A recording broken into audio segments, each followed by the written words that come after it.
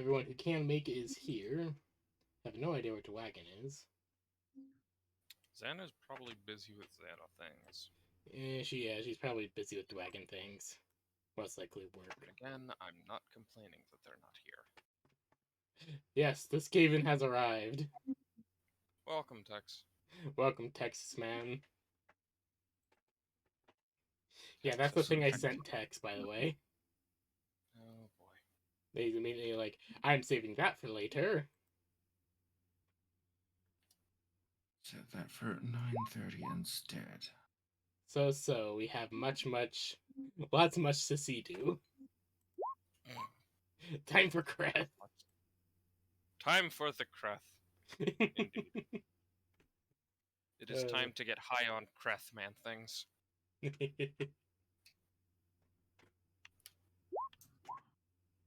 Have this Tescus. Oh god.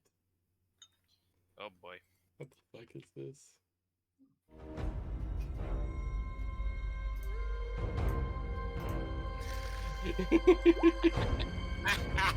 Oh god.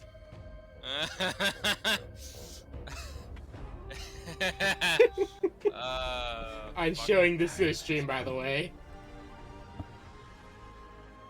CA says get fucked.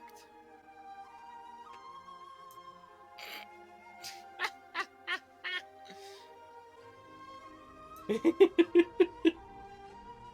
1 rebel faction in Immortal Empires. Get fucked, rat thing. The fudge has happened. The biggest lament of Texan is no longer having the chance to VC is the loss of Tex ASMR. Tex ASMR. Your voice is really good for ASMR, surprisingly, Tex. I will admit that. It is very strange.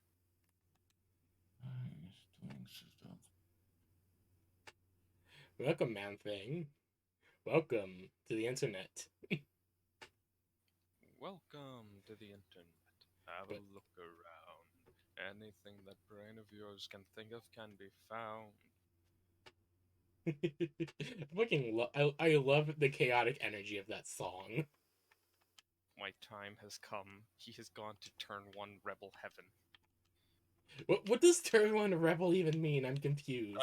Total War Warhammer, turn 1 rebels. It's essentially a shit faction that you fight to complete the starting quest. It's essentially the tutorial enemy for like if you didn't do the tutorial. Carl Franz and I have been engaged in deadly game of cat and also cat for also years. Murdoch Handtaker and I have been engaged in a constant game of cat and also cat for millennia. Skag the Einheit. Poor Skag. Oh god, hold on. There's some memes that Tex has made that I need to show. Oh, I guess it's that time again. Ask PM.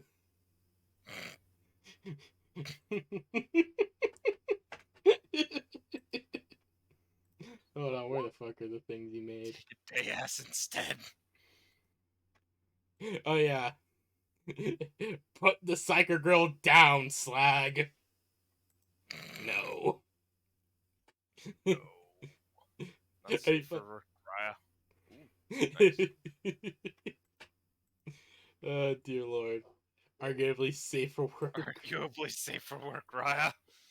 Ah, that's barely safe for work. I think the mail is being delivered. Ring. The bees are happy.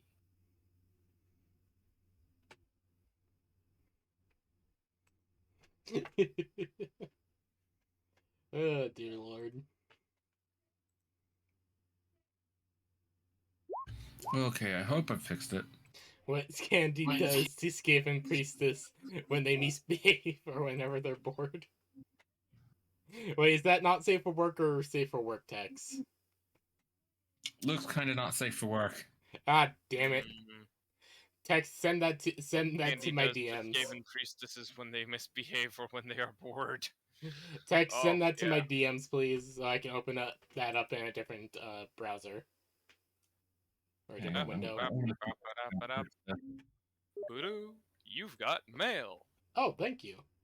Damn, that's hot. Okay, are we better? I Are don't you- know. Are we better? I haven't heard any echoing. Yeah.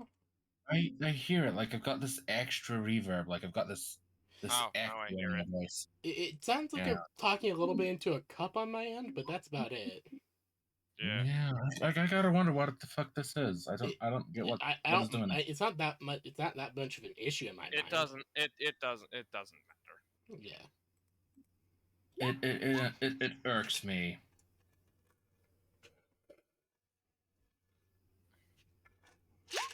Hellhammer, random renegades. No.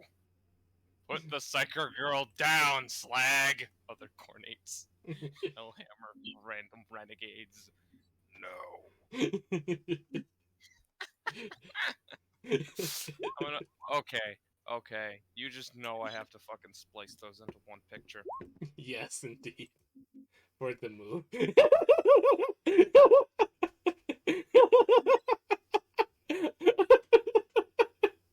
Merkaku called Tibbs Kalimbo's hand. The fungos. Have a very shit post. Have a very shit. Hold on, I'm sending. Hold on, T. I'm going to give you this. You probably already seen it. Also, please repost all art and memes in their respective places. Indeed. Please do that very much, Tuscus, if you can.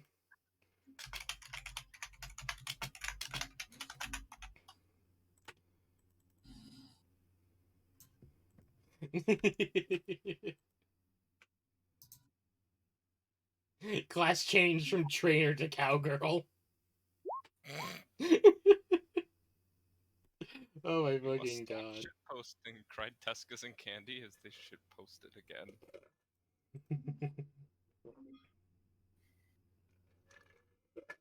It's been going where the Space Wolf budget's been going to. I do kind of love it how they're starting to get like custom masks now. Tuscus in the far off future.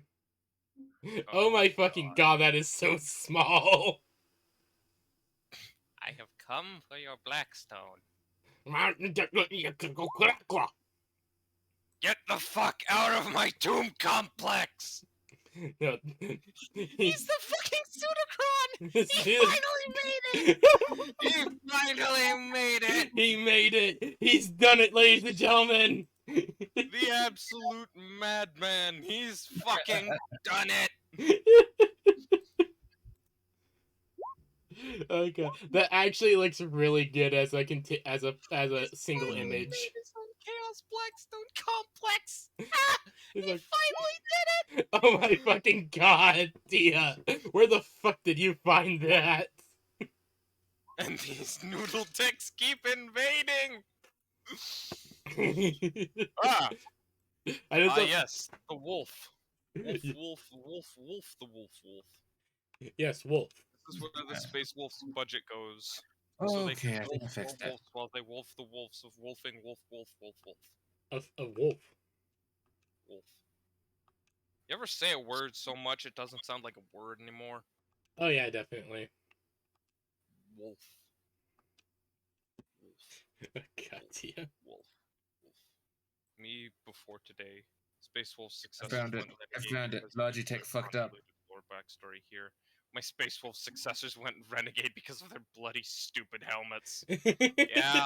I honestly think those helmets are kind of neat, actually. Okay, the wolf-shaped fucking helmets furry. actually look kind of cool. Yeah, not gonna lie. Yeah, they could have gone. They're leaning too hard into the furry. Yeah, like they could. It is That's actually why I kind of like them. cool. I can But knock them harder for being fucking furries. how How long long? does someone have to be dead before it's considered archaeology instead of grave robbery? Trade to the infinite. Archaeologist, I find this very awkward question. Answer the question, grave robber. That actually would be a conversation between the two. Yeah, I'm gonna finish this fair and square. We have come for your Blackstone. Get the fuck out of my tomb complex! Response to unironic ear and shoot helmet. Oh Ear and god. suit helmet. Inside of you, there are 2 kidneys. I'm gonna steal them. Once he had Once you both. had both your It's hilarious just because know. I can imagine the Space Wolves being that exact kind of cringy. That's why Yeah. I like it.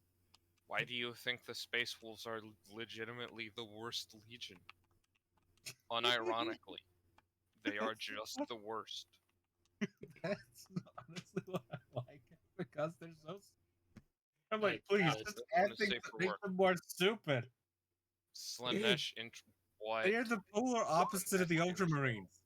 So while the Ultramarines Introducing become Slanesh. like more rule book Okay, that's boys, actually kind of cute. it will become less. Okay, that's actually really cute. Okay, that is kind of cute. Yeah. Pick your Your favorite. favorite? Oh God. no. Oh god. Hmm. Hmm. Hmm. Hmm. Corn demon Oh, lady. it's still Ooh, Slanesh. hello. Yes, very cute. That is the only reason I shared. Oh my god. Macha and Gabriel Angelos. Poor Gabriel. Poor Gabriel, he can't get this Eldar woman off him. We need to get a cultist Chan up in here. No. Oh god. Oh god. Okay, I'm remembering like some of the stuff that went on with the last stream I did, which was yesterday. Holy hell, am I overloaded with information from that, and I'm actually really excited for when we finally get to the Slaneshi world. Poofy boy. Ah! Oh the my kitty. god, please tell me it's very fluffy. Oh my It is the god! Kimpter. It is the Kimpter. Oh my god, he's so fluffy! It is a Oh, poof. That is a poofy boy. I approve. I greatly approve of the poofy boy. The Absolutely Dafoof. adorable.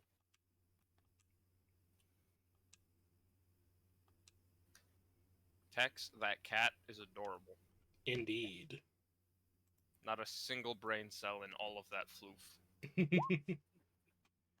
Chaos tax collector coming to inform the party that Tescus owes 3,000 pincans of fun bucks and back taxes. Fuck off! Where the fuck do you keep getting taxed from? Ugh, student loans. I thought we got those paid off. Nope. Student loans at the School of Bugfuck. Oh, right. Let me go They see if only Corn will accept be able to help you with pincans of that. fun bucks. The other Chaos tax collector coming to ask the party to please not kill their servicemen. They are just the messengers. Okay. This is after Tescus has shot 13 tax collectors in the face. Okay, those images actually do look really fucking cool. Yeah. They will continue to be shot in the face until they learn to use the text, until they learn to use email. Do you still check your net mail? No. I thought I told you keep checking on your net mail. Even if you like seriously, why do you not check your newssphere now? Newssphere mail. Because it's just more tax collectors. Take this. How I look every time I approach the gun runners. Okay. You were always so kind to me. Take this. This increases damage taken. Yes. Oh god. That is so fucking true. A good example of cornate women via cultist Jan. Honestly, all of their specific god forms is close to what you can expect from an average of that god's baseline followers. The Wow. baseline cultist. Ooh. Yeah, Alrighty. that's fucking hot. Also, is that a turtle shell pattern on that axe? That's nice. Oh. Oh yeah, that is actually like a really nice pattern. Holy shit. Yeah, that's really nice patterning.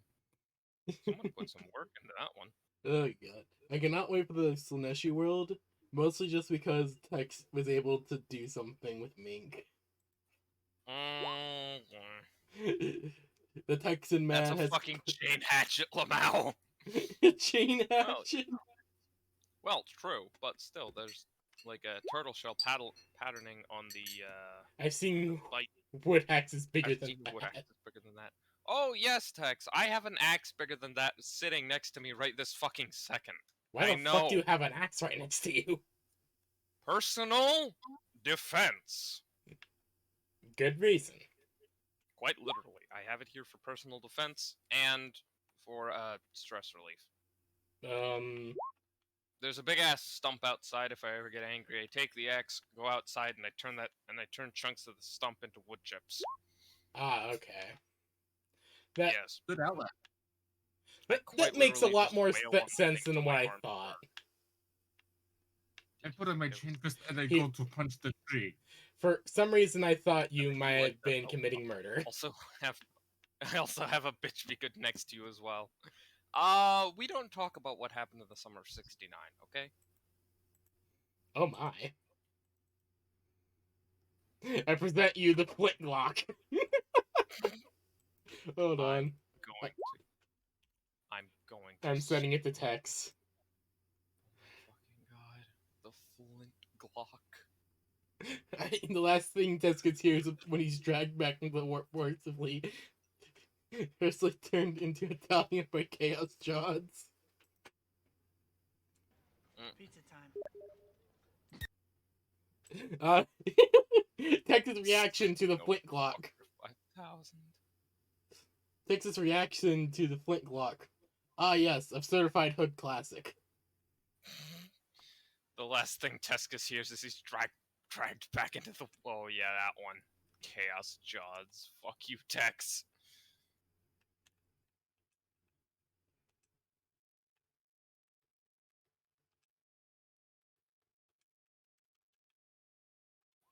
I swear on Jod, I don't say Jod.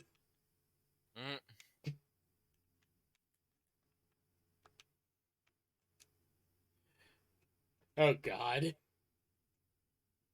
Tescus, there's a lot of text for you. Oh boy. This is a very real possibility with the Chaos Gods. Yes, all of them. Fucking up one too many times with Chaos is very, very bad news.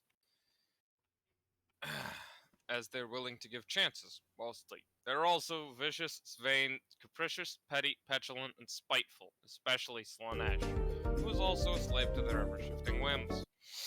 Not to mention, all the Chaos Gods are restrained by their natures into being what they are. Also, yes, Skeletor is my favorite Chaos God, certainly fits our boy Nagash. Have this. Skeletor? What the fuck? Skeletor is my favorite Chaos God. Oh, that's Skeletor. I don't know what. Probably wondering why you're here, He-Man. You're here because you done fucked up too many times. Look, okay, I took me a moment to realize I fucking love Skeletor. And till we meet again!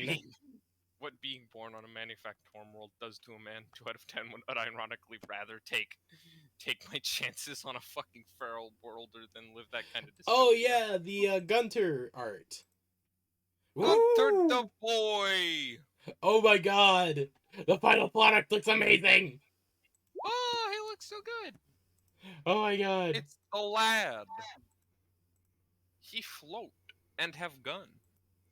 I cannot wait to turn him into a bit cup. Not sure if he's done yet. Their author fucked off a while back. No worries. It looks Yeah. good enough. Don't worry. It looks amazing, man. I'm just happy to see it. Like, hell, could just be a good starting point for, like, if I decide to get another artist to do it. Yeah. Like, I'm still gonna have to find someone who can, be able to do the animate the thing and rig it up. Yeah. yeah, rig it up and everything. Also, I should mention also, his organic meat and flesh, the former criminal. I don't know. Caucasian? I can't really tell.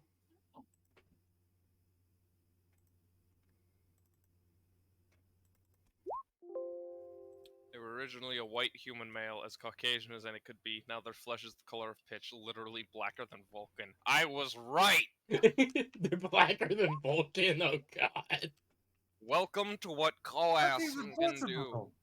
How is that even possible?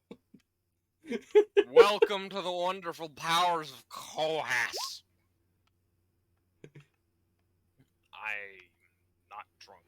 Shut Oh, up. that's a good plasma. Note, even their meat is black. The very color of their flesh is void. Damn. There's probably someone who wants to Kinda fuck it.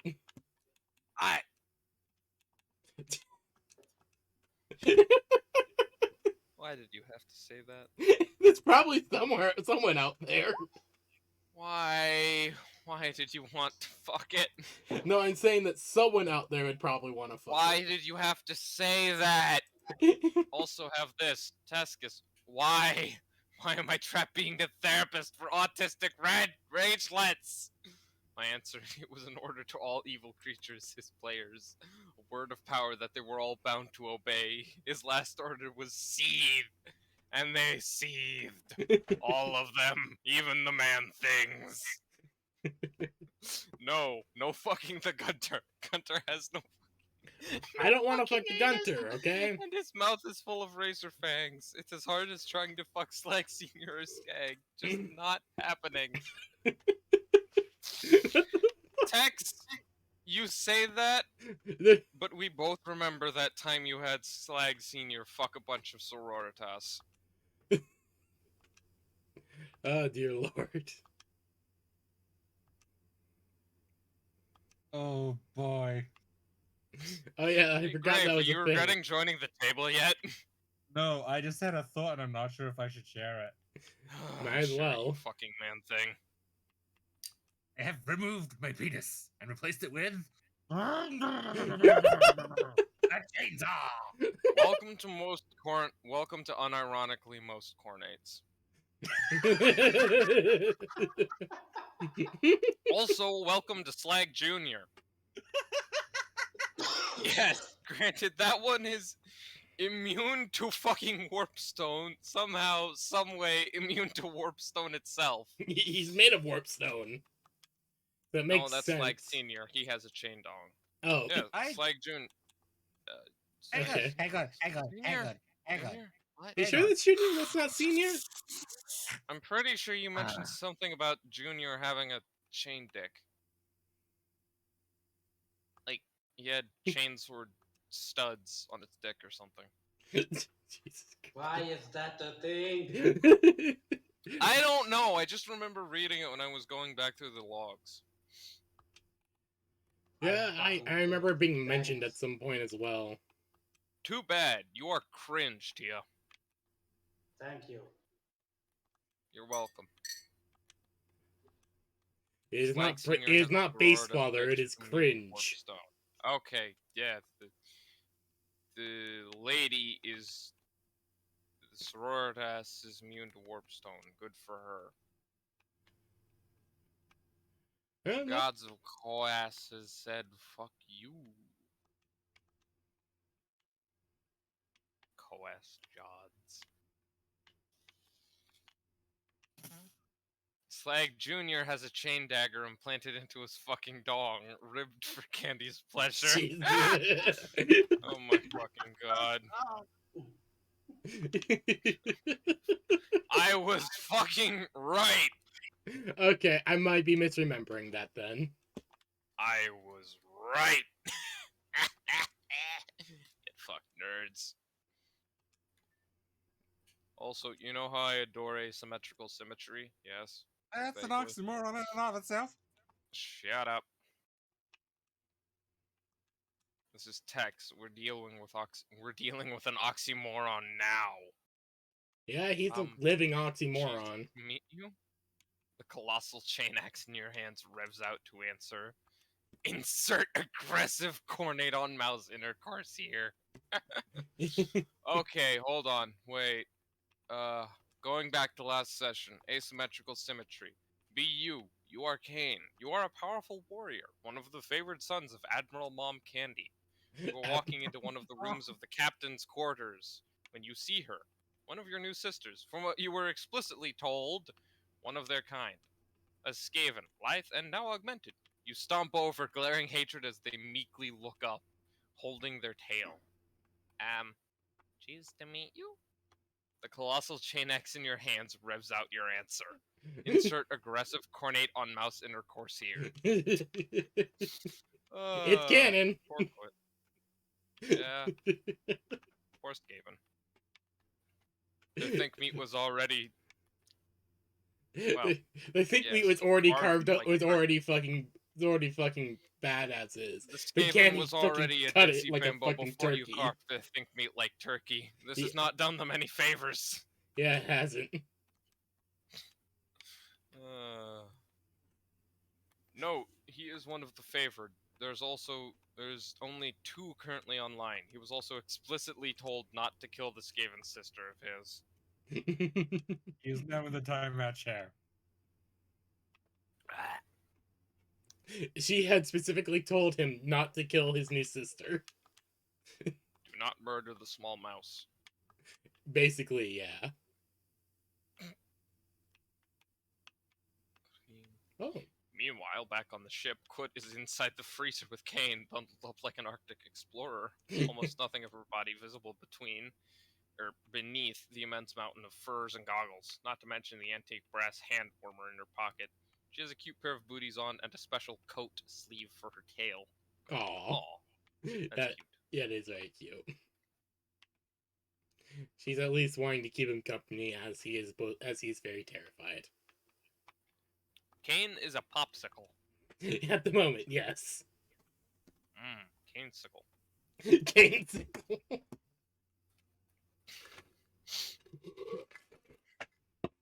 Why am I thinking of like that Ed, Ed and Eddie thing where they made giant popsicles using fridges? I don't know. Ah, fuck.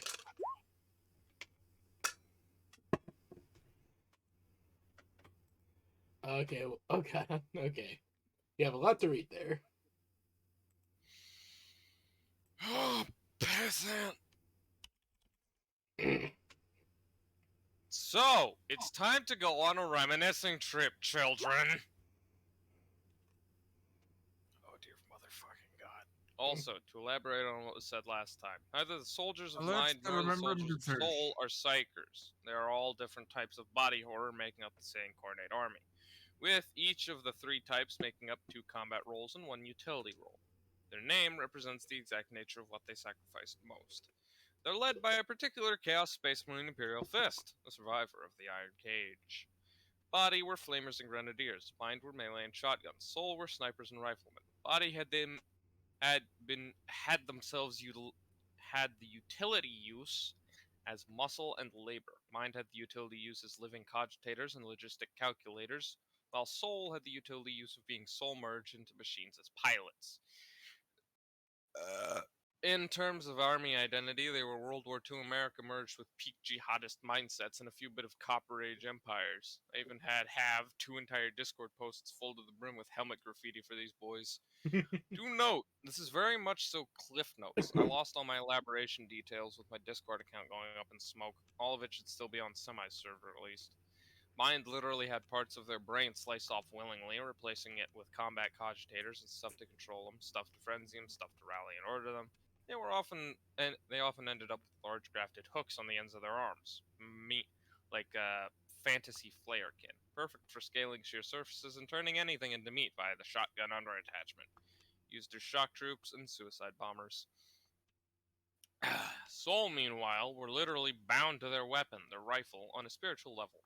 They had parts of their personality and soul scrubbed to make room for this bind. Think chaos equivalent of Eldar binding rituals. They had an inhuman pairing with it. The rifle was just as much them as they were it. The US Army's Rifleman Creed manifested literally. I still have the chaos modified version on my old server.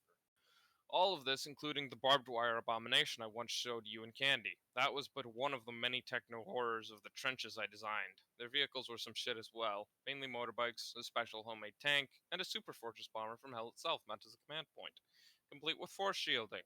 You aren't taking that thing out of the sky with anything less than all your AA focused on it. Keep in mind, this entire group didn't run on overt chaos. They ran on the residual chaos of battlefields and superstitions. There was no chaos weaponry or armor, and the only singular demon anything, the commander's knife, which he uses as his main weapon, along with the daemon artifact of Khorne, a battle standard made with the still living carcass of a living saint.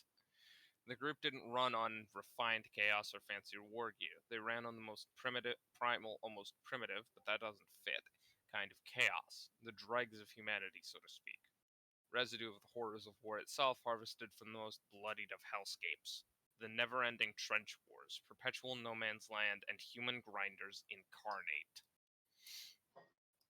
Yeah, Tex sent this to me a while ago. Or, not a while ago, but, yeah. Candy, Yep. you remember the barbed wire monster? Yeah, I do. Yeah, that's for these guys. Ah, okay. Yep. And for context, the barbed wire monster was quite literally a living mass of barbed wire that constantly reached out and grabbed anything and pulled them in. It's kind of like the Blob, but made of barbed wire, and you're still alive.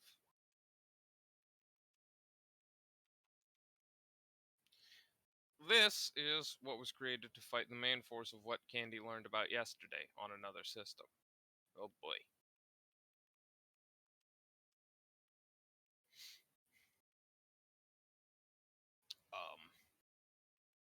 Candy, what did you learn about yesterday? Oh god, now what didn't I learn about? Oh boy. Tex, do you want me to bring up what we discussed? The wizard Leshlock and Enoch were going to fight to death on top of the wizard's tower when they were both struck by lightning. Oh yeah, that.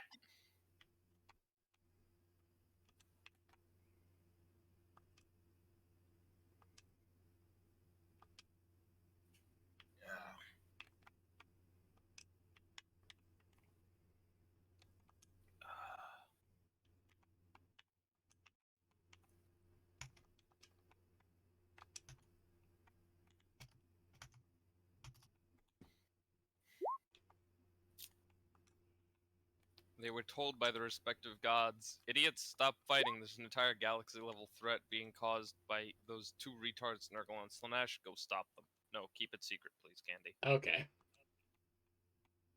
Yeah, me and Tex talked about it a lot, so if you want me to keep it secret, I'll keep it Oh secret. boy. Yeah, no worries. Keep in mind, this is Nurgle and Khorne. Or Khorne and Yeah, Zeech. this is Khorne and Zinch. Literally going, hey, you fucks.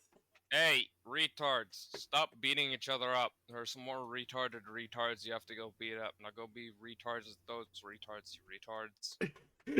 Now go out retard the retards to re-retard them. Yes.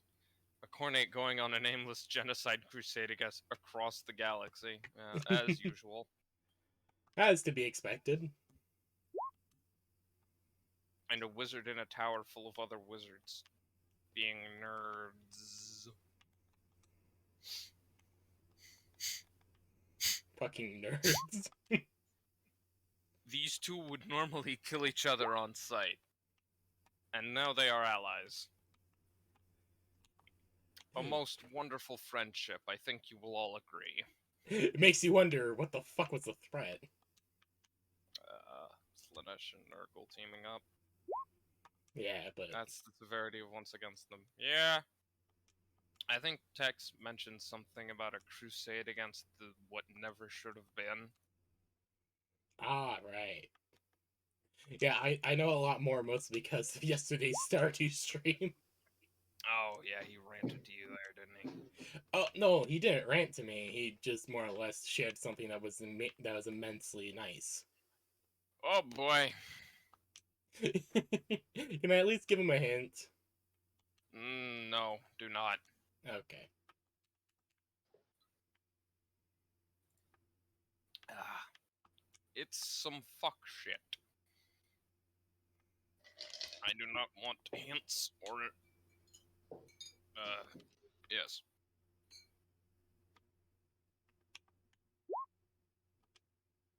Oath of War, the literal bond between Enoch and Lushlock, their ceasefire agreement written in literal blood in black tongue. Oh boy. That's when you know it's Alright. serious. Yeah. Together, the warrior is here to scorch earth and leave nothing standing, ensure that no living examples remain. The wizard is here to salt the earth and ensure that what was created is fully destroyed, unable to be created again. Together their cause is one, united in a holy genocide campaign, a crusade against the what should not be. This is the whole oath. Yeah. Yeah. I remember you mentioning that part to me earlier in Steam DMs.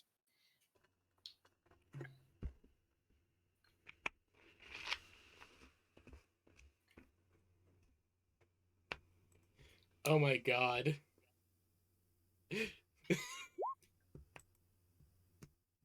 My face when green text is fundamental to Western cult civilization. God.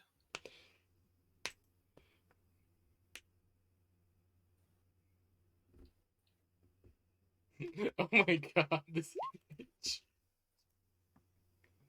Hold on. Hey, hey, Dragon. Xana's in the chat? No, different dragon. Oh. Xana's also name I mention, I recognize. couldn't help myself. The Imperial train is named Zamuret War Train. Or, it's named the Zamuret War Train. And yes, because Tex couldn't help himself. If you know your history, you know what this is referencing. Hold on, let me look this up. It sounds familiar. Yeah, it's the, should I tell him or let Candy look it up, Tex? I look up that word, and I get, Zamuret War Train. and I don't get anything. I get blinks. I get an error from Google. What the fuck? Right. The Zamuret War Train was a war train used by the Russian Empire. It went all over Europe. It's also misspelled on purpose. Okay. But the Zamuret War Train essentially went, like, all over Europe, from the Ottomans to fucking just everywhere. Its correct name is, Zamurets. Essentially the Zamuret, but with an S on the end. Yeah. Zamurets is the correct version. It was built in Odessa, entered service with the Russian Imperial Army, like, November, October, and fought its first time in Galicia. Okay. It was, I think it was captured and renamed Lenin. Then it was used in the Civil War. Also, don't worry. Trying to put a 40k Imperial armored war train on hover tracks is like trying to put a fucking Titan on hover repulsors. It ain't fucking happening. Period. Physics just says no. The sheer fucking weight, the energy required, and the heat it would generate all deny this existing. And yet somehow it does. No. It doesn't. That's exactly it. Eldar Tau train with their repulsor tech and materials and their armor design, maybe. I don't think even the Tau could manage it, but not Imperial. Imperial is too fucking fat. Like the Eldar? But, okay, yeah, they could probably The do Eldar could probably manage it. The Tau, the closest they got is like the Orca, and that thing is just an entire fucking. It's just a fucking plane.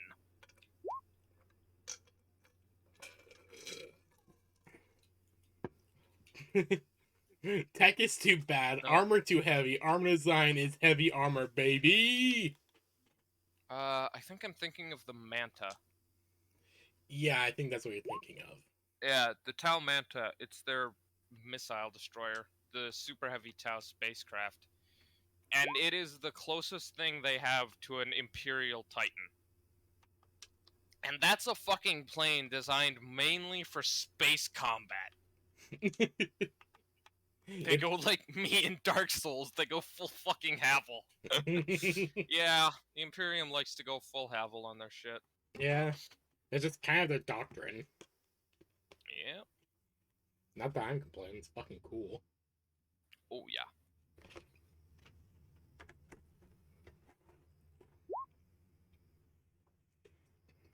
How interesting. So, the Primarchs. This is for, I assume, oh yeah, this is, about Xana. So, on the Primarchs, they were literally men given the gifts of godhood.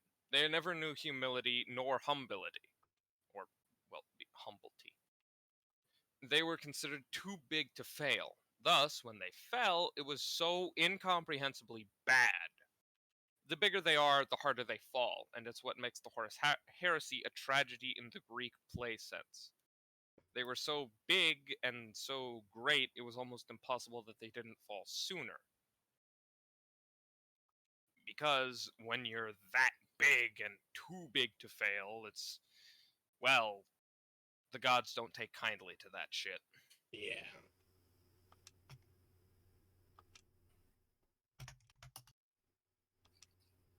They take people who think they're too big to fail as a personal insult. It's why Primarchs and Space Marines are best kept strictly as scenery material. Yeah, because they're just, they are what they are, and what they are is too far fucking removed from anyone to be actually, well, anything more than scenery. So distinctly part of why the tragedy is a tragedy. They are tragic. Yeah. Einheits mimic Space Marines, after all. And Einheits are a bunch of poor bastards. Tools to mimic the tools. No other purpose but war. Yeah.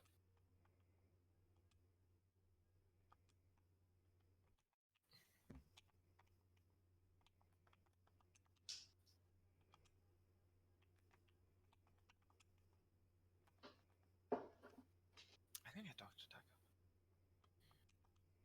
Yeah. Space Marines, Primarchs, even Primaris Space Marines, they are tools. There's two things no one sane will accept standing up. This is on Xana's fucking bullshit homebrew. There's two things no one sane will accept standing up. Those being team-killing retards and thieving from supposed allies. Candy and Slag can attest to this, as Slag was constantly conspiring Tam's death, both when Road was still DMing as well as after I took over. And then this time came on the Nurgle world. Neither raised a single fucking finger for the Space Marine's life. They just let it happen. He fucking deserved it. He was an asshole. He was Yeah. a fucking retard. Which is exactly what I was trying to tell Xana about. No fucking human on Earth would stand that shit. Especially not a fucking Primarch. Yeah. There'd be a lot more infighting and shit if that was allowed. Yeah. I wouldn't be Candy surprised the ended up Emperor with Slag. immediately went, oh fuck no, banished, fucking smited from existence. Executioner time! Candy ended up with Slag, or rather Slag ended up with Candy, due to the fact he was unflinchingly loyal time after time again, repeatedly almost dying just to block shots for her. This was in part due to my own training from the other table, which taught me I am the tank. It is my duty to tank for the squishier members of the party. It is okay if I fall, so long as everyone else makes it. I will do whatever it takes to ensure we all walk out of here alive. I have no fear of death in combat due to the literal baptism in fire I had for my first ever Black Crusade session. Another PC dying right next to me while I barely lived from that flamer blast. Slag was so loyal to Candy because she was the only one in the entire fleet to ever show him any kindness. repeatedly, time after time again, her throwing him scraps, resulting in him being grateful for anything. Final battle, he threw Candy to one side as he took the brunt of a salvo and manned the other side of the doorway, firing with all he had, regenning 1 wound a turn. Repeatedly being hit back down, always a hair's breadth from death. That, plus all of what the two of them experienced in the entire campaign since Slag joined, a very turbulent time which culminated in most people Candy knew and trusted in Fleet dying and both having to take on the massive roles in leadership, which ended up with them growing closer. They only really had each other to rely on and a whole fleet to manage as time progressed. Not gonna lie, I'm still not sure exactly how it went about that part of the old party decided the best way to have a PC be introduced was having him fight to the death with 3 demonettes, both part RP and crunch rolling, with a player character who only has his archetype gear and 4 extra talents worth of starting XP. Road wasn't even a part of it. Lo and behold, I succeeded, however, and earned my spot in the Coronate Hall of Fame as far as I care. Yeah. I should mention, back with Road, Slag only had 8 armor in all locations despite eating Terminator armor. He didn't get any bonuses from power armor from PA history or augments or strength bonus increase. He got nothing from eating enemy implants. He wasn't even able to use his own medkit after consuming it. His gear, despite being eaten, got no bonuses. No warp weapon, no tainted, despite the wording on tier 3 virus that you were on how they're now wreathed in chaos energy, and they stayed the exact same craftsmanship. I know I couldn't just power climb like crazy, but then again, Tam existed. I think part of the issue was a lot of shit being either Orc or Astartes, and he really didn't want me using any Astartes stuff as a human, despite, it's physically fused to me and bonded closer than any Astartes is with their crap. Yeah. That's just bullshit. Yeah, If you don't want your Road. players Yeah, Road was I have not something the to say on best that. DM. He was not. If good. you don't want your players using Astartes gear, then Give them a Astartes gear. don't throw them at fucking Astartes, and B, have it fucking blow up or something. If you are going to throw Astartes at them, then make it like some fucking Psycho chapter or something. Like, Or I don't know, have them get ripped into the warp if they're Chaos Marines. like legitimately, he could have easily had it be that, oh, they have like dead man switches on their gear so that no one can salvage it. Exactly, or Like- hell, have it be like something like, oh yeah, all the gear's too damaged after the fight, because you guys put so much fucking fire down range that all their guns are blasted to shit. Also, I You should can mention take some if you want, but you're gonna have to spend like an entire fucking session repairing them, and then give them a badly broken bolter as a reward for spending an entire fucking session repairing a single gun. Yeah. Like something I should mention for that game, for that final session with Road, I was only Road able is to get fucking one fucking kill because Yeah. because we were fighting, like I think it was like 8, it's like Isn't 8 that or the one where the 10. original captain died? Yeah, we were fighting 8 to 10 Yeah. normal Iron Warriors in full power armor, a bunch of grenades and bolters. Jesus Christ, that's like an 10 encounter. like 10 of them. 10 Iron Warriors. Yeah, Then I know. in the back, behind those normal ones, there are 3 Terminators. And the Okay, yeah, main wow, that is... trader having a modified Reaper autocannon as an arm. So, What the fuck? yeah, that's a late game, encounter. You don't say. Like, I get that you had to, like, deal with Tam, and I get that Road had to deal with Tam, but, what the fuck? Like, legitimately, the main reasons we won that battle is because the captain literally sacrificed themselves, getting an unholy icon off in order to Yeah. impose disadvantage on the Space Marines. It didn't Yeah. help that Tam, at the beginning of that combat, stunned us for 2 rounds. Yeah, well, no. You know what? Fuck it, I don't care. I'm gonna shit on Road in full here.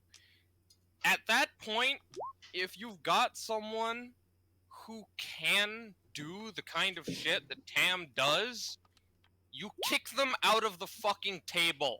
We constantly complained about him. Nothing If was the done. entire party is complaining, you kick the player out. Period. Yeah. If they are causing you to violently ramp up the power level of enemies, if they are forcing you to bring out end game level encounters and shit on people who have no chance in hell of beating them, and if they are actively hampering the party members, then you get the fuck rid of them, you fucking cuck monkey.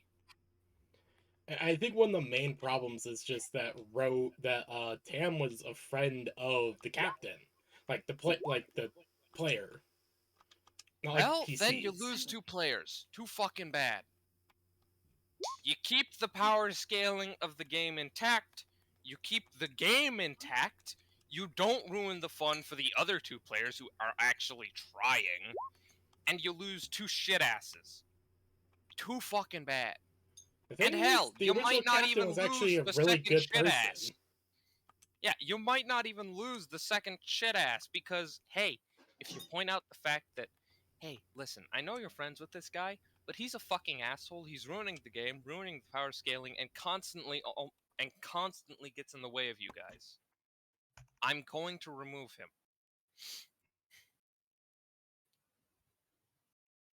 Normally, yeah. in Old Hammer, Astartes gear can't be used. It's physically keyed to the Astartes themselves. Using their black carapace as a key, it requires the still living flesh to augment them into actually functioning as a proper key. If you're size cap 5, strong enough and trained, you can use Astartes gear no problem. Yeah, Tam each and every turn stunned us constantly and imposed that all of us were constantly surprised first turn. I was the only one actually able to handle that final encounter, and it was hell for Slag Jr.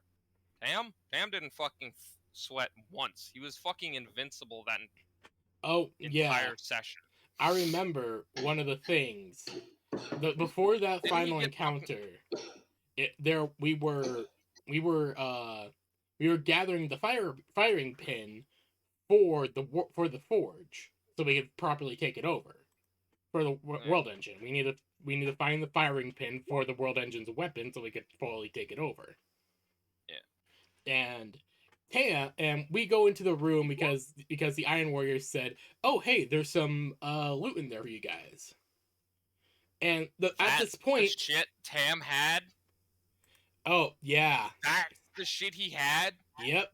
A Chameleon Cloak, 2 Satraphenes, a Neural Whip, 4 bolt pistol magazines, a trophy rack, Nightmare Choir, Robes of Torment, a Sonic Shrieker, Legendary Artificer Armor, or Legionnaire Artificer Armor, best quality, 2 best quality Legion Power Swords, a Shrieking Soul, an Iron Halo, a Pendant of Slanesh, a Rapturous Standard, 4 Barrage, Castrian Soul Cage, and 1 Manic. Yeah, that was his gear. Now go look into the Tome of Slanesh at the Nightmare Choir, the Chameleon Cloak, and the Shrieking Soul. Note the Iron Halo! Yeah. You don't get Iron Halos as a heretic. That's why when I brought up the fact that, oh yeah, my character still has a damaged Iron Halo that I got from a different PC or NPC. And Tex was just like, oh yeah, that you'll have to turn that into a star. Yeah. He wanted this one due to the fact it had a slightly better overload rate. Oh my fucking god. You know, at that point, when a player tries shit like that, you just say no. Like, I don't get what the fuck, and refuse to take the star for fluff reasons. Wow. I don't get what the fuck Rhodes' issue was, but like, I knew it was bad. I didn't realize it was that bad. I don't know. Oh god, do I even want to know what his backup character was? His backup character, if I remember correctly, he wanted to do a possessed character who is built around melee. Oh my fucking god. He wanted to do a possessed. Helbadar, the blessed son of a fucking daemon host. A daemon host. I'm sorry, what? I didn't A realize. fucking daemon host. What? I was not aware of that. A fucking daemon host? I was not aware of him being the son of a demon host. 75 weapon scale. It's what the fuck?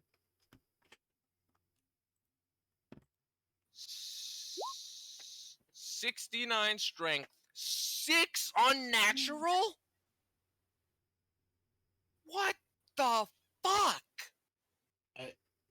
I was not aware of how bad it was. What the fuck?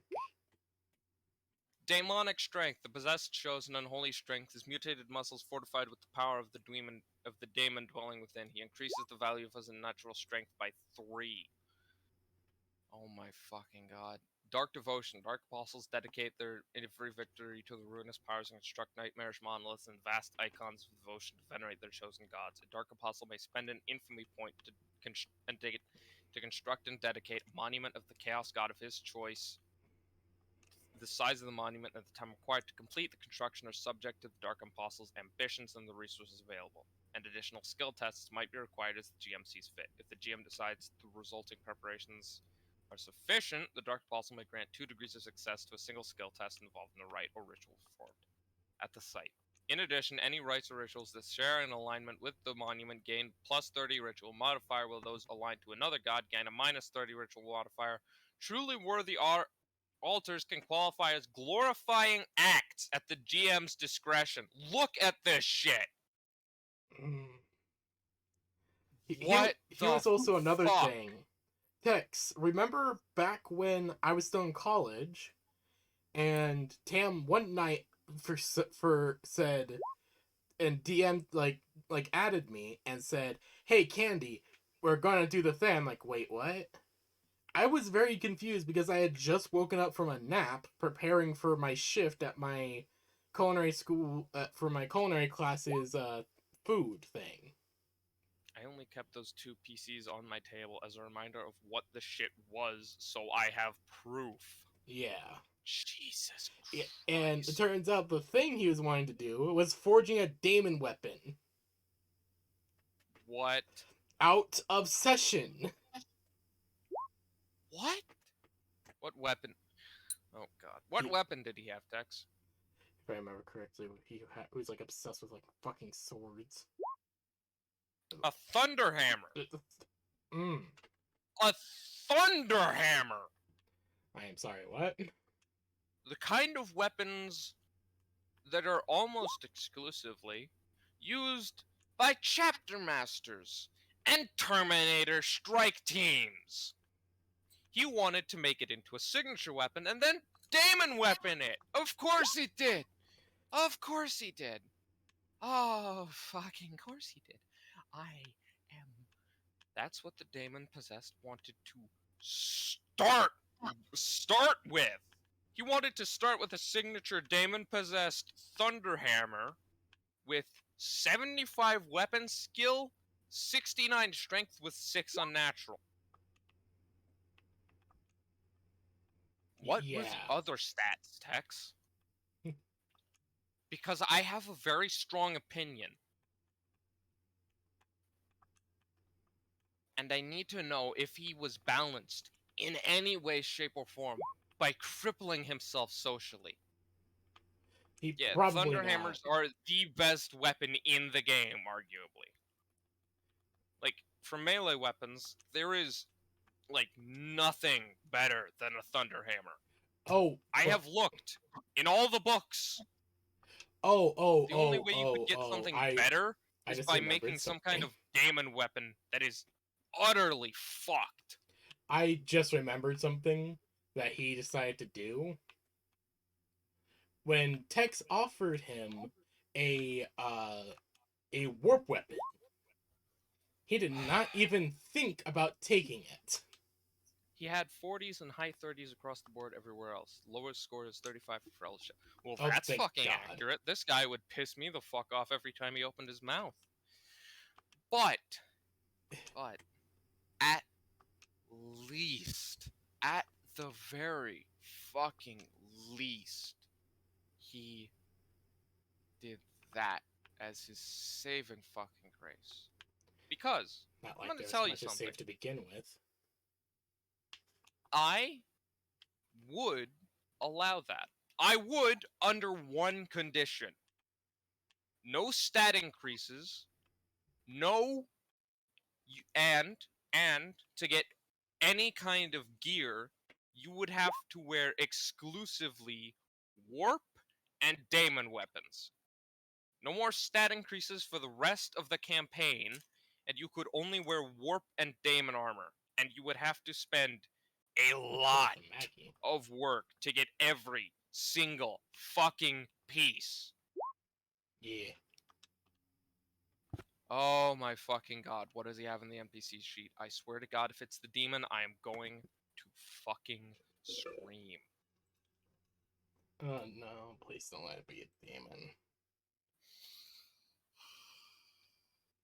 So, yeah, Tam was not a good player at all. Honestly, I have no fucking idea. Honestly, I have no fucking idea. Oh, What the God. fuck is this? What the Rosa. fuck? What? It doesn't have any unnatural characteristics. It's got movement.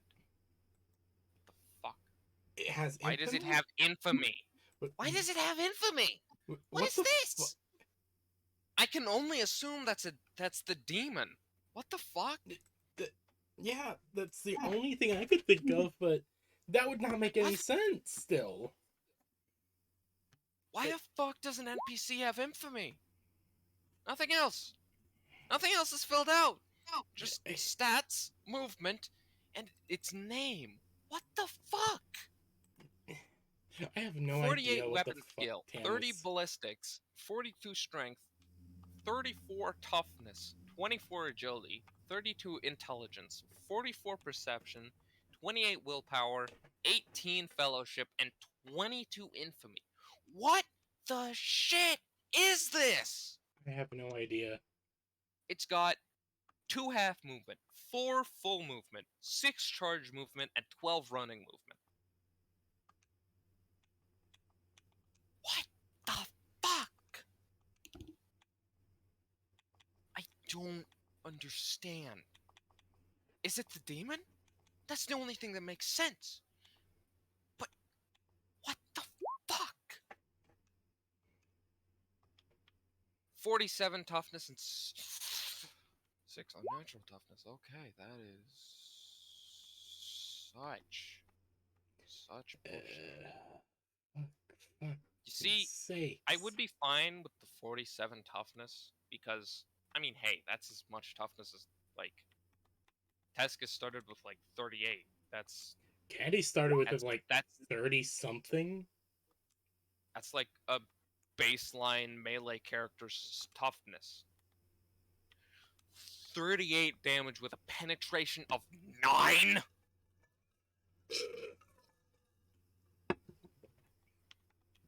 What the fuck? This is one swing near impossible to miss. That's a 95 out of 100 chance to hit without any kind of modifier. Jesus Christ. That is Even Candy's Holy hit rate shit. needs her modifiers. What the fuck? 34 damage. 18 out of 85. Good lord. What the So actual that's- hell? On average, 30 damage a hit with a penetration of 9. A near guaranteed chance to hit. Unless he crit fails. And no aim, standard hit. I messed up. It needs another plus. Holy sweet mother of God. What the fuck? What the actual... Okay, the only way I would allow this is if the character starts completely unarmed, unable to upgrade their stats, and they have to go through an entire fucking multi-session length quest to get their gear. Yeah. That is the only way I would allow this. And even then, I wouldn't let it get to this fucking level. I wouldn't give them a fucking thunder hammer to start out with. That is Jesus Christ.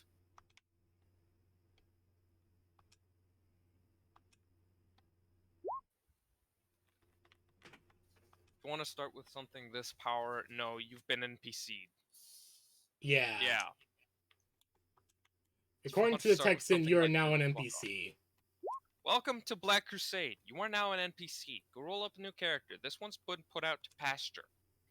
The Great Horned Rat has 360 no-scoped it with the fucking warp lock Giselle he keeps as a hookah pipe.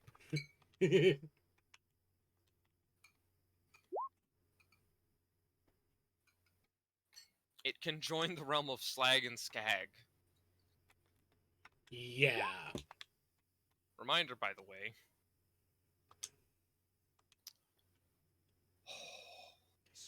Yeah. That is so broken. I still don't understand why Great Horned he Rat did any of the shit he did. The Great Horned Rat Spit does 6,896 electrical damage with a penetration of 13. Because fuck you. I should mention one of the first things he actually did on the session after Rhodes stopped being the DM because of college. He went up to Candy, who was on the command throne because she had taken over command to get the fleet out of the sun blowing up because the Voidy taking over the world engine. Yes, as to be expected. She took command immediately because her instincts said, "We need to move now, and I don't care about who thinks they're in charge. We need to get out of here." Orders the fleet into position. Oh, yeah, I remember you telling me about this. Tam threatened PvP. Yeah, he threatened PvP. First session of text DMing. Wow. Yeah. Honestly, Tex, I wouldn't allow that. No. Yeah, no. Honestly, Tex, I'm surprised you didn't boot his ass out right then and there. Slag was powerful, but he knew he couldn't take Tam on. But he constantly plotted his death for everything he ever did. Oh, yeah, Candy as well. She had been thinking of quite a few ways to try to get rid of Tam. Honestly, Tex, I am surprised you didn't just kick him out the second he fucking threatened PvP. Oh, yeah, you want to know how he left? Through all of that shit, I would not in a million years have let that shit slide. Oh, yeah. I would have abused DM power so fucking hard just to kick him out as punishment for the hell he did. Here's the thing. He left after he got hit once by a mob. Oh my fucking god. He tried to argue with Tex that the DM's DM's discretion, yes, that he could dodge a mob's attack, even though in the rules it says it is not possible to dodge unless the DM says so. And he was constantly arguing then, I can. That was his whole argument, that I can dodge it then. So. He kept arguing with Tex and then eventually just left. If the DM says no, you cannot do it. Period. That is rule 1 of D&D. If the DM says no, you cannot do it. DM is God. The only time I ever threaten PvP is when I'm pretty sure I'm gonna lose. But that's why I made Putronius on this table. I deadass plan to put Putronius on the Nurgle world as a final attack. Dodge the rain, jackass. That's a magnitude 77 horde of cultists. Literally, dodge the fucking rain. Yeah. Mm-hmm. The fucker also ran ahead of the party as well. As the rest of the party was pinned down by, like, a fucking heavy gunner nest. Oh, fucking course. He fucking ran ahead and got ambushed by a magnitude 77 horde. As the note, you can't damage Petronius. If you can, he will regenerate. If you get into melee, he will Nurgle's rot. Oh, do you want to know something he did once? Oh Oh boy, I can God, feel my blood pressure. which thing I was can it? feel my blood pressure rising to cause Same. my eyeballs to burst. Same. will I can soon feel it. see into the warp from the sheer amount of fucking angry I am feeling. Mood. My blood pressure will allow me to see Korn himself soon. There's a reason Oh, why great that mighty fucking blood Daemon god, weapon. take me from this prey.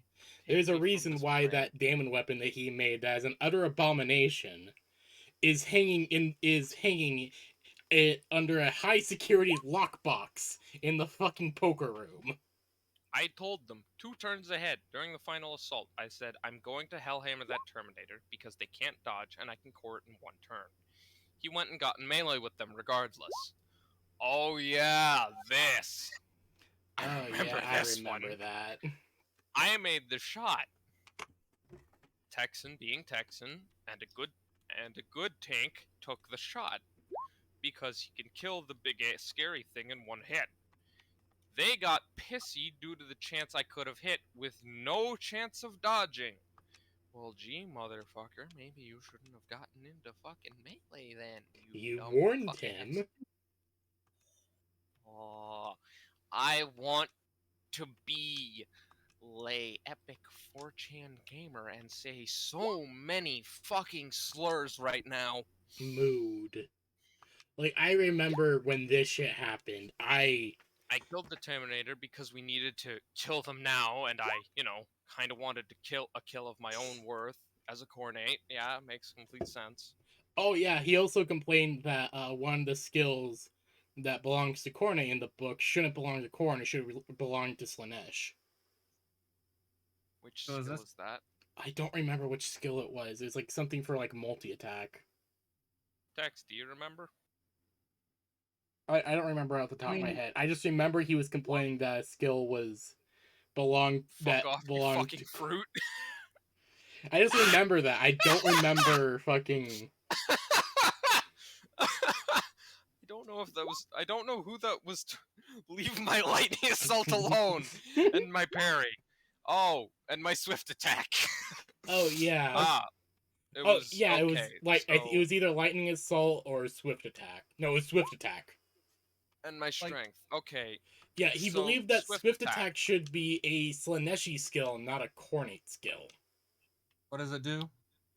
Swift attack essentially allows you to... I believe it allows you to make multiple attacks a turn. Yeah. Yeah, no, both Korn and Slanesh should have that. I think it's like based Korn has off it like... because they're melee.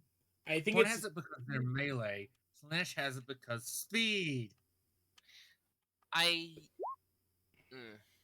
He complained that all these should be Slaneshi or Undivided. Yeah, no, you fucking jackass. There is careful balance. Yeah. I press X to doubt. This is Black Crusade. No, there is only so many talents. No, Grave, listen to me. There is a balance. Korn needs something. Yeah. There are only so many talents. Every god needs something. Korn is attack. They are balanced between the gods. Slanesh is speed and fucking over your party. Tzeentch is being a wizard shithead. Nurgle is, I am unkillable, you now have leprosy. And Undivided is literally just whatever the fuck. Undivided is, I am God, you cannot kill me, it is impossible. There is deadass only so many skills and talents. Yeah. Also, I don't think there are any multi-god talents and skills except for Undivided. There's roughly equal numbers for each god. This is fair. This is balanced. This is how it should be. Every god has drawbacks, pros, and cons. Yep. If you want both, you should try...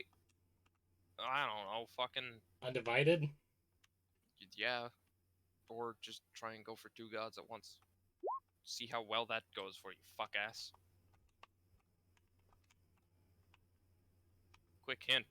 It's not gonna go well. There is no multi-god talents minus Undivided. Yeah. Yeah, Undivided are more Undivided is just the only one generalist with talents more multi-god than talents. anything. Yeah.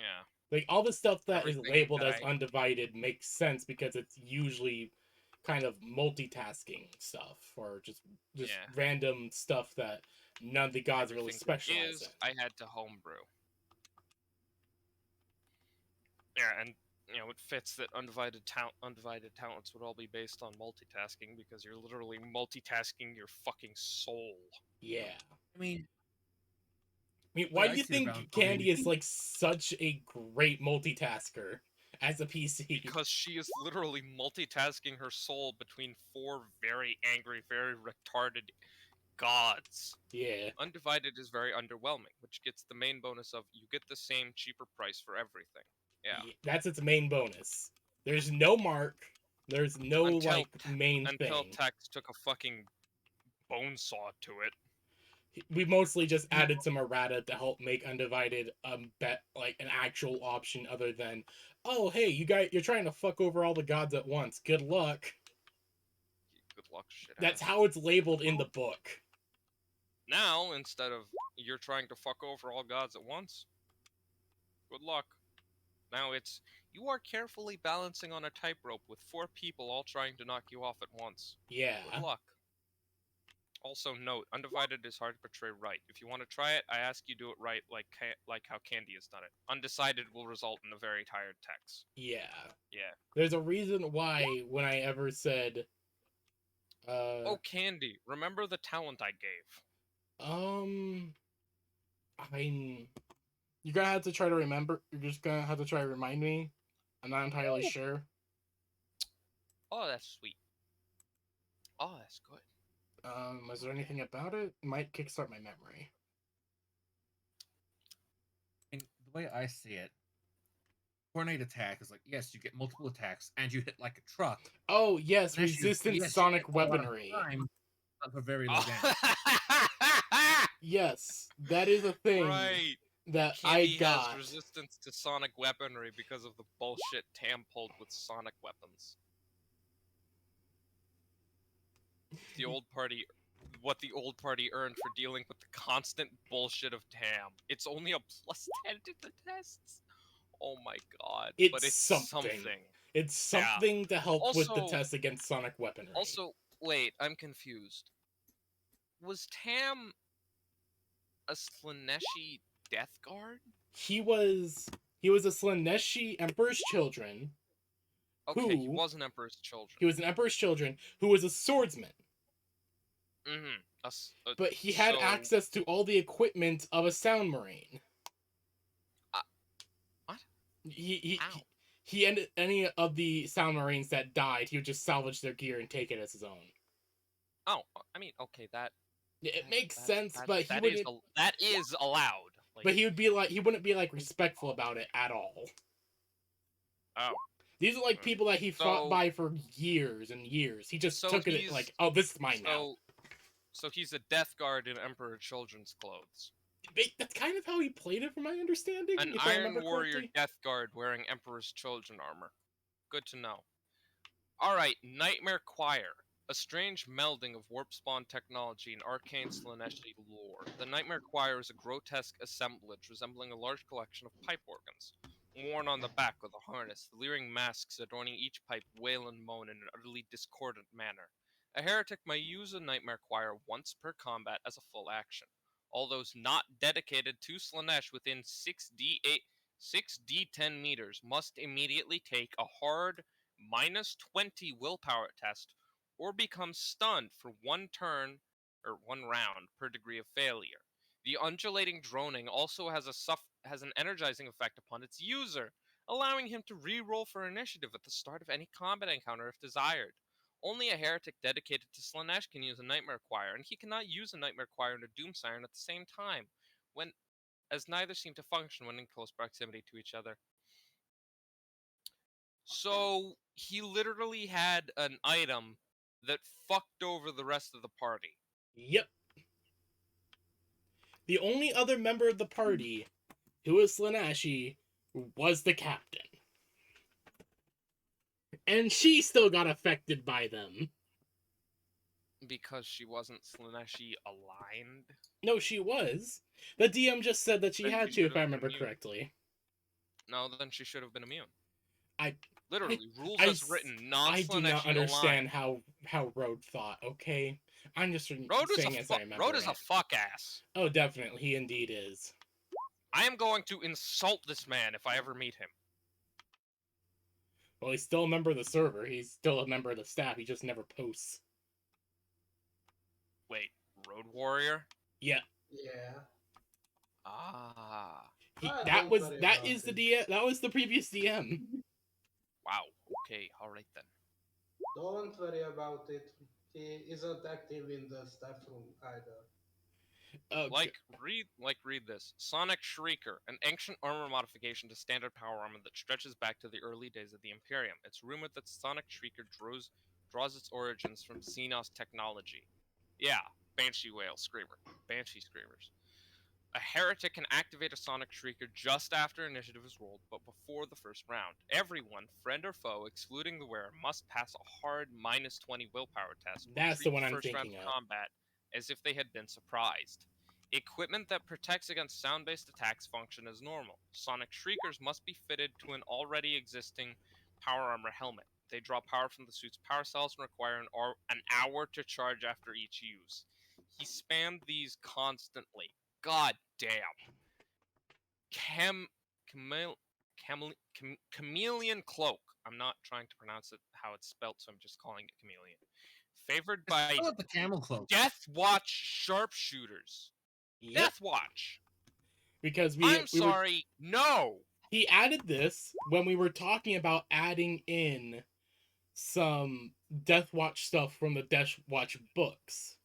We were I'm talking about it. sorry, but no. We were talking about this shit.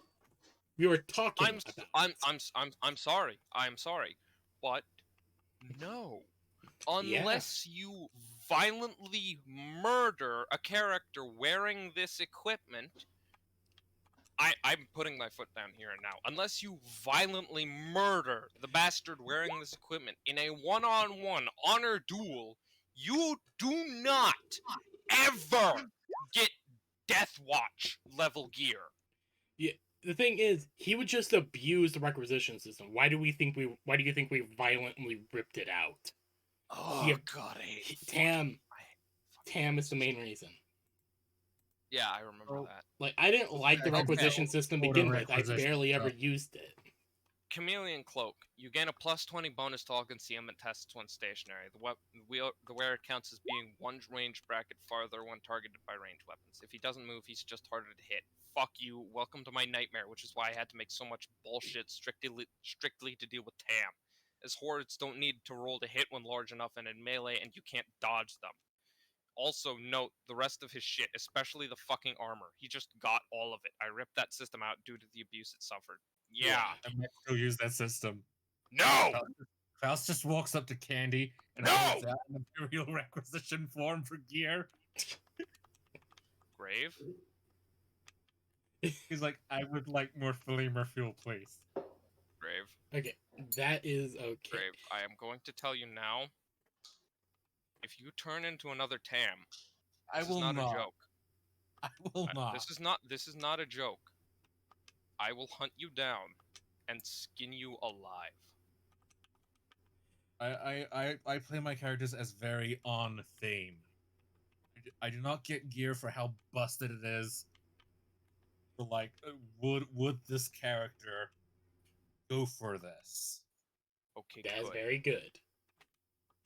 Like, Thank fucking God. in terms of Klaus's case, is Klaus ever going to be super overpowered?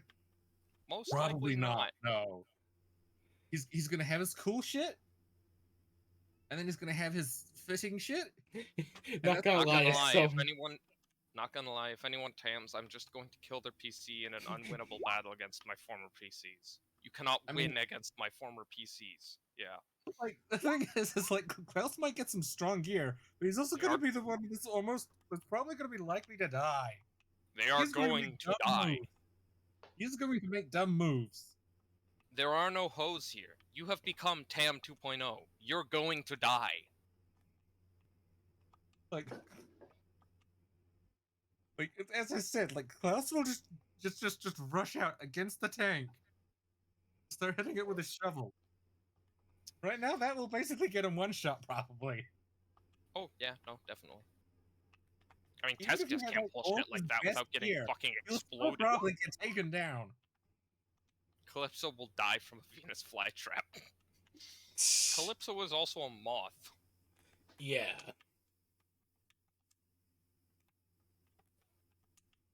But just, dear God, the sheer amount of bullshit. Yeah, and keep in mind Like, that Tex, I was I do always get, under the threat of being PvP'd by him. yeah, also, Tex, since I did forget that you were at the time a new DM, and I do understand being nervous about kicking someone out because, you know, you don't want to lose a player and you want to try and make things work. I don't, There comes a time we've got I to do not learn to blame suck it you, up. but I'm still very surprised that you didn't just kick him out the moment you became DM. Because Yeah. I would have done that. Just as because I am a spiteful fucking bastard. Yeah, this is why I let it go on. I honestly thought I could make it work. I have learned. Yeah. It is one of those things you gotta learn. Yeah. Sometimes, One of those yeah, things you gotta sometimes you learn. can't just make it work. You Honestly, the have table to was pull so it. fucking close to dying. Yeah. And you, Tex, you beautiful fucking rat man. Candy was the only reason it didn't. Yeah, Candy and Tex. You two dragged that thing back from the fucking brink. And I am very glad you did, because I have had a wonderful time here. Even my bullshit overpowered space marine is not as bad as Tam. Honestly, he would probably The try and only kill Tam. fucking reason. The only fucking... Wait, Tia, you had a game with Tam too? What? Oh yeah. Oh no, I wanted to quit. I wanted to give up. Candy was the only reason I kept going sometimes. God damn. Game died session 1! Yeah, sounds about right when it comes to a player like when it comes to Tam. That sounds about right. Wow. Tia, what did he try and do?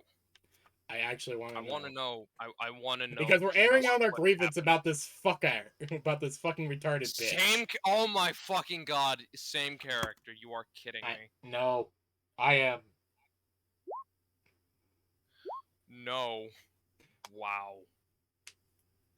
I should mention, Space Marines start out with extra wounds fired at the archetype. 2d10 plus 35 instead of 2d10 plus 25 to all characteristics, so they get an extra 10 to all their stats.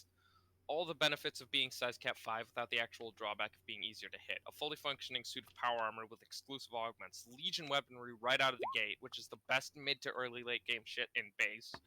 All the implants Space Marines have, including 4 on natural strength, 4 on natural toughness, and the downright ability, a broken ability they have for eating grades. Exclusive Chaos Space Marine only talents. All for not having the Quicken the Dead trait, and one specific human only talent, which is only for Psychers and is quite meh.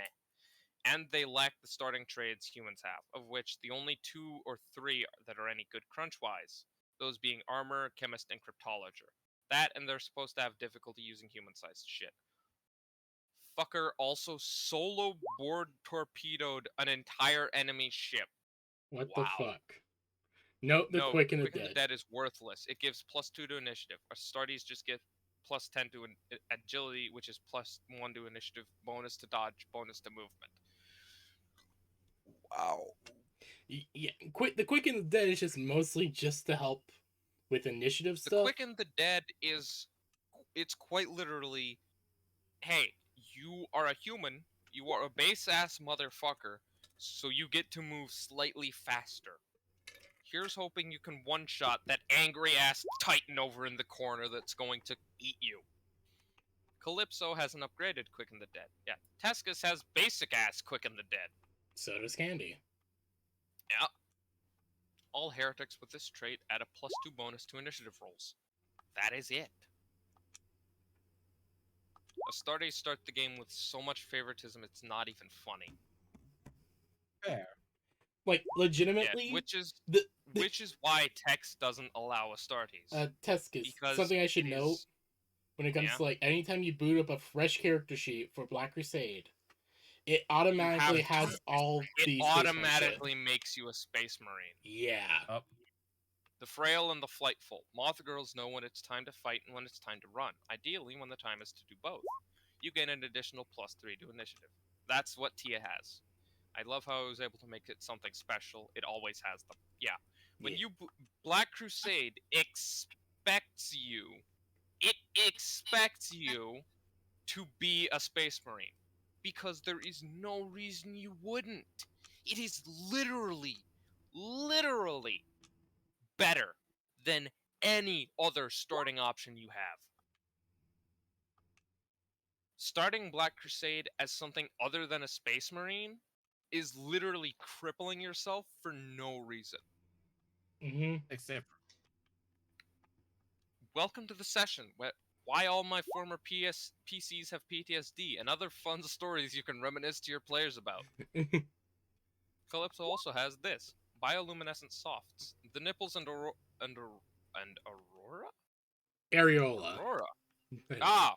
Also glow the same bright purple, giving a further -5 to sneaking. Yeah.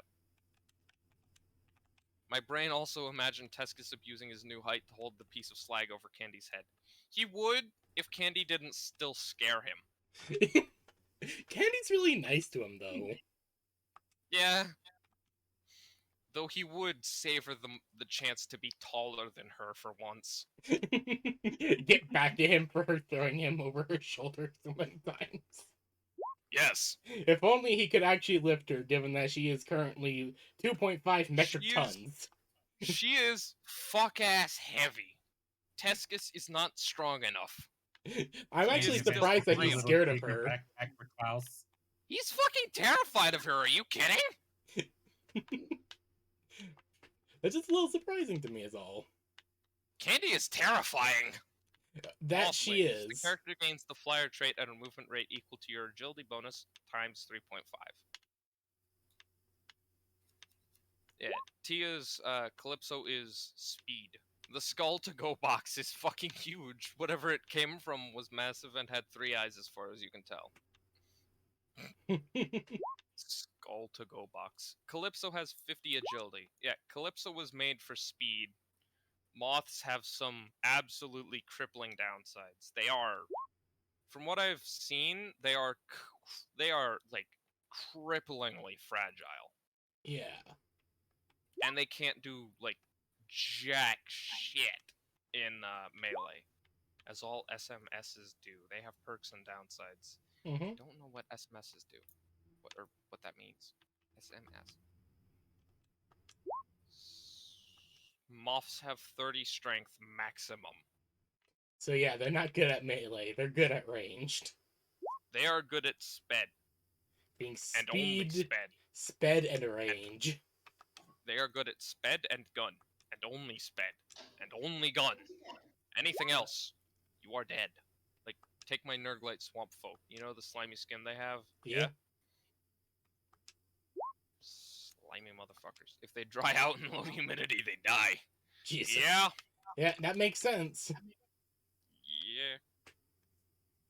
Welcome to Texan. If they get set on fire, they are in a world of pain. Yeah.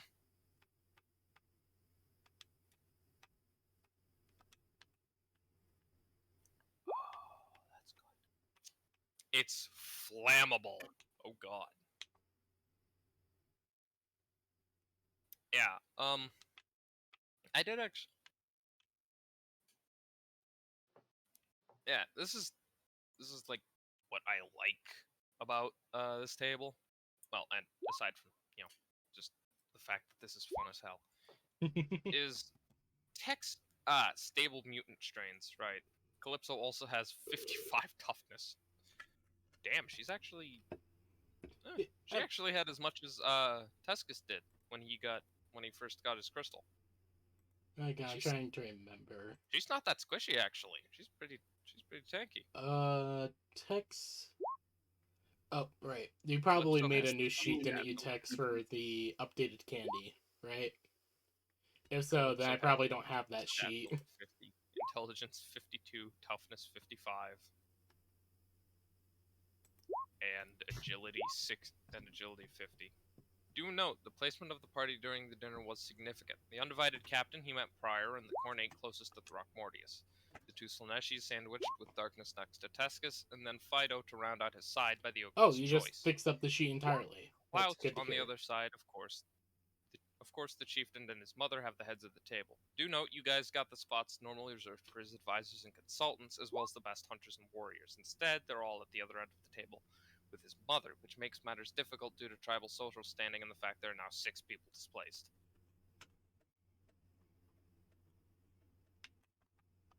No new sheet, but I counted as such nonetheless. Calypso also has 17 weapon skill. Oh, so there's no new sheet. Good to know that, Shit. X. I'm just wondering because it doesn't, because he mentioned that he did fix up Candy's sheet.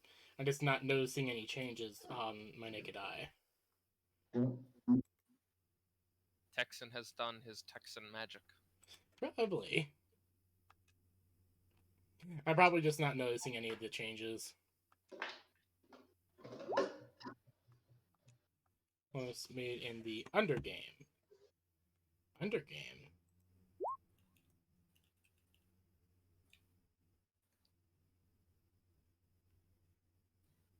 Posts I made in the undergame. You'll need to roll Forbidden Lore Forbidden Lore Warp at a +10 to figure out shit about Chaos Weaponry. Under the Roll20 game. Oh, Oh, right. the topics. Topics, Calypso right. also has 2 resistances.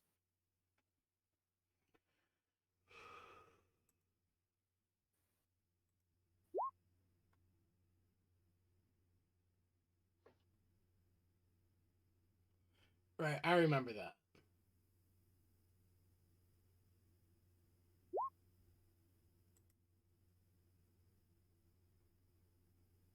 I'm just remembering how last session you did bring up that we needed to kind of doctor Candy's sheet a bit. Don't remember everything, but yeah.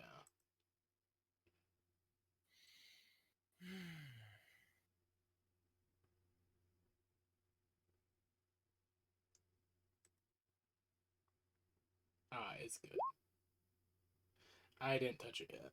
Oh, I thought you did. You did mention something. I might be remembering shit wrong. I don't know. Next week after my final. Right, your final.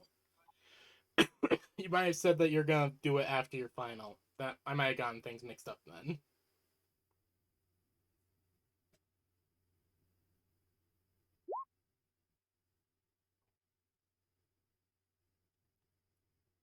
Probably, yes, yes.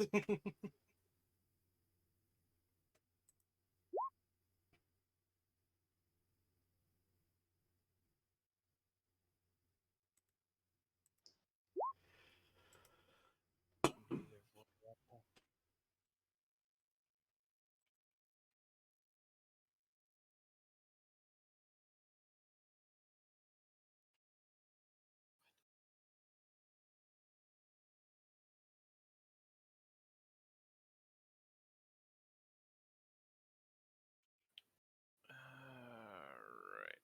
Let's see. Probably, yes, yes. Also, by the way, did I ever mention what felinids are like in this universe? They're kinda alpha abusive shitposts, but not exactly. You know Cappy the capitalist cat? How he's a cat uplift, and now he's just dead ass, just a cat on his back legs with mechanical thumbs and the ability to talk. Impossible to elude without making everyone uncomfortable? Well, felinids are between human and that. It's a fucking abomination to every god. All gods. It's not a cute cat person, or a person with a tail and cat-like features. It's a beastman. A small, shitty beastman, the size of a small person, 4 feet on average. They are just a mess.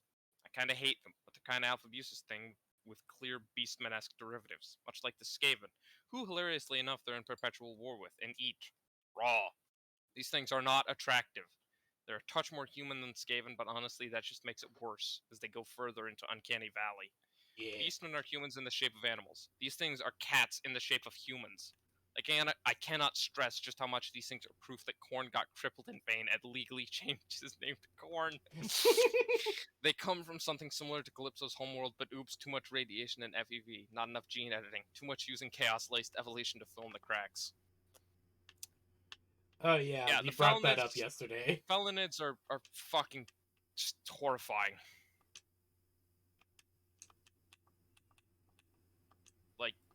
Good God. They are utterly disgusting. Imagine a human with the face of a cat, and then get rid of all the fur. Yeah. Like, it's got human cheekbones, but cat eyes, a cat-shaped mouth, That actually sounds. big-ass fucking ears. Why does that just Big sound human like a ears. sheep, but you shaved off all their fur? Yes. Except they don't have cat ears, they have human ears. Also, what It's the like fuck one of those is fucking that, eye Tia? eyes. They look like a fucking cat version of an eye. They look like lemurs. Also, I feel it prudent to mention no one drew any weapons during the dinner or after dinner discussion. Everyone has a chaos weapon, but only Throckmortius has his out. You two just drew weapons for no real reason. But at least Candy, I imagine, clutched her snipper rifle between tits. Yes. It was at the very end, with Candy seeing everyone else had a chaos weapon and pulled hers out, and the Grave had done it with a shovel because Candy did it. Honestly, that entire last 7 minutes was busy with me trying to hurry up so I could go to work. Much like every week, I'm not entirely pleased with how that went, so we're going to spend 30 minutes to an hour next week going over some parts and doing it right. Next week being now. Yeah, imagine This that's you mean copy now. pasted from Texas DMs to me. Okay. Yeah. So we're gonna spend like an hour to 30 minutes redoing the dinner. Oh yeah. I thought Because you guys just fucking pulled weapons out for no reason. I don't remember why we started We're pulling out showing off weapons. weapons? I really don't know. No. I think we were all just way too tired. Yeah. I don't even remember you guys pulling out weapons, but I remember having snipper rifle out, but I think it was just because snipper rifle is snipper rifle. yeah. Oh, we're showing off our best weapons? We're showing off stuff we No. like? Okay, shovel! No. That was Klaus's literal I reaction. I honestly don't remember why we did that. I'm The only reason Tescus has his fucking Gauss Gauss flare out is did it because he's in because the the same boat as others didn't work Mortius, like and that. it's his fucking arm. true. Big head He dude. cannot shows put off it his away. thing. He does not have another arm to use. Yeah, he doesn't. Big, He doesn't big have well, a situation like Candy where it's legitimately But did transferred. Candy have the snipper rifle between her tits? Yes, yes, she did. Okay, The snipper rifle was Alright. poking out of the titty. very nice. Also, I'm half tempted for when I finally get my actual VTuber model. Nice. I'm tempted to have snipper rifle be the Texas speech. Just, That'd be funny as shit. just randomly, whenever Texas speech is activated, snipper rifle pops out of Candy's VTuber tits. Boing. Basically, Yeah. yeah. That's one of my many ideas, one of my many plot plans. Fun little tip, or fun little bit of trivia. If Klaus could still speak, he'd only be speaking Krieger. That makes sense. Yeah, which is just German and French. Exactly. I have to pull up the Google Translate for it. It's literally just an unnatural hybrid of German and French. I imagined as much. Because Krieg takes inspiration from both World War I Germany and France. So roll that test if you want, Candy. We're going back to the dinner now. Candy feels a ping Pretty through sure her they, mind, through her mid-meal. Take some from World War II Germany. What was the test? No, they Forbidden Lore warp at a -10, +10. I forget. Let me go back. I don't have warp. Forbidden Lore warp at a +10. Well, that's the Plus thing. 10. I don't have Forbidden Lore warp. Oh, weird. Why Yeah. the fuck do I have Psyker as a Forbidden Lore? What the shit? I don't know. That's strange. I thought I picked up warp at some point, but apparently I didn't. Then roll into Alright, minus then roll 10. into the -10. All right. Did I get Forbidden Lore Psyker at some point? I don't remember that. I must have, because I have it on my sheet. That is a critical fail. That is... Oh, Oof. oh wow, okay. So to add to Klaus's collection of shovels, That is a eventually nat gets a 100. fourth shovel. That is a nat 100. Holy shit. That is a natural 100. Oh boy. Critical failure. Everyone that has you. If Tex were feeling particularly malicious, Candy's head would just explode. Time to begin the blood dance as Candy committed to the slag level of Forgore. Oh no. Candy has committed the great Forgoring. Alzheimer's begins now. Oh god, please don't give Candy Alzheimer's. Calypso happy Error. she lost just a File hand. corrupted. She had 4. The dementia dance begins. Please don't give Candy dementia text, please. Error file corrupted. Error file corrupted. Please update. Oh god, are we gonna have to do a fucking Vernal level OS update? Oh, please don't tell me we're gonna have to do a OS update. Everywhere at the end of time. This begins playing in Castaways. Candy's head. It's Oh, the no. dementia song. Oh no. It's just a memory. Oh god.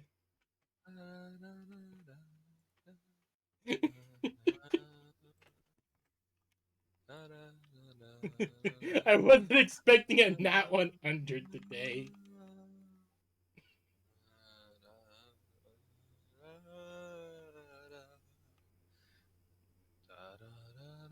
I'm not sure if I can play that without copyright, so. Depends on how old it is. Trust me, there's probably still someone who claims who has the copyright for it.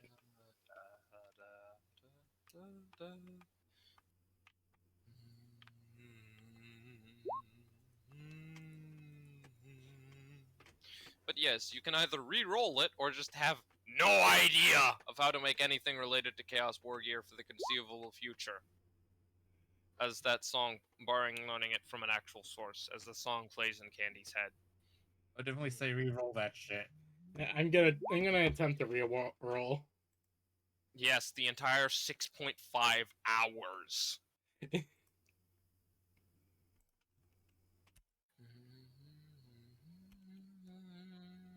Okay, that's better. Oh, the duality of man. The duality of Black Crusade. Critical success, Nat 2. The duality of Black Crusade. Nat 100, Nat 2. The duality of Black Crusade. It's just a burning memory. Natural 2. Wait. Oh, dear Lord.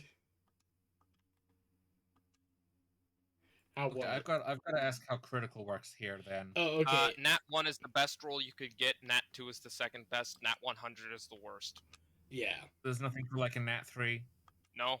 Yeah, I don't Okay. think Well, so. Those are the only I ones I need think to worry about. I think a critical Past 2. success is between like 1 and 10, but just degrees. Single digits are critical successes. Past Yeah. that, it's up to the DM's discretion. But the closer you get to the target, the worse you are. So, like, if you roll a 20 with a target of 50, then you hit. Not 1 and 5 is a critical success. Okay. Yeah. Rolling low is the worst, or rolling high is the worst thing you could do.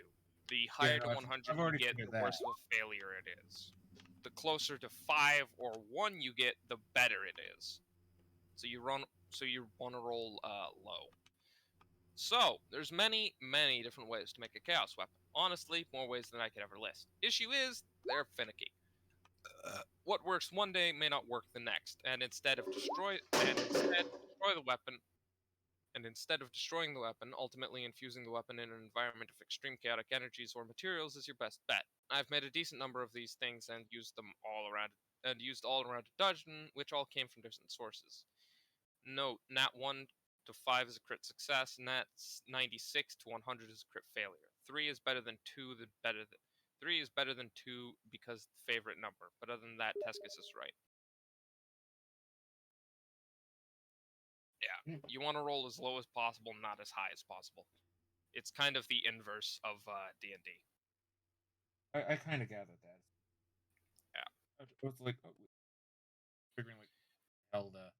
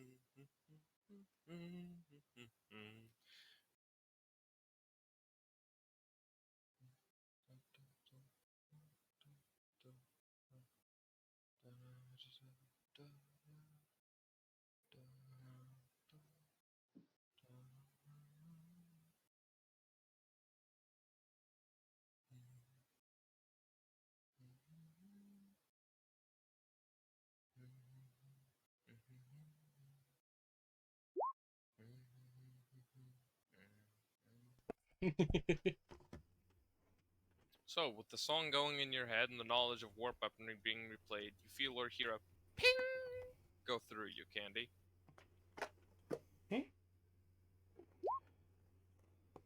Yes, it is the bastard child of Discord and Steam pings. Oh god. I still hate how OBS does not block the Steam pings, but it blocks the Discord ones. Oh, really? Yeah. Okay, then. Don't get any ideas. Yeah, for some reason it doesn't block Steam pings, but it blocks Discord. You fucking bitch! I have to immersion. Do I not have make to me power slam you. You heard this once before. Oh god.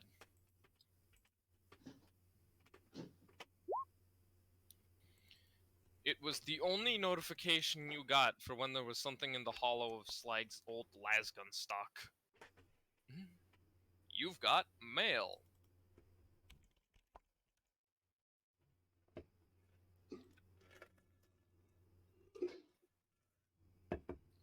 Well, that's a good to understand, I suppose.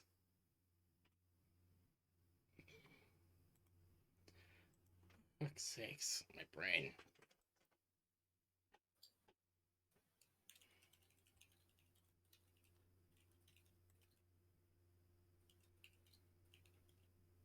Mm.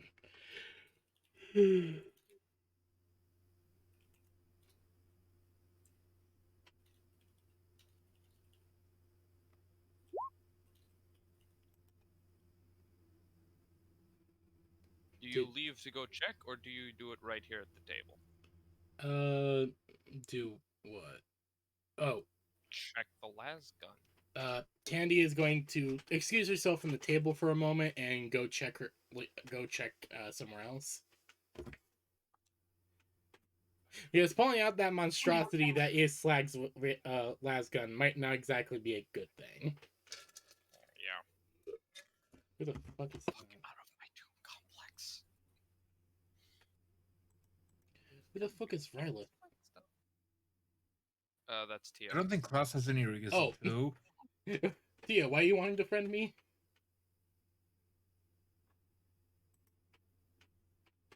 Does anyone follow Candy? You're not friending me specifically for the pings. For pings. Dark Mortius nodded to Candy, excusing herself, and focuses on a great piece of meat in his stew. No. No, I don't think I don't think Tuscus will follow. It is a Candy thing with the Candy slag gun, and that is how it should stay.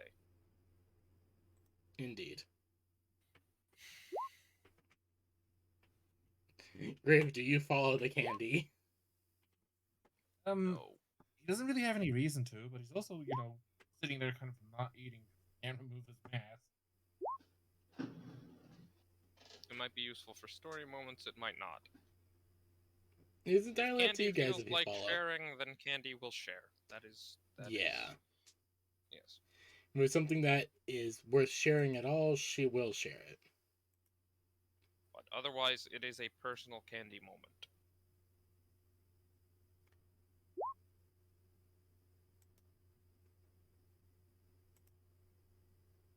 Alrighty. So, you check Slag's old lasgun to find a letter in the stock. It's addressed to his homeworld, along with a specific set of coordinates on the world, dated 3 years ago, just before he joined the fleet.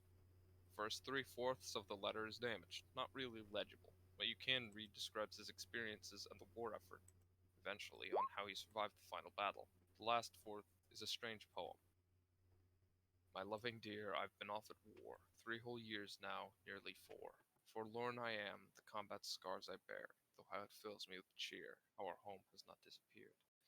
My dear, but me I fear, battered beyond repair. My sons, my end is near, so come close, lend me your ear. Listen here to me before my life is through.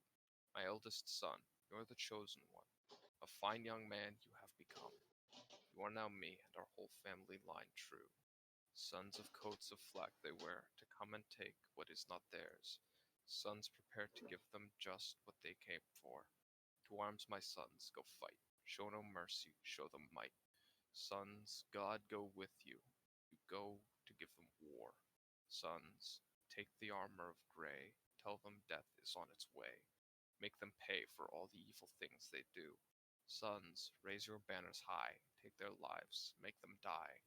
My sons, kill the ones who'd kill you. It's clear why he never sent it off. You now know exactly where on world his family lives. Candy will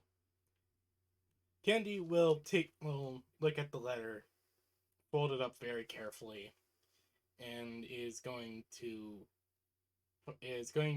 dig around into her tits to find a special container for it to put it into, just to be safe. She doesn't want to get lost or damaged. This is something special, so it's best to keep it as safe as she can before she puts it in the titty dimension. Mm-hmm.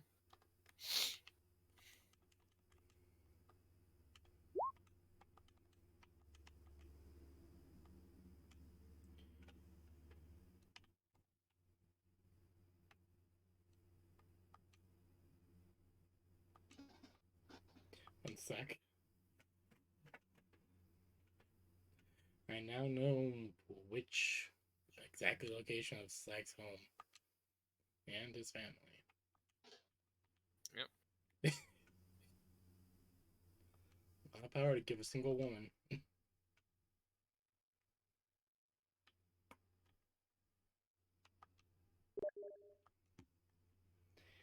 Tia, you fuckhead. No. Ooh, ah, ah, ah. Don't make me unfriend you right away.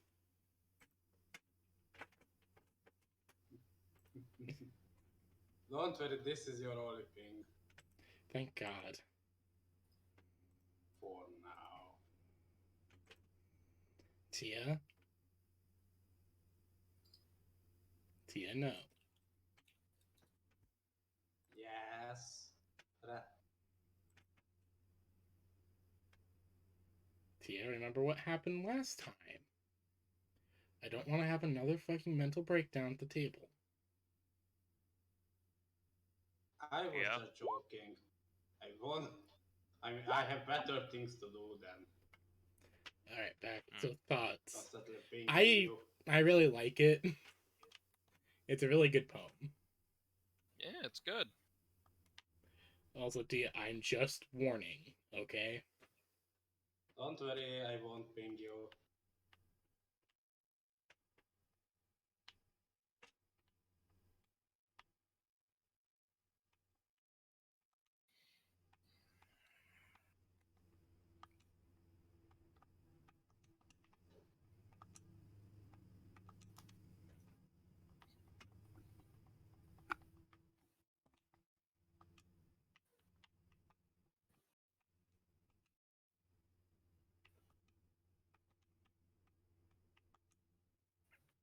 Very good.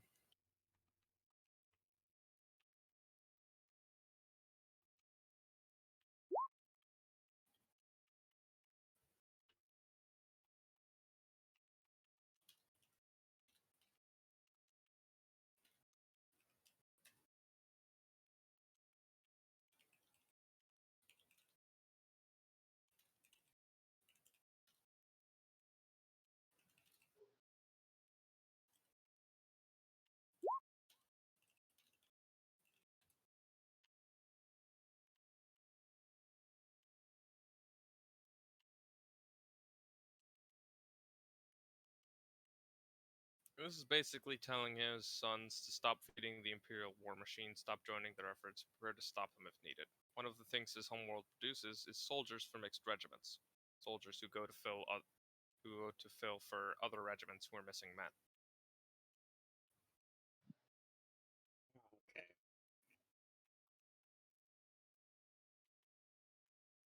Okay. It is actually very clear why he decided not to send it off then. Yeah, because it would essentially be inviting his entire family to get slaughtered by suppressions. Yeah.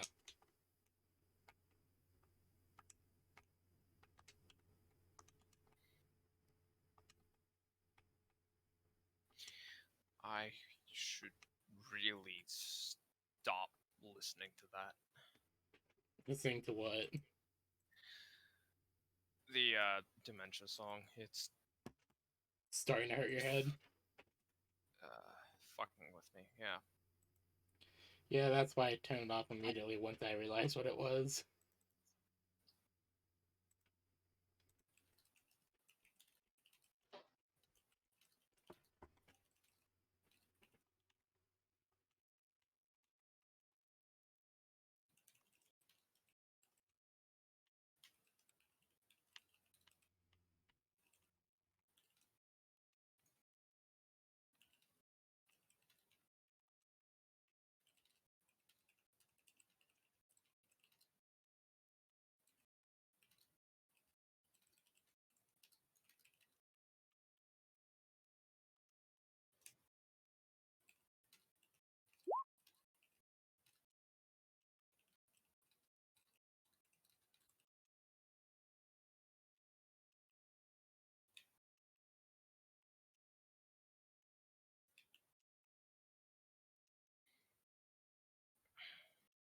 I think.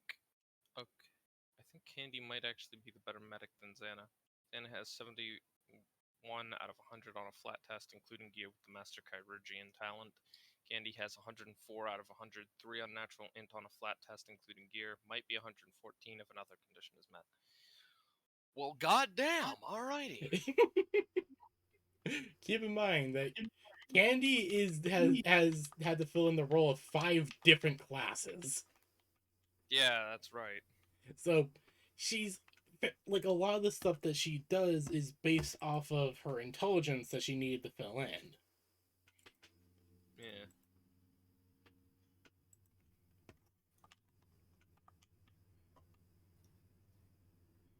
Also, I love how I have so many fucking character ideas for this game, yet I can't use any of them because I need Tescus to die in a specific way.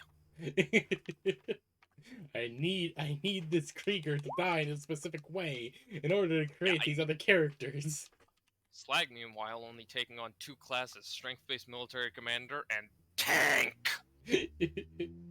Candy needs to be the tech priest of the party, the medic of the party. Well, Candy not had anymore. to be the tech priest, the medic, the commander, the long-range fire support, and the fucking armor smith of the party. Yeah. Meanwhile, Slag, all he had to do was be a giant fucking dummy thick wall of armor. And military knowledge.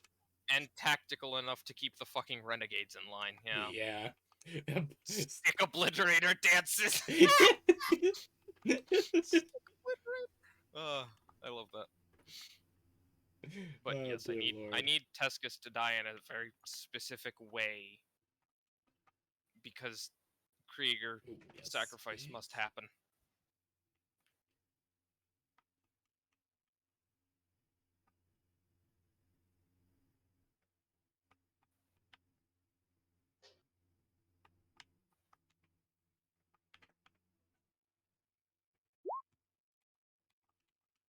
So, while Candy is reading the note, 2 things happen.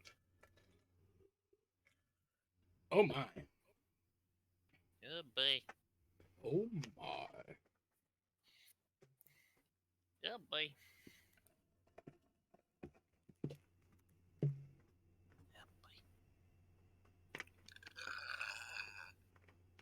Excuse me.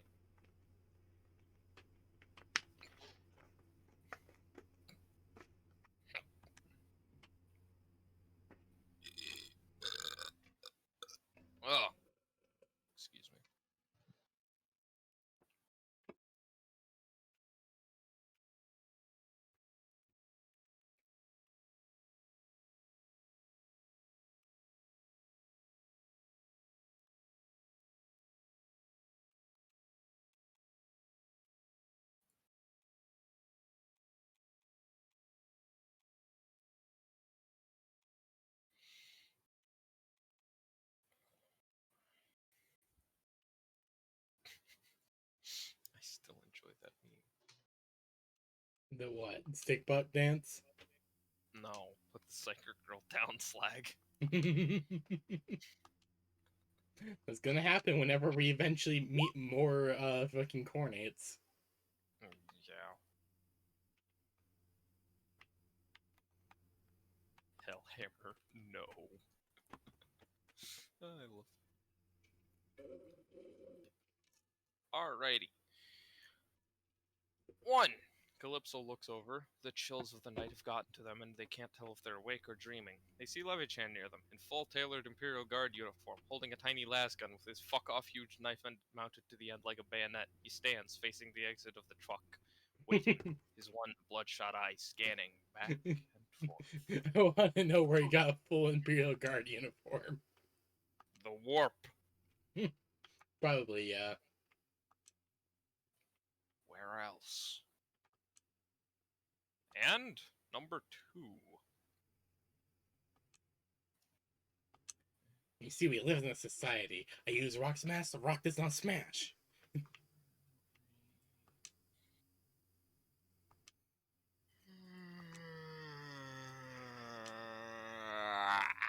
Fuck. Fuck's sakes.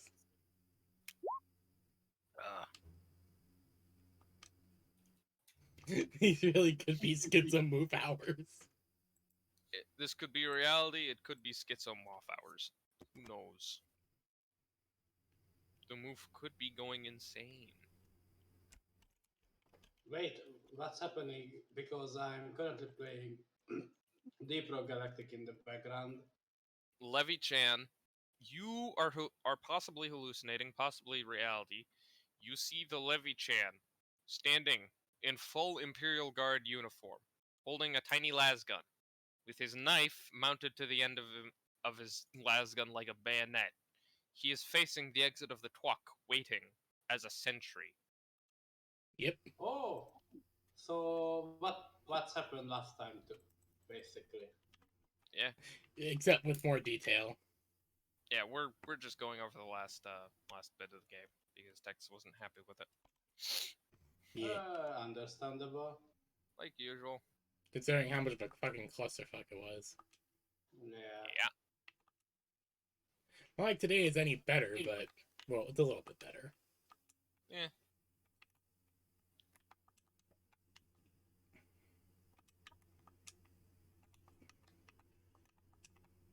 Well, Calypso will accept it since it's Levichan, and it's not like she could do anything about it either way.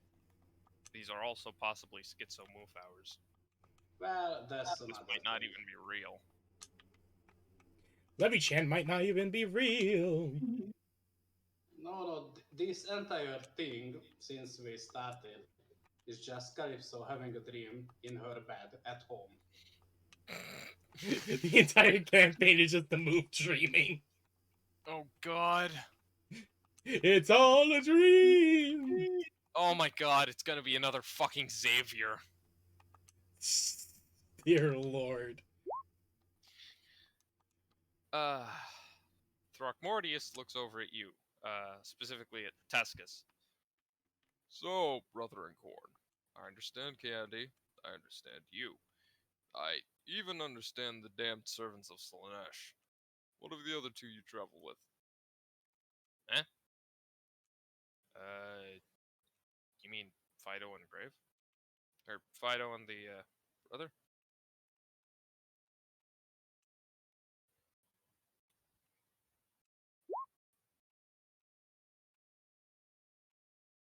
That one, he points to Fido, is a big lad, hungry as a horse, so that's normal. Ah, yes. Fido is shockingly normal.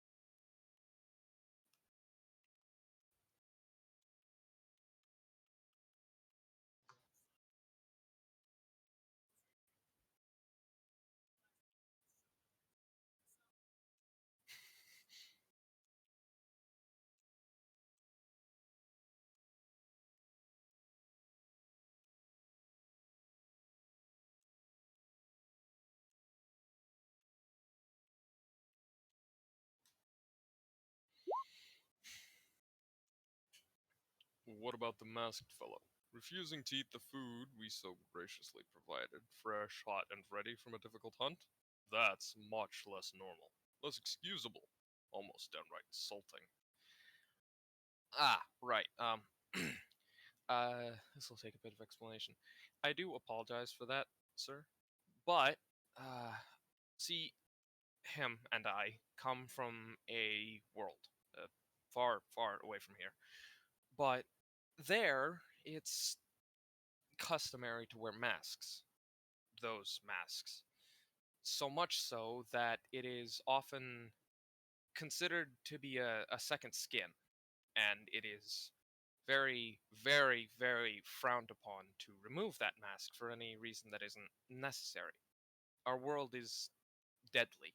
We can barely spend even a minute outside without our mask on, and even then, it's radioactive and incredibly toxic.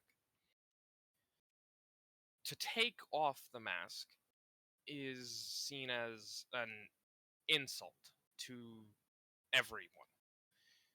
To remove it in front of strangers, even more so. Even when we eat, or even in the company of squad mates or family, most of us usually, our masks are usually modified so that we can eat in the company of family or squad mates. Eating or removing portions of the mask in the presence of strangers, however hospitable, it would be akin to a Slaneshi walking in to the camp, pissing on your mother, and then insulting Korn in every language you could imagine. It is as disrespectful as it can be. He just stares at you. Do you have any idea how hard it is to gather food here? Nothing really grows, and what walks the world is not easy to hunt. Food is a luxury, a rarity, and to not eat it at its best is insulting to those who labor to gather it, and to make it. Yes, sir, I do understand, and he will eat, just not now. Just as you carry your weapons with you at all times, for us, it is customary to keep our masks on.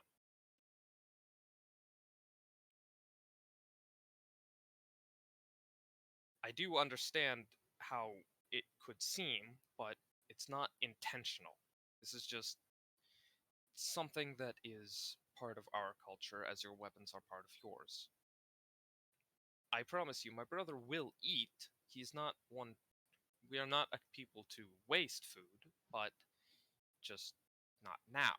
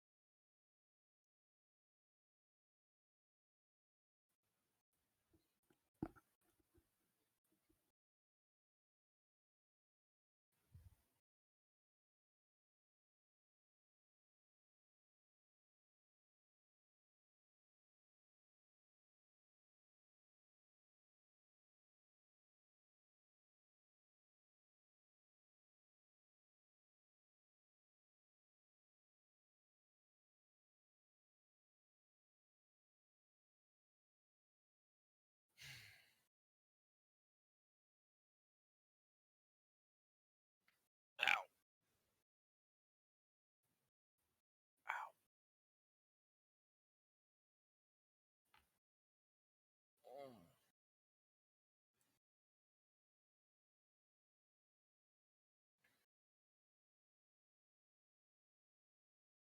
We can we cannot let them go even if we wanted to, even if I wasn't fused to this scythe. We cannot let it leave our person. Cannot drop it. Anar! He calls out to as another cornate walks over. This one is with the sword. Do me a favor and try to drop your beloved blade. He holds it out and lets go. It disappears and reappears on his hip sheath. This is the nature of our bound weapons, our gifts of chaos and Korn himself. Eh, Exactly. For us, trying to remove our mask, or removing our mask, would be like one of you leaving your weapon behind intentionally. It is anathema to us, you understand. We are trained from birth to never remove these gas masks. Even if we are dying, we are not ever allowed to remove them. Only when to eat or in the presence of people we trust exclusively. Direct family members. The only time my father ever took his mask off was when I almost died during a training accident. That's it. And it was to scold me. We do not remove our masks for any reason. I understand how this could seem insulting. Believe me, I do. But it is not. It is simply a part of who we are. My brother will eat. He will not waste this food. I will make sure of it. And if he doesn't eat enough, then I will finish the rest. But I ask that you understand that we are different. This is part of our culture as your weapons are part of yours. We cannot remove our masks. I ask that you understand and accept this. You don't have to like it, but that is all I ask.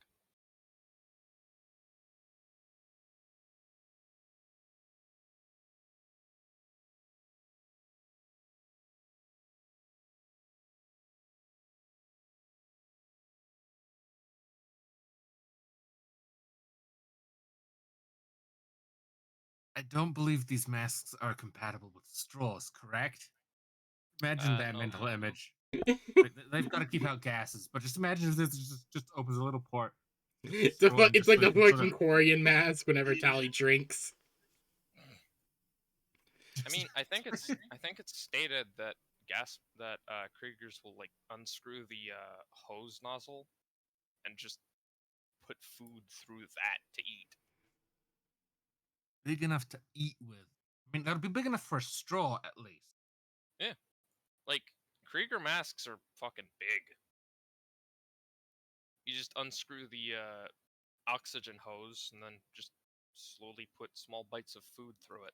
There you go. Yeah. I didn't. I, that's the thing. I don't know how much of the mask is removable. Yeah, I was like, I mean, the how do you entire remove the mask can be hose? removed. Does this have a hose? The entire Yeah. mask can be removed. It's Yes, just but, like it would to that's remove the idea. your mask in Can the front of mask be complete removed? strangers. Yes, but can it? But can To it's like remove your mask how in front of much complete can it be strangers removed like this in would be portion? Again, like how much is like how many different bits can be like? Oh, wow.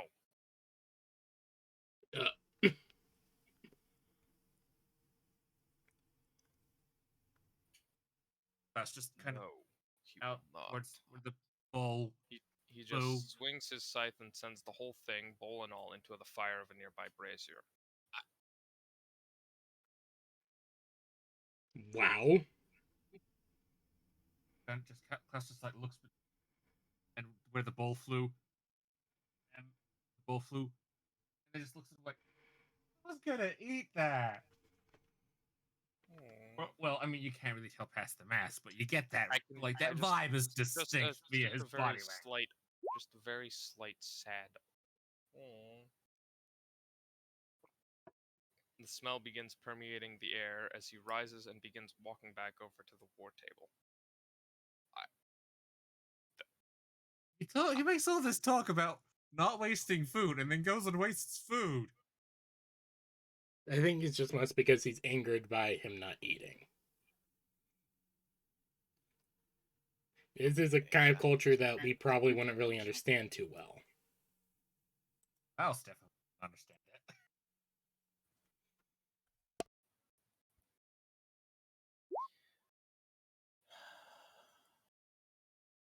It is entirely to prove a point. Note, he is also fucking 9. So, yeah, no. Grave, Right. no, He is a no, 9-year-old. Grave. You won't eat? Fine! Grave. Throckmortius is 9 years old and Yes. the size of a fucking space marine. This was mentioned last. Yeah. He is still a 9-year-old. But it's to prove a point that those who insult do not deserve any gifts of their people. And also a 9-year-old throwing a slight tantrum. Oh, you won't eat? Fine! Flips the table. No one eats! No, not that. He's just, you know, Oh, the temper tantrum. he just Well, threw away Graves' food, not the Yes. entire tables. well, for that, Klaus is just gonna take out a ration, start nibbling at it.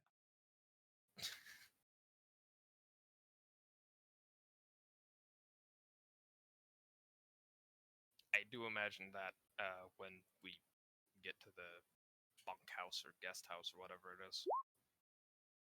Do note, he threw it specifically in a fire where it can now be burnt, can now be a burnt offering. Nothing goes to waste. Yeah. I mean, yeah, that works. Klaus is still gonna think that that's get the whole offering thing. And this is why I hate dealing with tribals. One of food, camaraderie, and fellowship in the quiet moments after a long day. That special kind of talking in the fresh open air after a long, hard day until way late. The fire burning low, all which I've built from many years upon decades of hunting camps I've experienced. Yeah, it's how I built their culture. Yeah, makes It sense. shows. It shows. Tescus is just incredibly tired. He just looks very, very tired. I thought I got done dealing with Cornate Bracelets when I got out of the fucking warp. God damn it. It is times like this I am very glad Klaus cannot speak. Yeah. He'd just be mumbling shit and Krieger under his breath.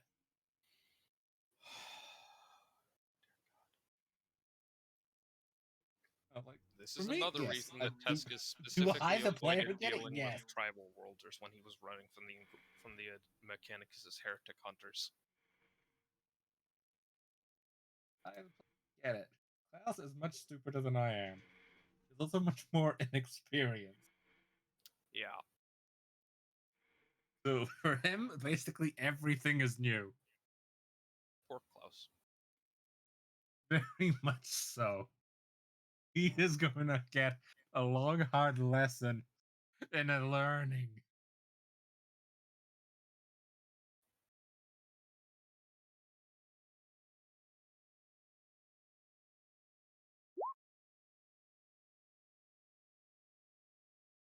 No, he specifically won't eat, thus he will not. That's Throckmortius' mindset.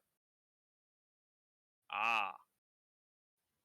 So since he won't eat now, he will not eat, period. If he wanted to, the tribal is 100% positive he could remove the mask. You cannot remove their weapons. So basically, because he doesn't understand it. Yeah. Okay. He's pissed off because he doesn't actually understand what Tescus was trying to get at. But, yeah. So he figures that if the Krieger won't eat, then he won't eat, period. I mean, kind of proves that he is doing a big sulk now that. Yeah, which is why I said it's a 9-year-old throwing a fucking temper tantrum. Also, Also didn't really get their side either. This is True. hella entertaining. I mean, I'm fucking trying.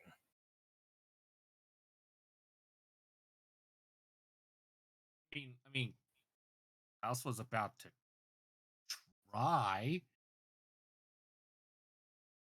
but then you had a then you smashed his bowl before I got to say anything.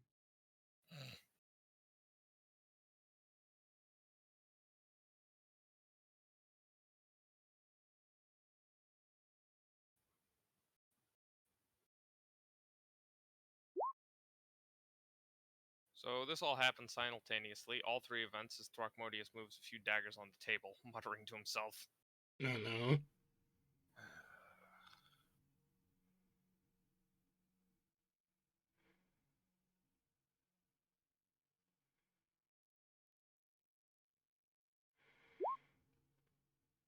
I should also mention they don't have many of the skulls.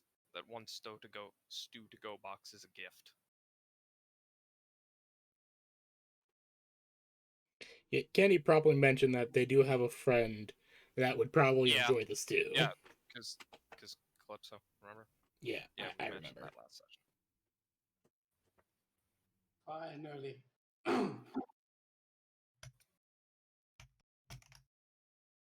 Calypso gets the stew. It's important. Yes. A rare, hard-fought gift for and which had to be made into a storage container. Oh.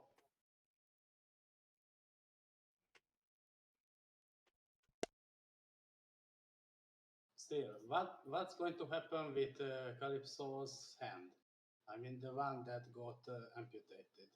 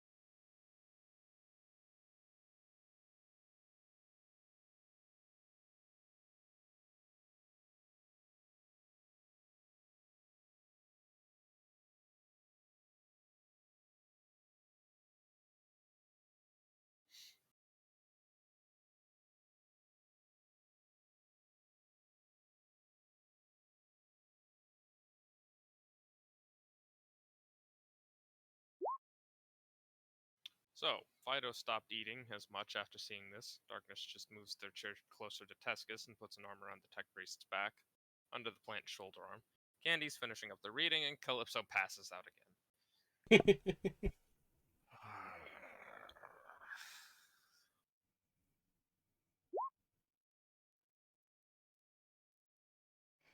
Xana, meanwhile, continues eating, not stopping a bit. Yep, as is to be expected from Xana.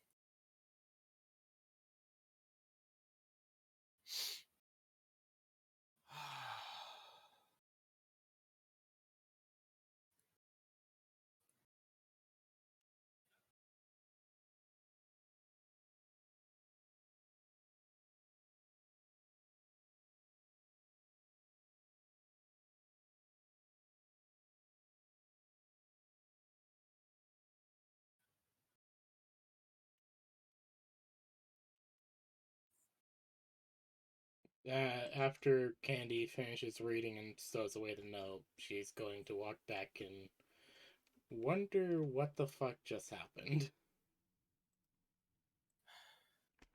Tescus looks incredibly tired. Just slowly rubbing his forehead with annoyance. Is everything okay? Did something happen? Cultural differences. Uh, How's Mouse just points at the fire where Throckmortius took offense to the fact that Kriegers don't remove their masks unless in the presence of only family, threw the fire that was given to him in food into the fire, and is now over the war table sulking. You do remember he is a 9-year-old. Oh yes, I know. That's why I called it sulking. True. Candy This- will dig around into the T dimension and pull out a ration pack and hand it to the Krieger. Here you go. Mouse was already eating one of his own. Oh. Well, never mind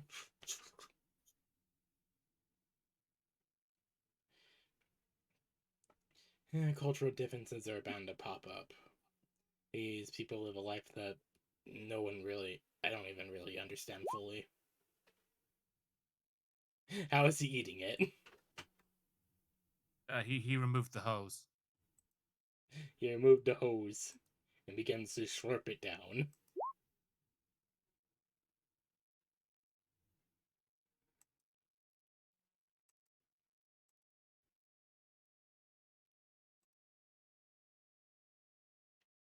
True, but this is only opening the hose, not removing the. Most glaring. Oh no. He was about to remove the hose and try and slurp at the stew. And the scythe came down and sent it flying off into the fire before he could have at it. Calypso still wants stew. You will be getting your stew.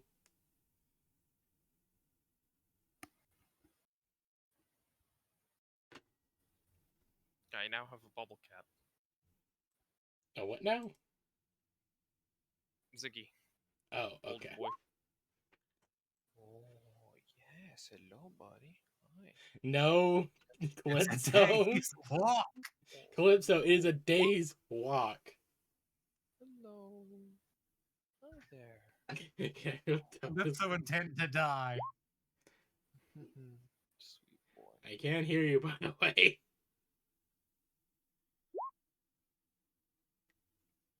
Calypso, if you try to leave, you will fucking die. Hi, Bubby. Okay, come on. I can tell you're not having fun on my shoulder. Oh, yep. There you go. There you go. Go on, you old fart. Calypso, if you try to leave, Levy-chan is ready to drag you back.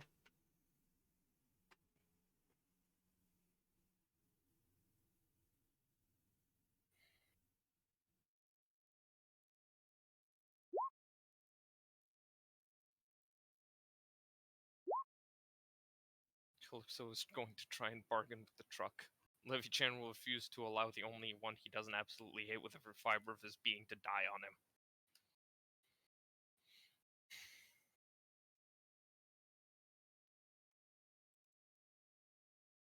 Twuck is going to make twuck noises.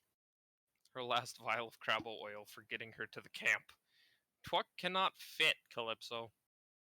we had to walk.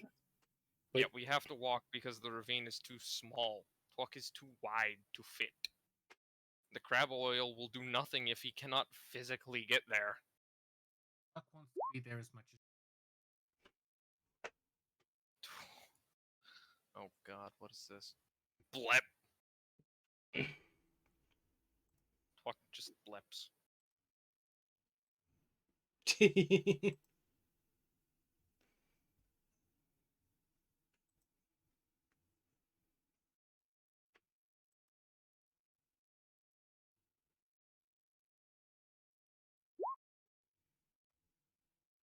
Calypso is happy to know Levy-chan accepts her.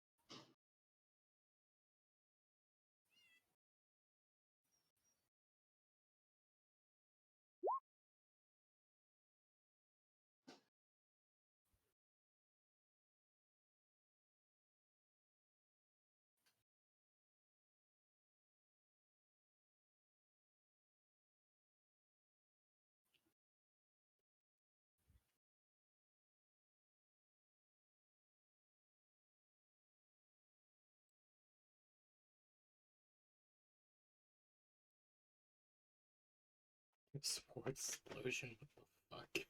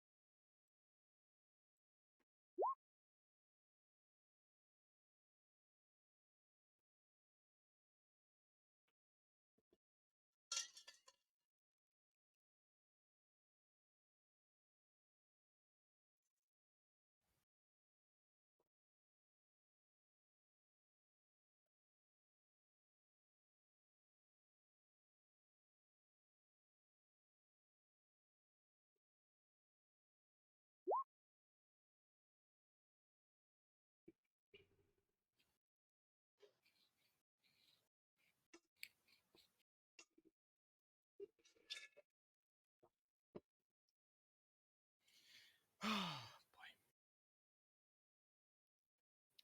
Levy Chan will accept the move near them and vibrate slightly by flexing his muscles. You can feel the heat radiating off of him. Very toasty. Calypso tries to take proper measures of his size and dimensions. Levy Chan has the standard body shape of an M2 Browning, with a few modifications. So what does everyone do besides Calypso? Also, just crashing. Candy is going to probably walk up to Throckmortius and ask him about his plans and everything.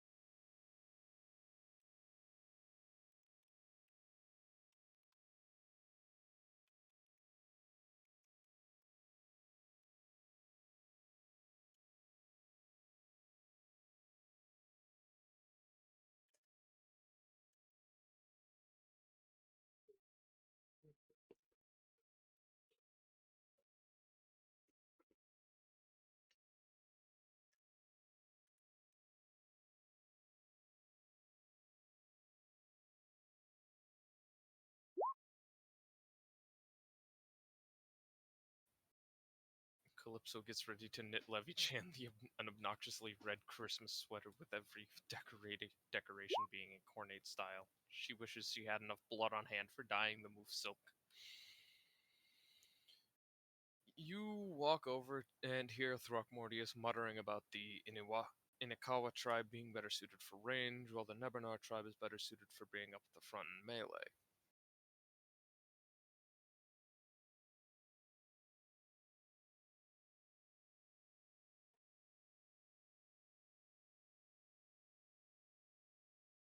Candy will just, well, listen. It's probably going to be one of the best ways to get information about this. Yeah, probably.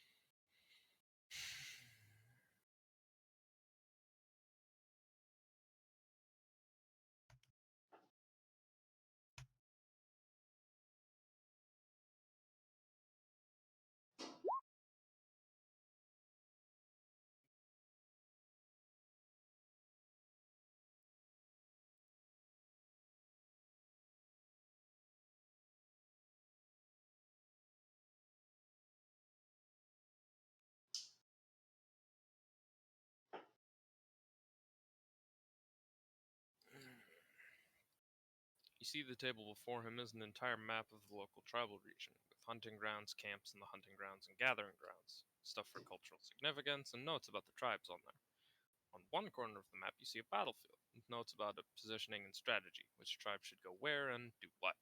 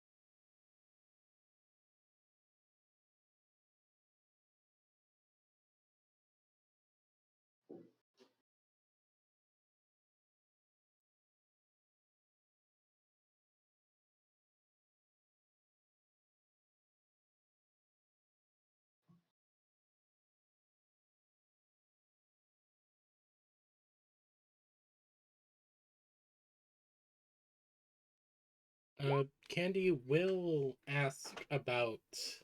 We'll have like look at the cultural notes and ask specifically about the tree. Oh god, the tree. When studios.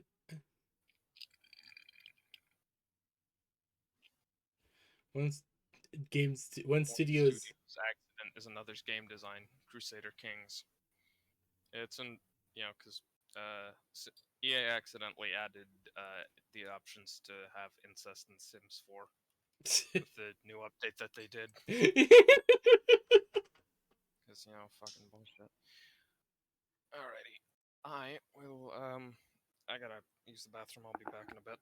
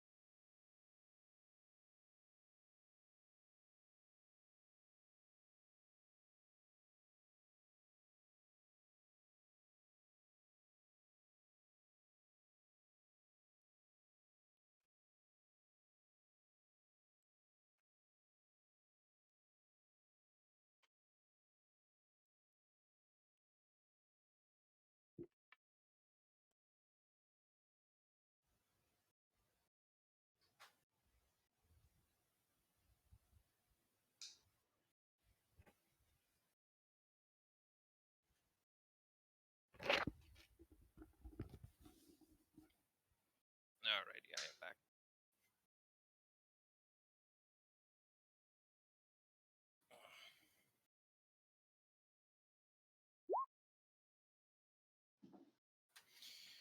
Alright, he looks up, his normally red eyes appearing as orbs of malice-laden blood beneath the light of the moon and the fires of the braziers. That tree is something otherworldly, something of great power and great fear. We treat it as an important icon, a landmark to navigate by, and a sign of chaos ever present. We do not approach its base. Understood. I was just curious about, well, it. given as it's a bit of an obelisk in the background.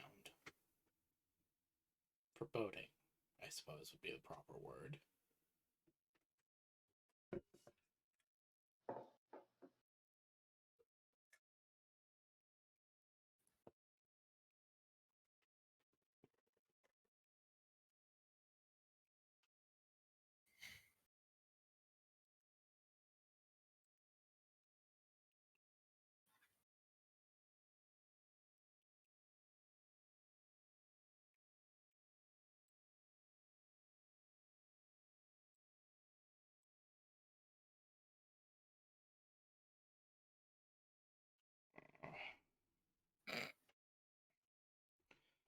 What's funny?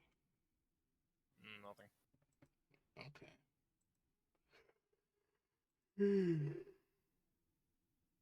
Hmm.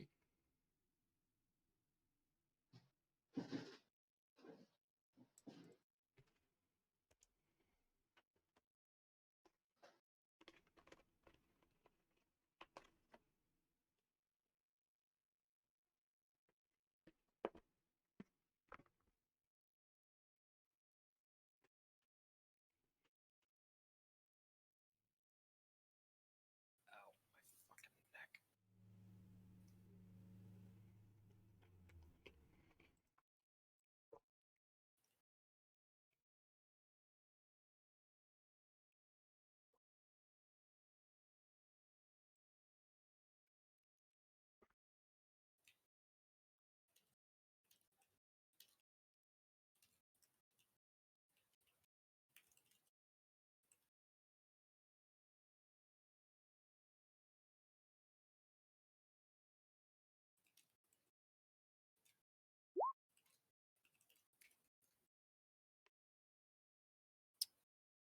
So, what would you like to ask me about? There's dozens of tribes, each with their own culture and specialities. Leave the fine details of how to best utilize them up to me. I, after all, have seen and fought against them. I know where to slot them to be used to the greatest effect. Very well. Though I would like to learn about these different tribes, specifically cultural influences and, well, their specialties. I did hear mumbling about how certain tribes were better at range and others were better at close quarters.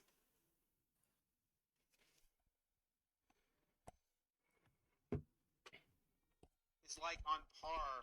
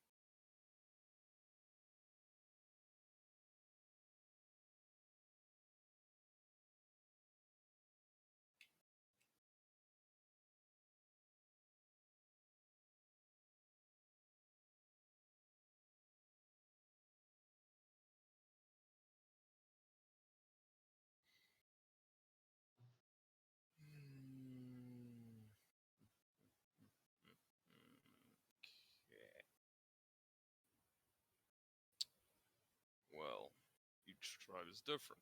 Some say we hail from different families originally out here on this world. Settlers are different towns, different minor communities. No matter the case, we're all distinct, even if it doesn't look like it at first glance. All have different styles, just as all have different lands. Some have different weapon preferences or techniques they possess. All have various cultural differences, some more friendly than others. Ultimately, however, we all share something, this world.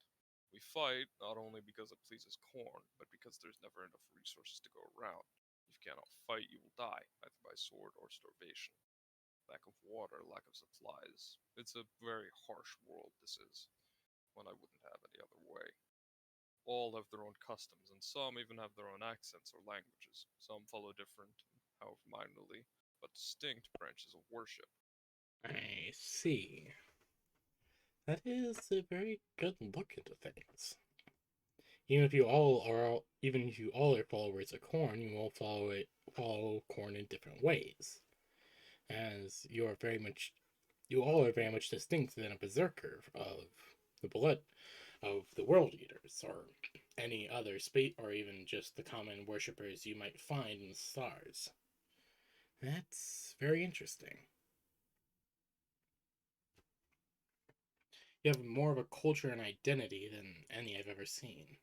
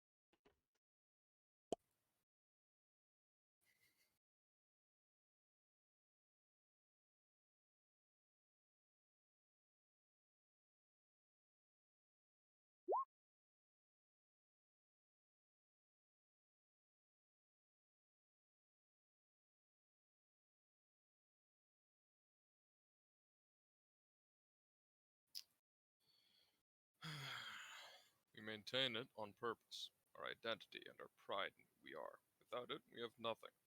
Nothing but the desire to live and to fight for the sake of bloodshed and to survive itself.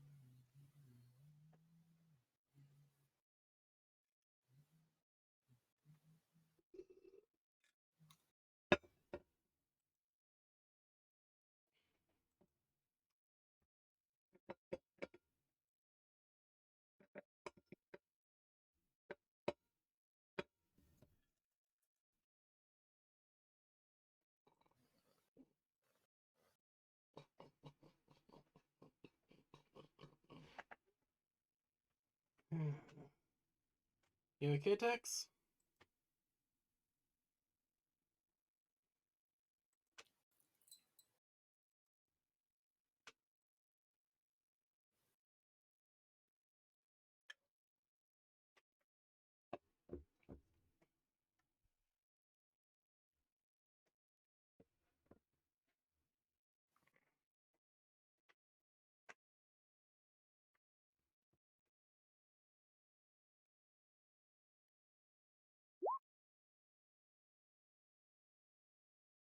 I had to have died of.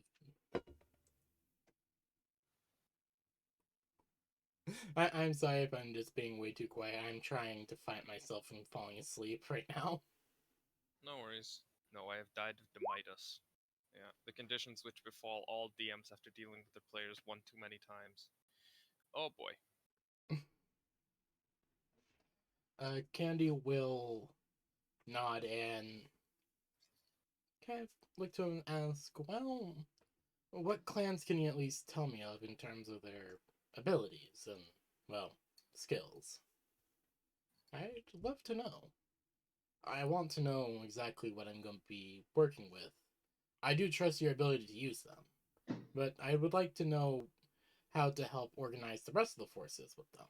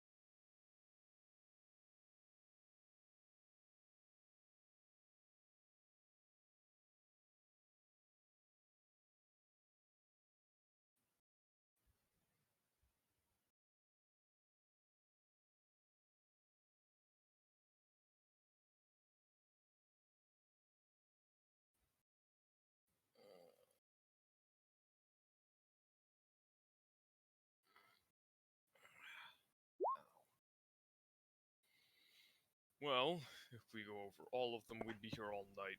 Something to note is my tribe has a mutation which crops up, resulting in superhumans like myself.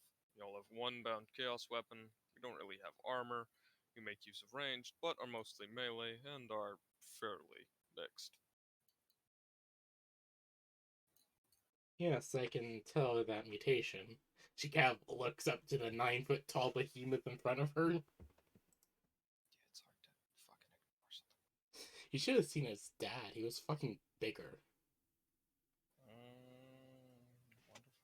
Wonderful. 40K Hulk Hogan was bigger. Like, Yes. and Oh, I understand. so I just feel like I need to express this. Like, this guy was a fucking was a fucking tank. Yes. I can imagine.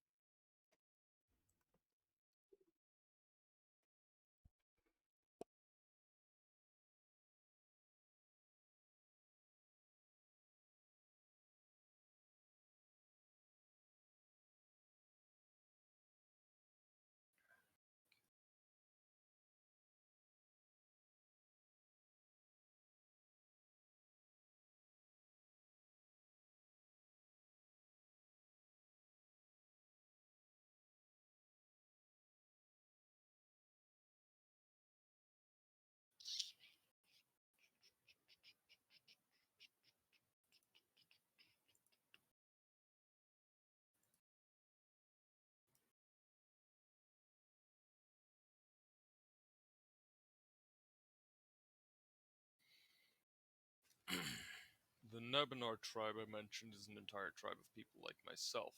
They make use of great axes and mighty warhammers, heavy armor made of bones. They're brutish, stupid, but damn scary if you get them on their if you get them on your side in a conflict. Very interesting. They are these Cantogrians.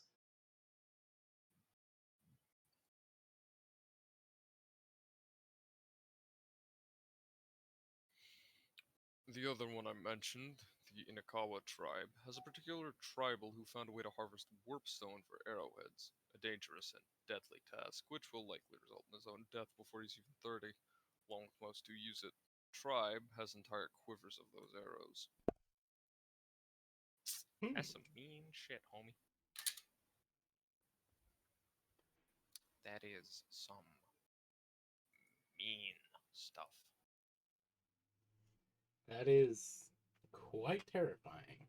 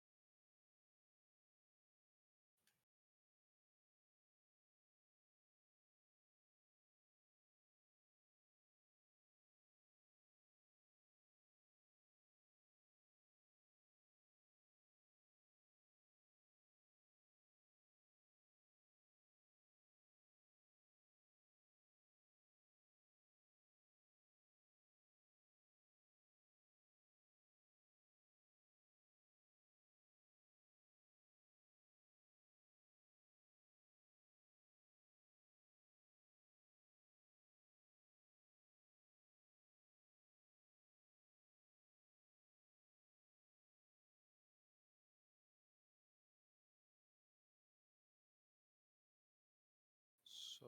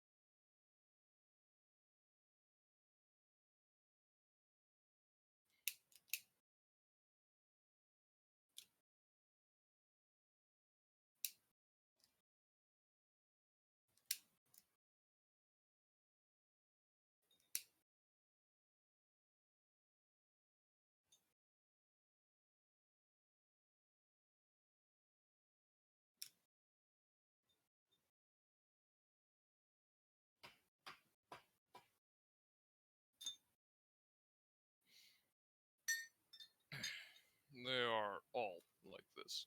Some better in ranged, some melee, some mixed, some with light or no armor, some with heavy armor, some make use of unusual tactics or explosive war gear, some sneak into snipers or assassin specialties. Some have entire stashes of imperial shit they maintain, some breed great war beasts or hounds they use in combat, some are best mounted as riders, either on ground beasts or even taken to the sky. Please don't make me design 36 tribal names on the spot here and now. I will do it if I have to. I understand, Tex. Candy will just nod along to everything and just smile. Well, looks like your forces here are very well rounded. I'm proud of that. This is certainly an adequate display of bugfuck murder. Yeah. I think we can all agree that's good enough, Tex. Yeah. It Yeah. is very good. Yeah. You have done very well, Texan. We are all Yes. very proud of you. We are very proud. We are very proud of the bug fuck. Please Relax. don't have a. Please You just can relax. now. Don't have a fucking aneurysm. Yes.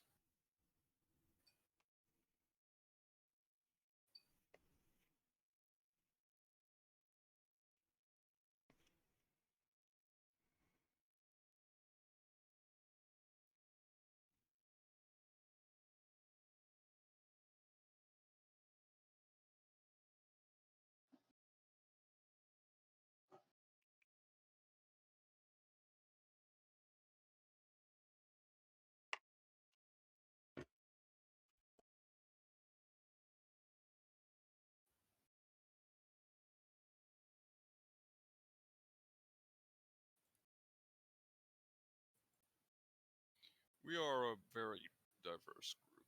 Some are cannibals or berserker like madmen. Some are more like us, who won't kill you and string your organs from trees within a minute of you entering our territory. Thank God for that.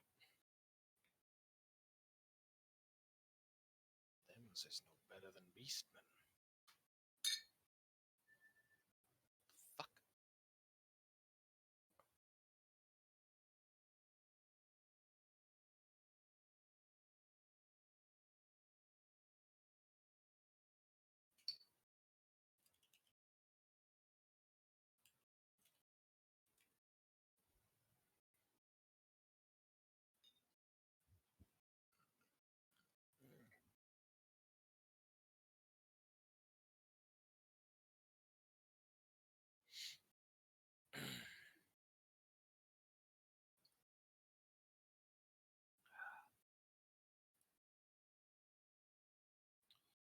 I swear, some of them have abilities downright horrifying. I know I'm unusually big, but what they can do is nothing short of inhuman. He has a look of actual fear pass his face as he visibly remembers something. Oh God. And if it makes Throckmortius, or not, yeah, this is Throckmortius, my bad. If it makes Throckmortius scared, you know it's something not good. Yeah.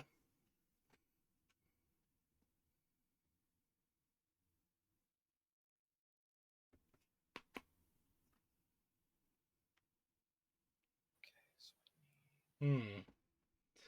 I need... I have to say, like I said, quite diverse and scary. Terrifying, yes. You all are born into chaos, and you all are so different. I'm actually impressed. I wouldn't go that far,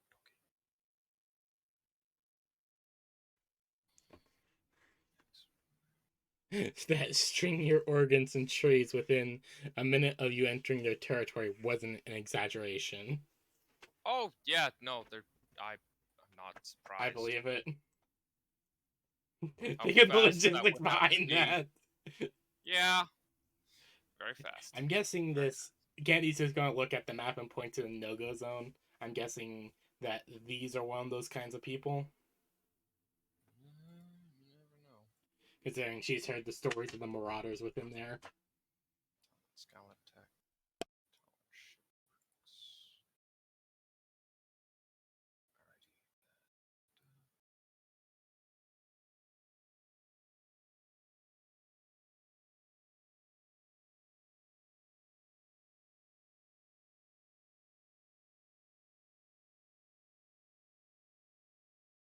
How they would have to know you were there. Yeah. I'm thinking weird, corny bugfuck or actual psychers.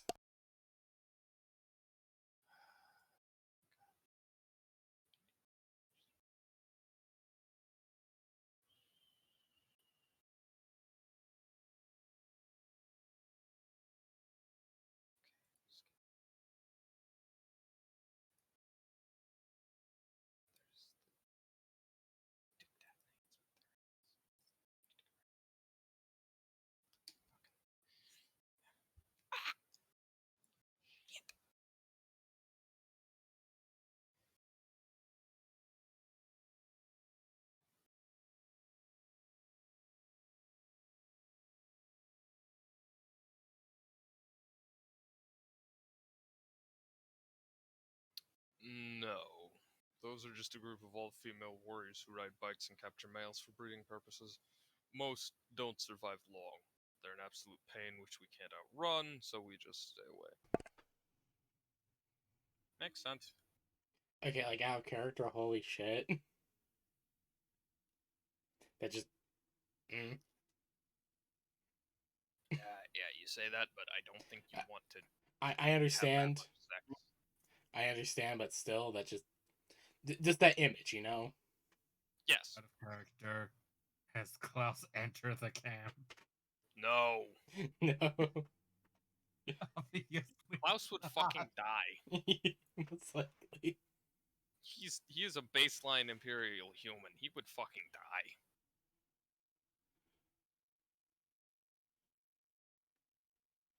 Well, certainly that is. That actually kind of reminds me of some stories I remember being passed down, but yeah.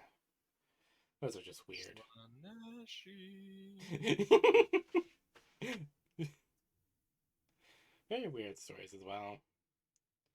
I swear some of my family, I swear some of the people I know, they tell stories that sound ridiculous but might actually be true in ancient Terra. I'm pretty sure they augment their bodies and minds with actual. I'm talking about those. He points to a cave system far to the right of your own map, deep in a forest. Oh god. I'm pretty sure they augment their bodies and minds with actual demons, and they have abilities beyond normal humans in ways not even chaos normally grants. They're few in number, and that's one boon we have. They are just wrong. Yeah, he just kind of like thinks about that for a moment. Oh shit, thank God Throckmorty has told us about those. Well, thank the gods. Well, thank gods you told us about those. Apologies. Else we might have just completely ran into them immediately.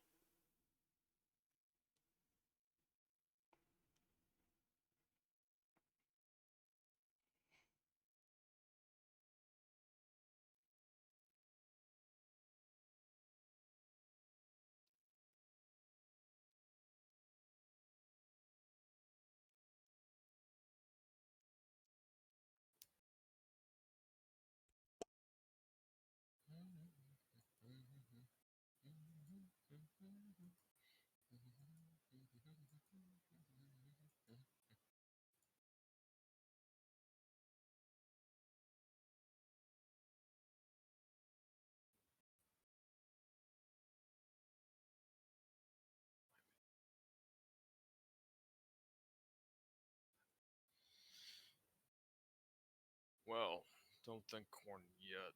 We'll be sending a contingent with us when we go to sack the Imperials. You'll get to see exactly what they can do for yourself. Hmm. Yeah. Just Candy has the concerned look on her face. Then remembers. Turns out contingent's just like 3 guys. Yeah, it's probably They somehow do more work than the rest of the tribals combined. probably these are. If you're very unlucky, their chief, I'm 98% sure he's an unironic demon host. A very powerful one, with weapons beyond even what I have. Oh god! Tex? You didn't, did you? Did you? You didn't. Did you? What are you talking about? Tex turned Tam's backup into the chief of this demon host tribe. Yeah, reminder, 34 rending damage with a penetration of 5. Unbalanced, felling 1, best craftsmanship, mono, venom, drip, toxic 0, warp weapon, blood drinker, vampire, warp weapon. Why does it have warp weapon times 2? I think he just listed it twice by accident. Yeah, probably. Or rather, warp for the last one, not warp weapon. Okay, Okay. got it. So, Tex, did you actually turn Tam's back up into the leader of this demon host clan? Or are we gonna see that at the end? When that actually happens. 2 separate specials. Yeah. Alright, that's terrifying. Hell no. Alright, cool.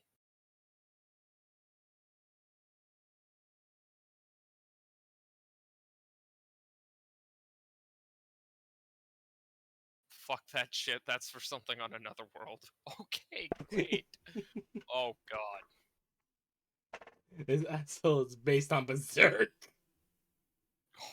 Oh god. Oh. The hand is impaired to. Oh no. Oh god. Which part of Berserk? Because there's a lot of stuff that you could use. Only Tonk can save you now. Wait, so why are we praying to Korn then? Why not pray to Tonk? Pray to Korn, realize Korn can't do shit. Pray to Tonk, realize Tonk is the only true god. Yeah. Repeat cycle until Tonk becomes an elder god. If he already is, then pray even more so he can become an elder god.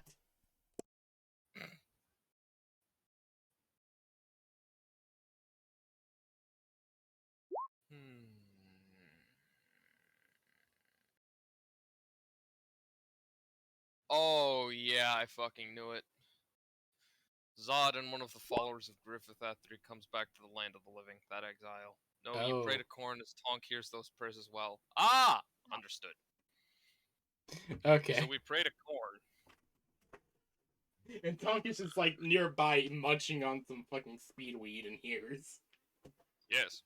Tonk is munching on the speedweed that grows out of the skulls that make up Korn's throne. And It Korn does randomly not mind pops up. because he is the derpiest, bestest horse. Yes. He does not mind because Tonk is the best lap horse. Lap horse. Tonk is like a Lap horse. Yes. Tonk is unironically eating the speedweed offered by Korn's own hand. Oh, Majestic. oh hell yeah.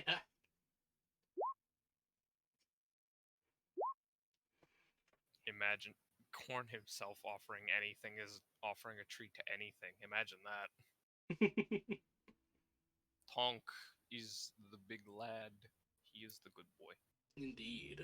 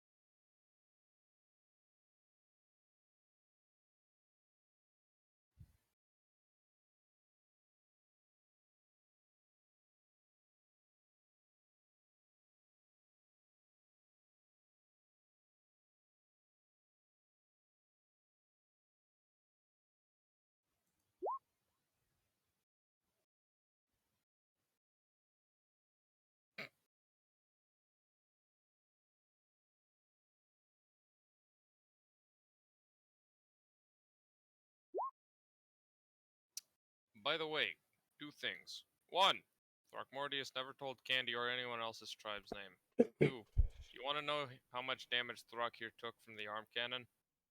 I actually kind of do, yeah. Oh boy. I'm guessing it isn't much. Wait, what arm cannon? I'm so confused. I think he's talking about yours. Oh yeah, when I Be- shot him in the fucking because face. you shot him in the face. Yeah, sure. Let's find out. Let me guess, it's like 3. He took 7 wounds. He has 30 something. Huh. Yeah, So I actually didn't do that bad. you did something. Considering the power difference between me and Throckmortius, I actually did pretty good.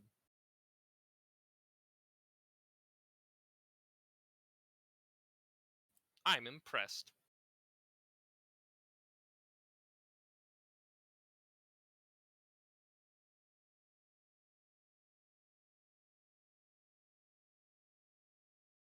And also proud of myself.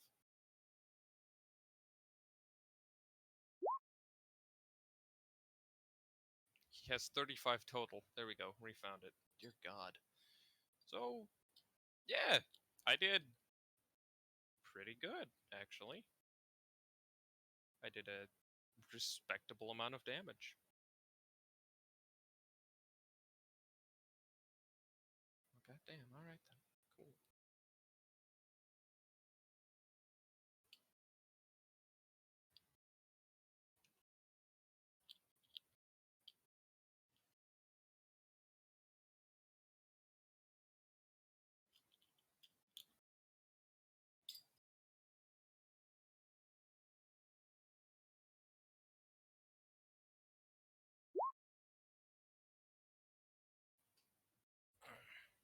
Not respectable enough.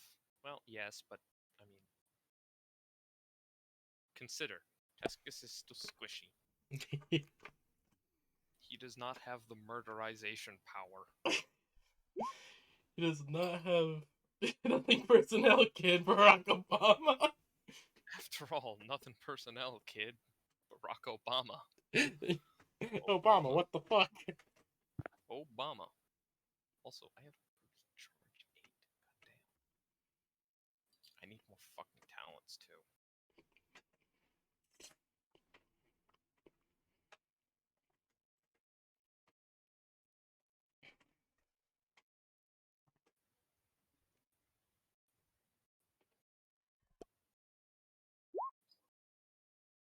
So, thoughts, Candy? Very interesting. A lot of really good information about not only Mortius' clan, but also all the other ones.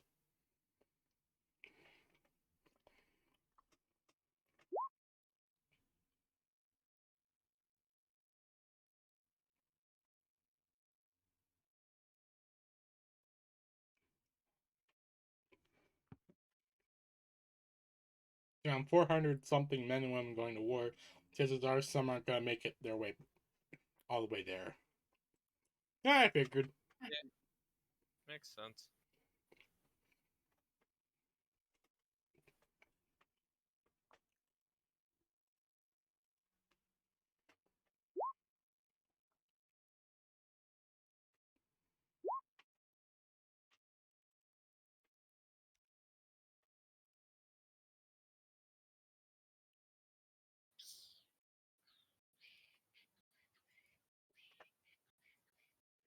Go nuts zone. With them going through the no-go zone. 615 kilometers to go with them going through the no-go zone. That's a fucking journey. That's why Candy Goddamn. wants to give them the servo skulls. Yeah. Just to not only A, keep an eye on them, but also B, help guide them. Yeah.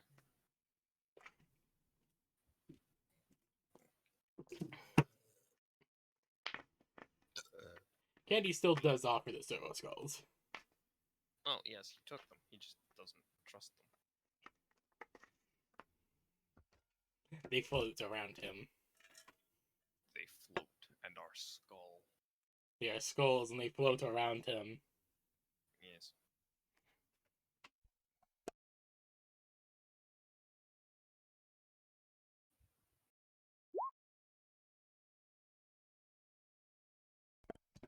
These retards going to the ship. Oh god. Oh god. Shrek's pizza. 7 days. 7-day Shrek walk. Pizza, 7 pizza. It's a 7-day walk. Journey. Begin journey. Starts going to the ship. Oh shit, hold on. I accidentally closed the thing. Ringe.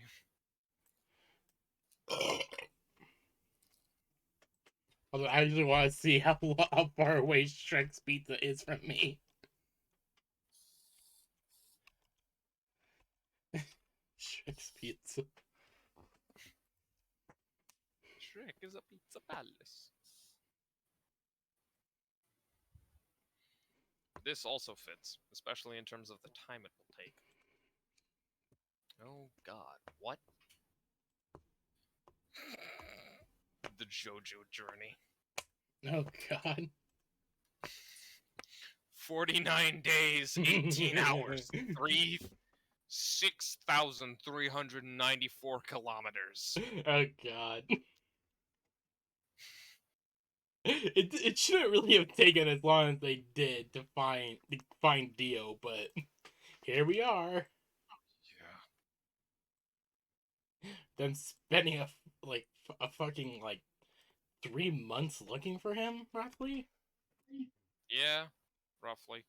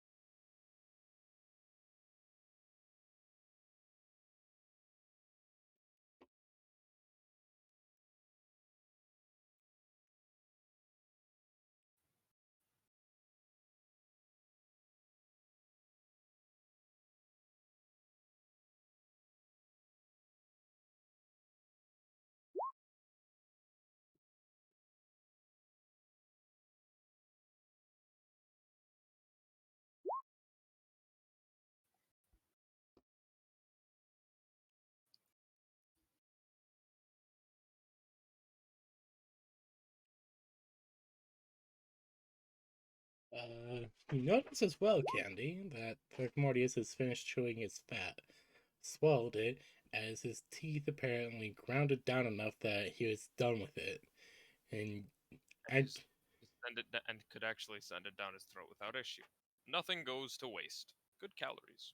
Candy is currently trying to chew it. She's not used to chewing something that's literally just a hunk of fat. Meanwhile, Tuscus just swallowed the entire thing whole. The benefits of having a warp pit for a mouth. I want to say something, but I probably won't. Like chewing leather. Yeah, this isn't like the. Yeah, trust me, I understand. Oh god. No. I've chewed on fat before. It's Yeah. interesting. Oh god. If you fry it, it's good. Good god, how fucking strong is that literal man-child's jaw? Wait, Tex. Do you mean fat or gristle? I think he means Because when fat. you cook fat turns into like jelly. You can chew through that shit like it's nothing. It's just a hunk of fat, just straight up fat. Not like Yeah, cooking or anything. I can eat that. This is fucking whale fat. Oh. Raw uncooked fat. Okay, yeah, no, that's a pain in the ass. You chew on it. Yeah, Tex, I was thinking like cooked fat. Yes, Tex. You have clarified. I now understand. Stop screaming at me, rat. Stop screaming at me, rat thing.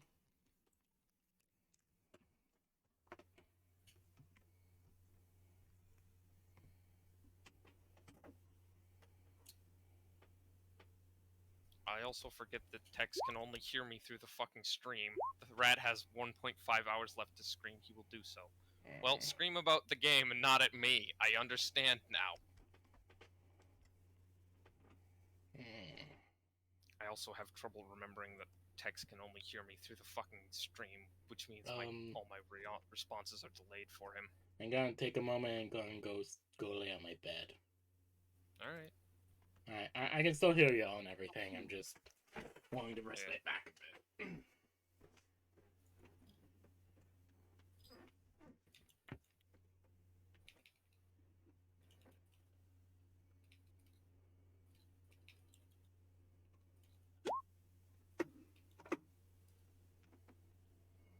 Dear Lord.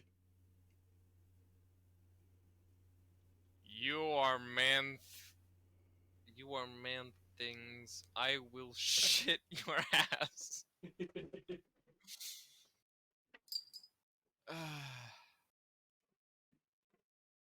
Of course you will. Thank you, Tex. That's very nice. Can we continue now?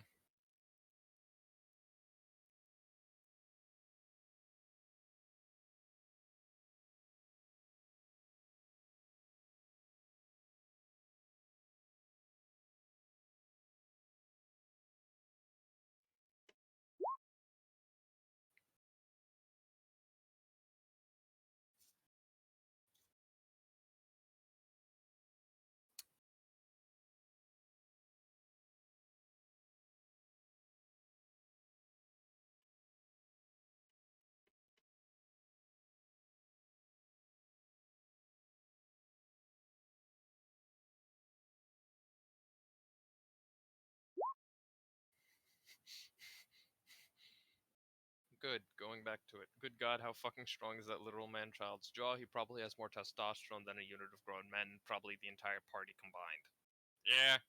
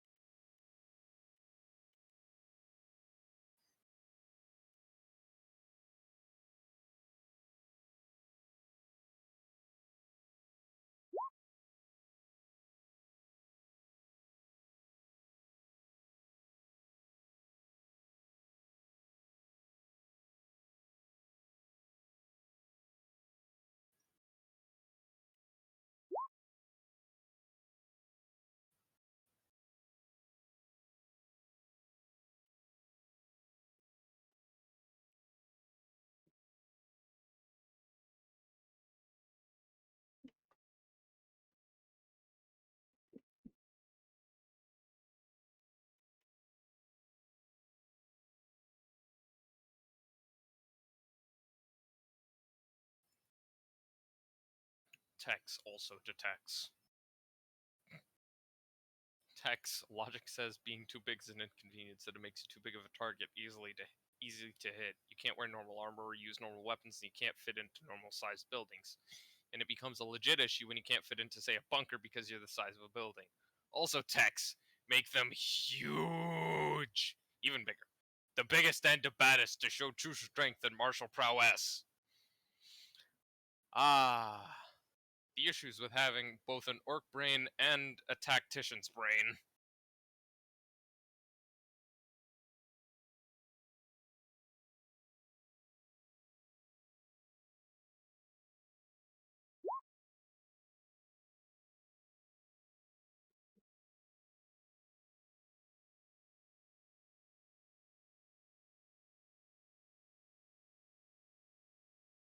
Indeed. Or Tex. He must deal with utter bullshit.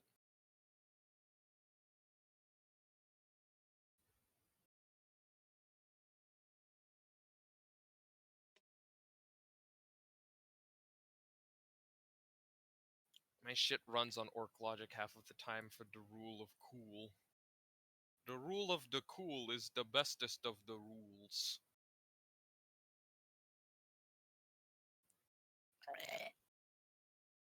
Ugh, fuck was that?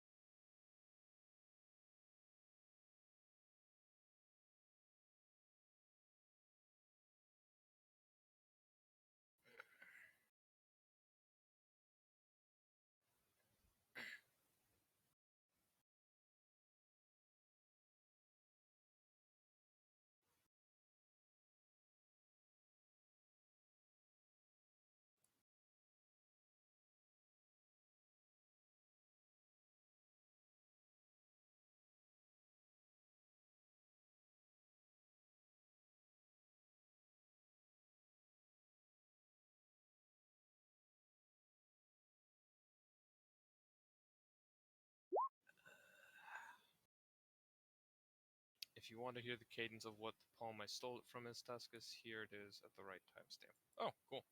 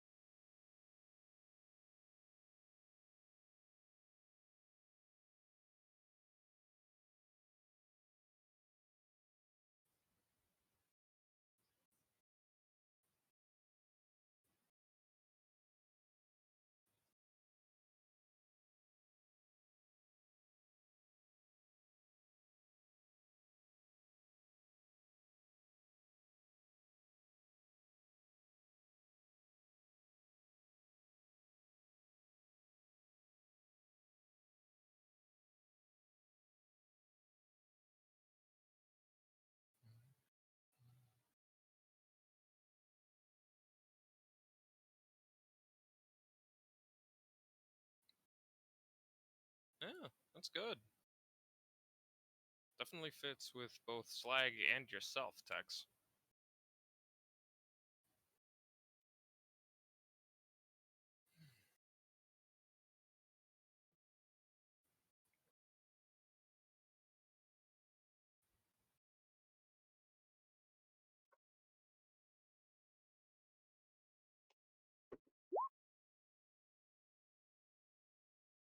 Yeah, it's good.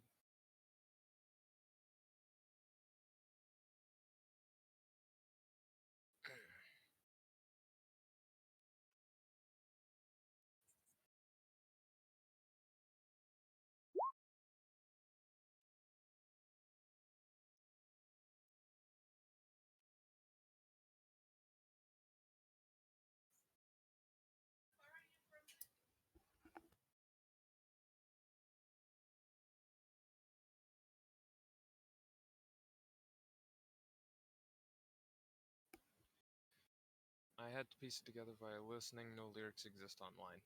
Damn. Oh, that's a bit of a pain in the ass. Hmm. The fires have begun to burn low, and Throckmortius yawns out. It's clear he wants to continue working, both to further the war effort as well to work out his bitterness at what happened earlier, but it's showing the fact that he is indeed a child still, and has a huge body to keep running. Kenny will look to Throckmortius and simply say, "It's okay. The leader needs to rest. You might be able to think things through better when your mind is well rested." I will be right back. My mom needs my help with something. Alright.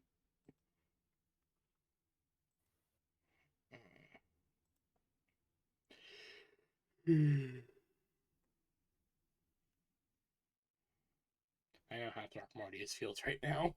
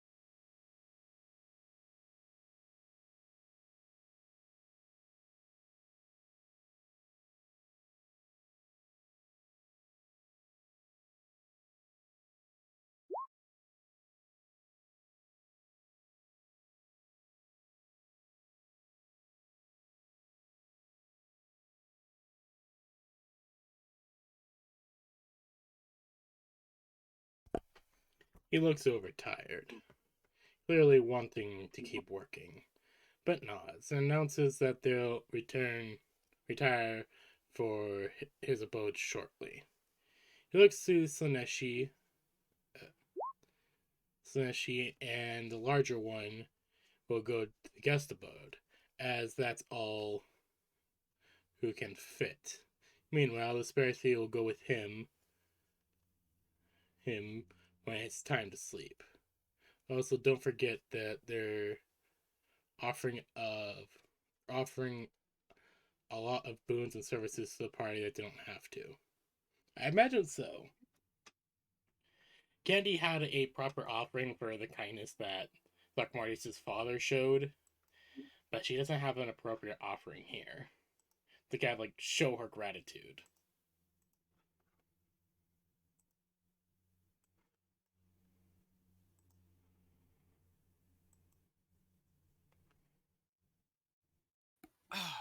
Alrighty, I am back. I've already read the things that have been shown. Okay, cool. Also, don't forget they're offering a lot of boons and services to a party that they don't have to. Yeah.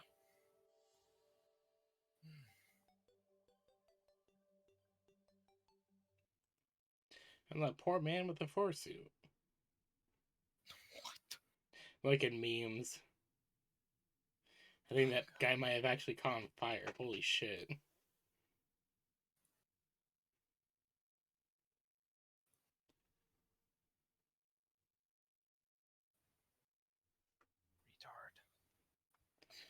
Retard. this is why you keep a fucking fire extinguisher next to it. Yeah.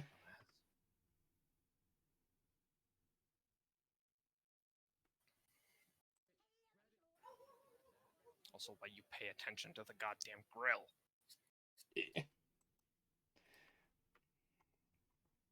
Part of me just wants to know what the fuck was going on. Like, why weren't you paying attention to the grill, for fuck's sakes? How to make how Warhammer characters are made. Take a common to see fantasy character, make him angry, give him a large ornate hat. Yeah. And it's looking through the memes, oh god. And I'm actually trying to think, like, what could we give in return for them showing, like, a lot of kindness that they are? Don't suppose they have any issues they need dealt with. That is a good question. We could train them how to use the Imperial tech that they'd loot from the battle. Well, we can do that after they have it. Move silk t-shirts. Ah, I mean, maybe?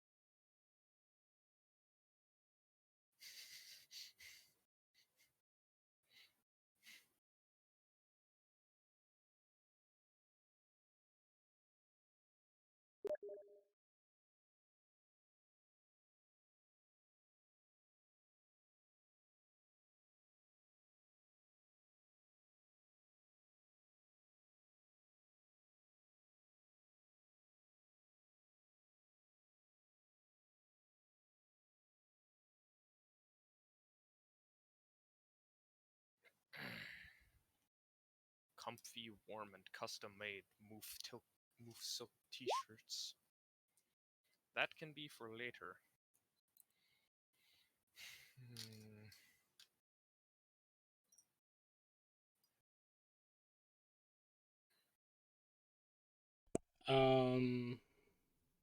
Ask Tescus if you want it explained some more or need help.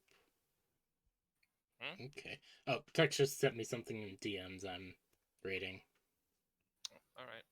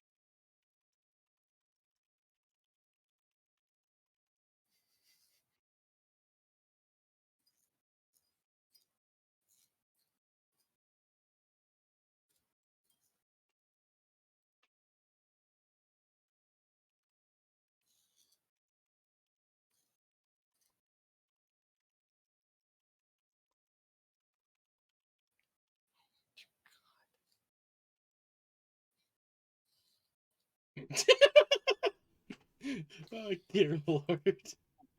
Oh, Fuck's boy. sakes, Mac.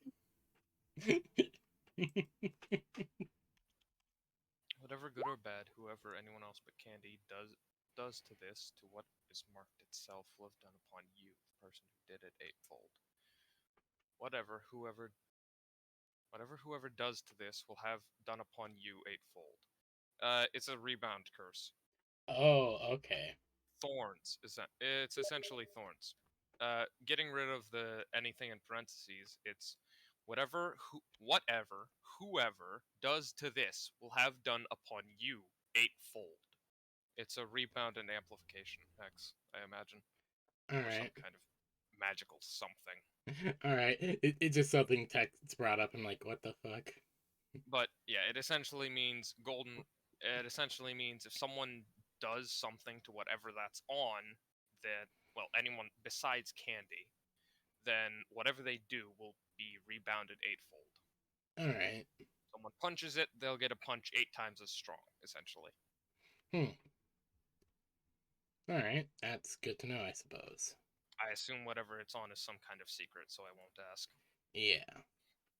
The giant-ass 9-year-old retires to his fur abode. I presume the party gets ready for bed. The tables Yeah. are all put away along with the braziers, all dishes and bowls cleaned, and the camp winds down for the night as the wind begins to pick up, snow falling gently. Ah, yes. Yeah, we get ready for bed. Yeah.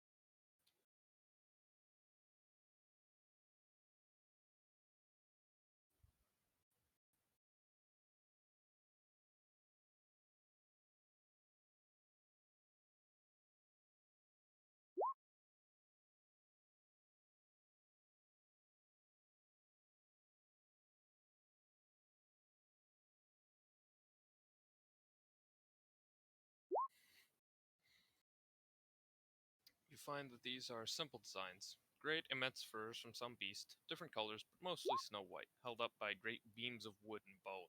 The inside has a small fire in the center.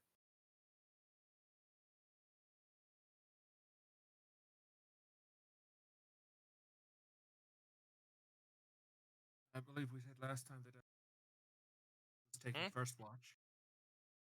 Eh? What'd you say, Griff?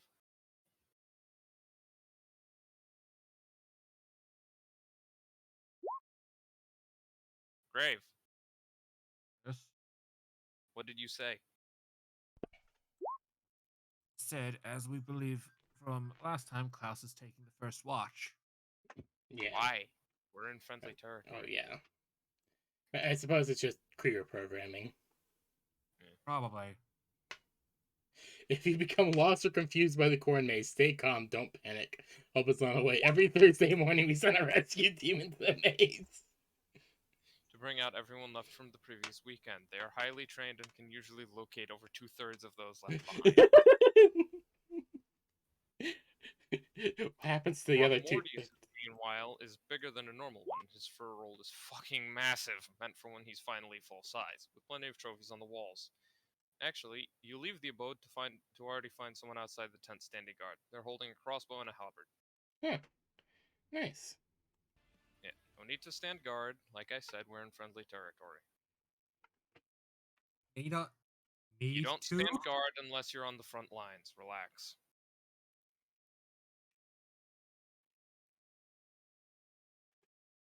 We are neither on the front lines nor anywhere near them.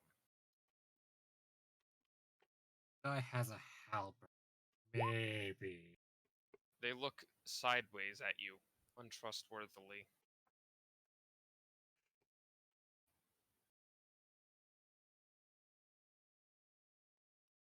Hmm. Okay, then maybe we should keep watch. It might also, be uncouth to stand watch in someone else's home. True. Yeah, Grave, just don't piss off the natives any more than we already have.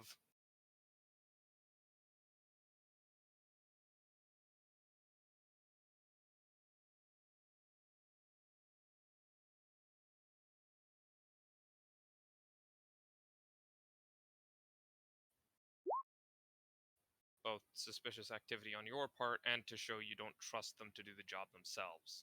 Yeah. So, Grave, no standing guard. They have a halberd. He will It's a let chaos them. weapon, Grave. It can do infinitely more damage than anything we have. Not a shovel. Grave. He'll let them do their job. He will. Yeah, let them do their job. Relax. Very, very hard for him to do, but he is trying. Brother, listen. I get you're new to this whole thing, but think of it this way. We are not on the front lines. We are back at Krieg. We are in the barracks. There is no need to stand guard. There's no risk of us being attacked. Relax. It can be used as one, actually. It has a large, broad head. But with that, Klaus is going to bed. Good.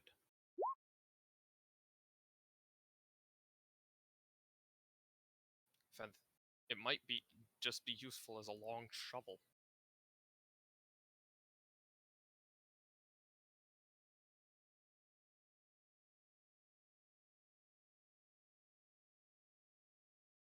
Also, Tescus doesn't need to sleep, so he's very good for, standing guard.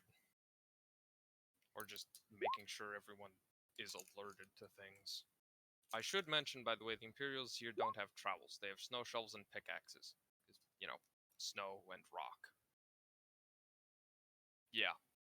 There's no, dirt. Candy is legitimately laying down and just doing weird things in her head because she don't sleep as well.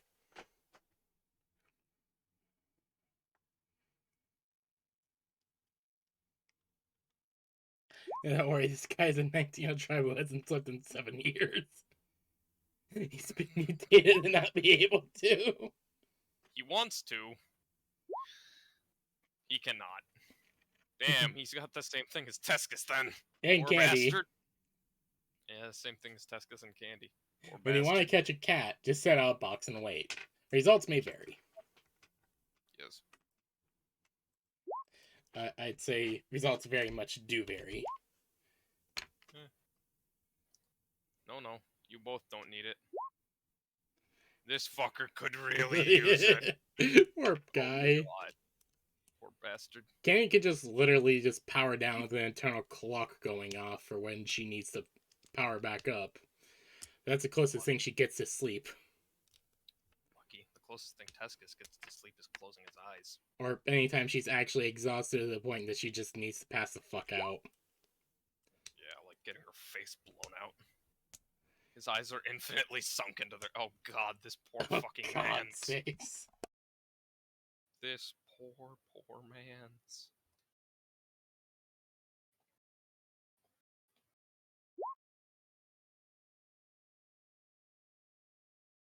He's kept going by sheer hatred for the mortal plane.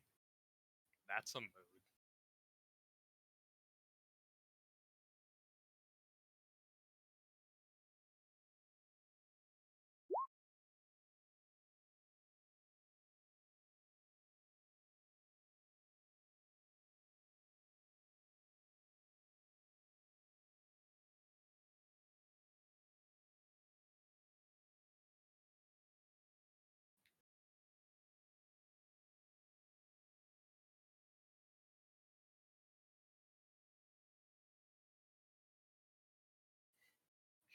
Most would have died or gone catatonic long ago.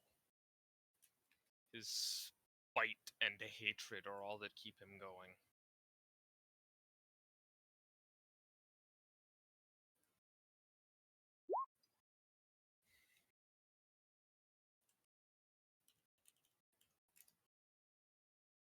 Thus they use him as a guard. He can aim as good as anyone else despite the sleep deprivation, and he's still very good with his halberd. Poor guy. Still. Poor bastard. Korn turned him into the ultimate night watchman. This poor man's.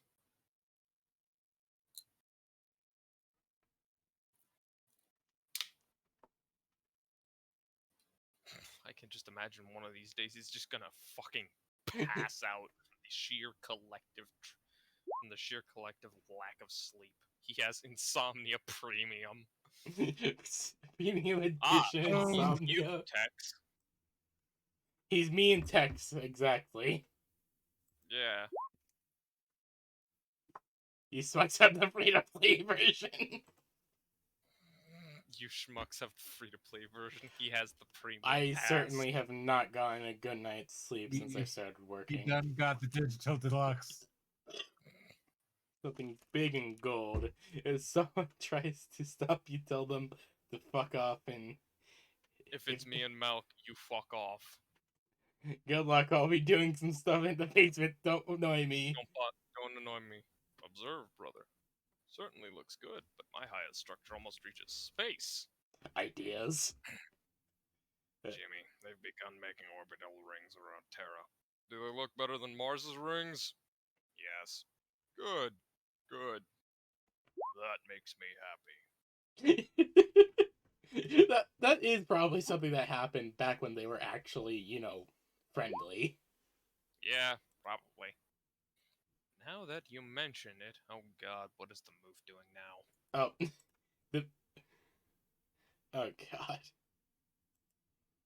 Oh god!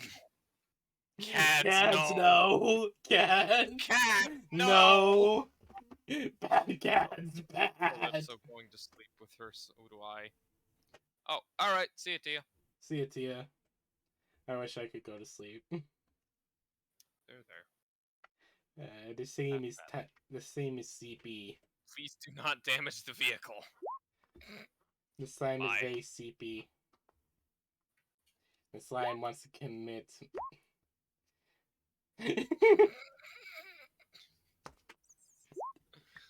That's it!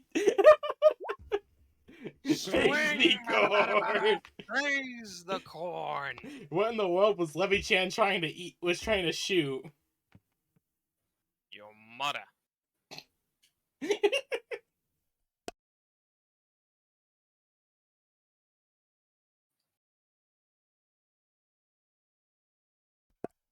Hey Tuscus, Eh? what do you think the chances are that Bungie will bring back that guy again for the 5th time?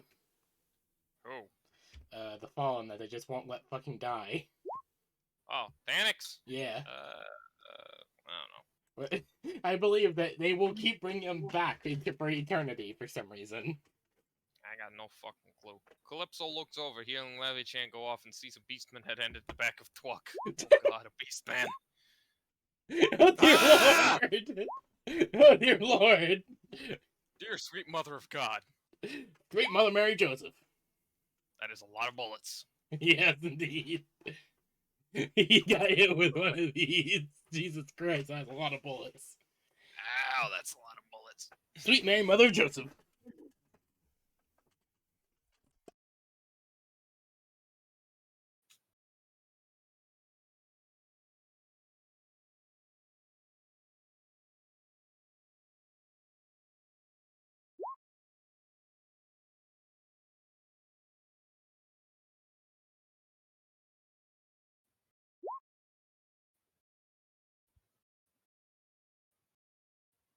That was only 8 out of a possible 10. Levy-chan has DACA. Indeed.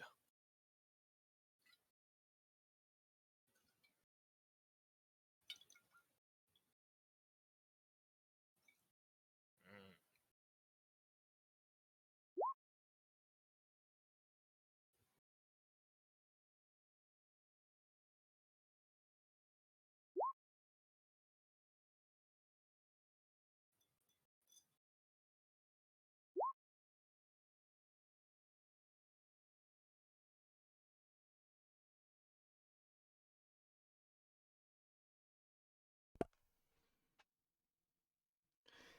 That was only 8 out of a possible 10. Levy Chan has DACA. Indeed. That gore is dead. That Beastman is mulch. Is that why Cad said, please do not damage the vehicle? Yes.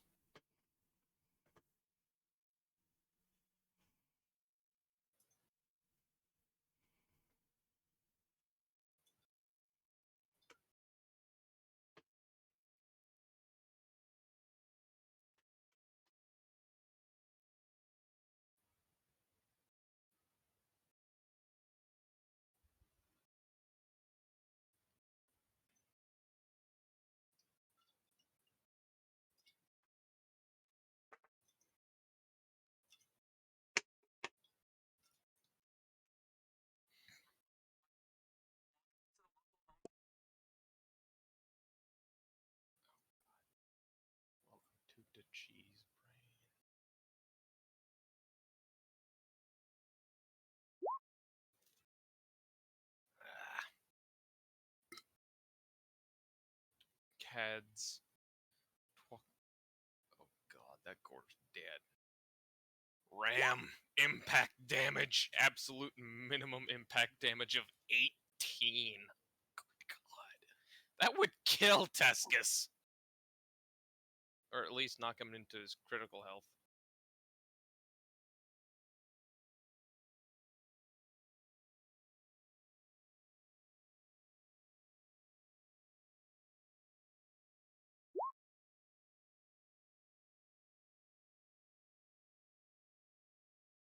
Concussive 2 to boot.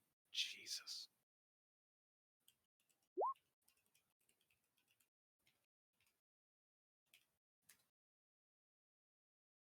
As, you know, being hit with a fucking truck. Yeah. That's a lot of hurt. That gore is fucking dead. Yeah, that gore is just, it's gone. He is dead. He has been flattened. Brother, Brother, brother, I am pinned here. brother, I am flat. Brother, I am chilled here.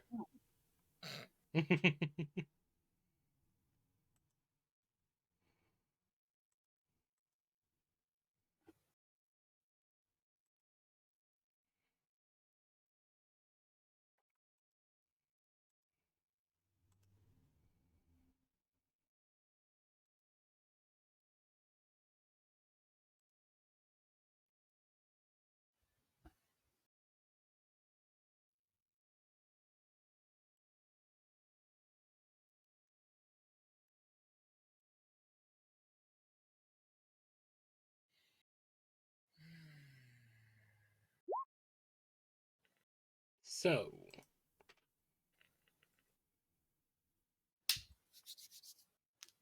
So,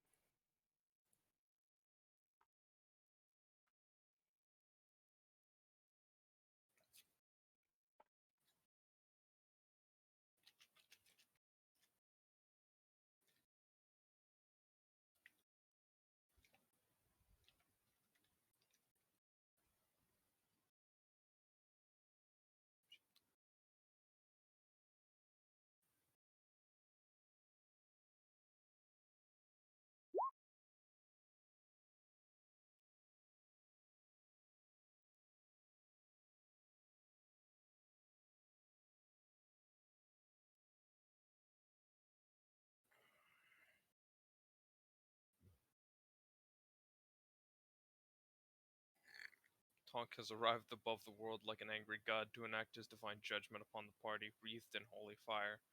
Oh, great. And here I am without my speedweed. Curses. But in actuality, you actually get stomped by Throckmortis's mother. Candy, before you go to bed. Hmm? Oh, Candy, you get stopped by Throck's mom. oh, okay. What's going on?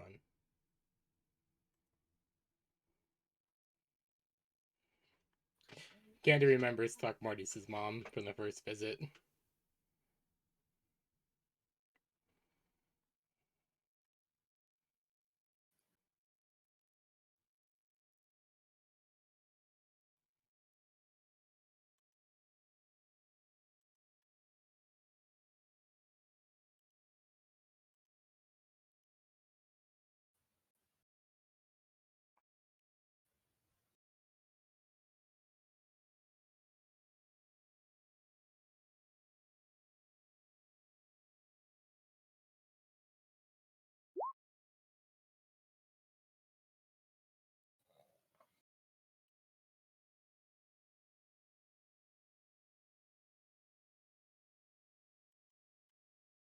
So, this 5'2" tiny woman who likely weighs less than 100 pounds walks up to the giant bronze tech priestess. Yep. This image in my head is both adorable and cute.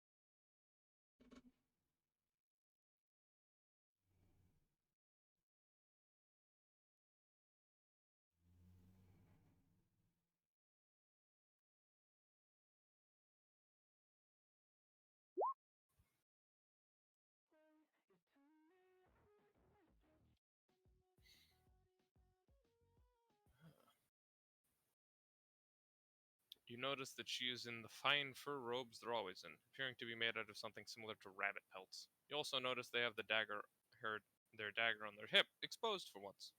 Looks like the Dark Souls 3 handmaid's dagger. Ooh, Very nice. indeed. Very, very nice.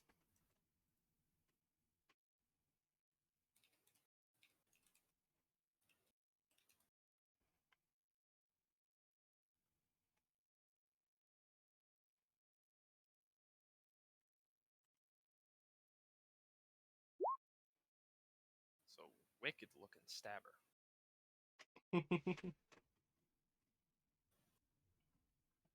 Also, one sec. Alrighty.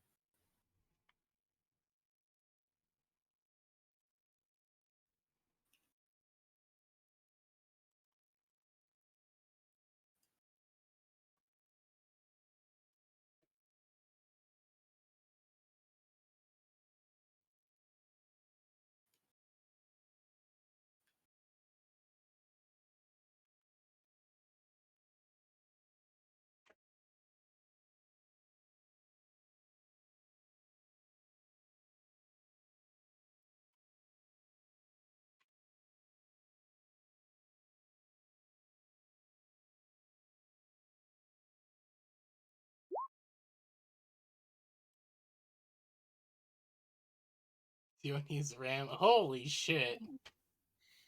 Holy fuck! 1d10 plus 45. Jesus Christ. Like, Well, that isn't like a bunch that makes that can. sense. That makes sense considering Yeah, it Baneblades are does. the size of a fucking 2-story house. True.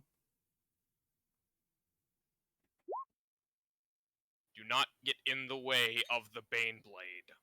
What Tescus learned the first time he ever saw one in action. Yeah. You never get in front of the Baneblade.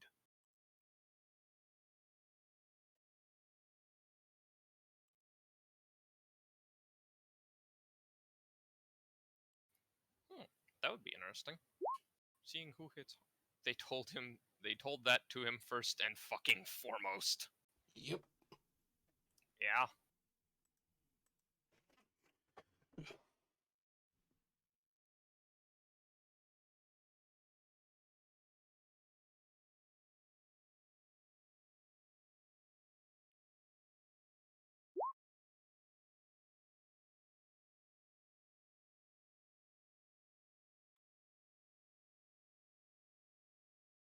Along with, be respectful or so Omnissiah help you, if she doesn't kill you, we will.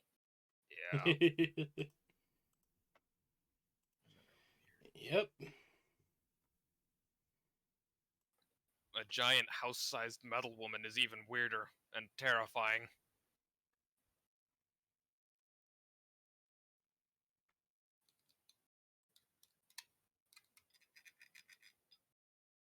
Then Tescus learned how to actually maintain one, and dear God, is that a fucking pain in the ass. It's one hell of an experience because those things are basically giant interdimensional portals.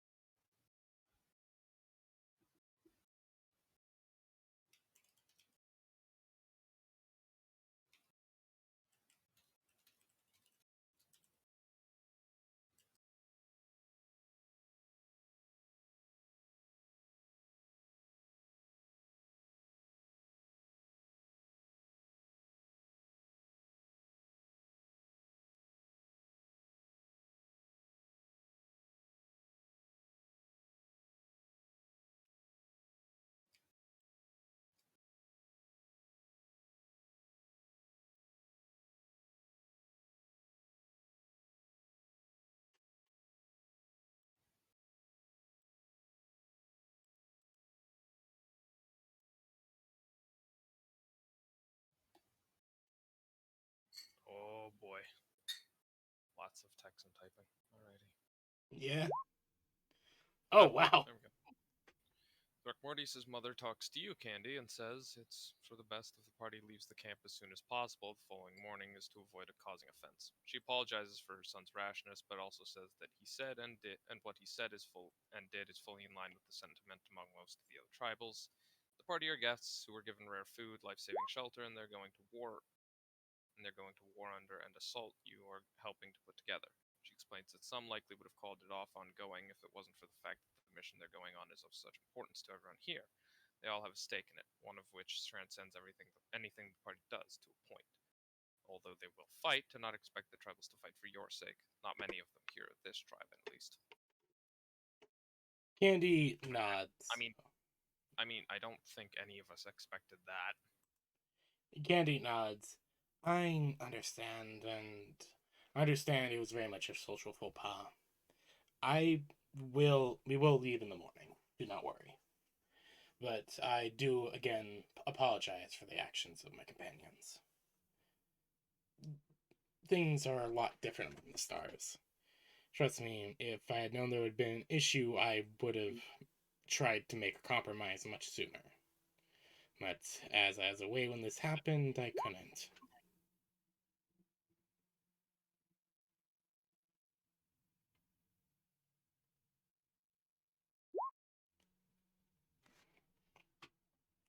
Yeah, that makes sense.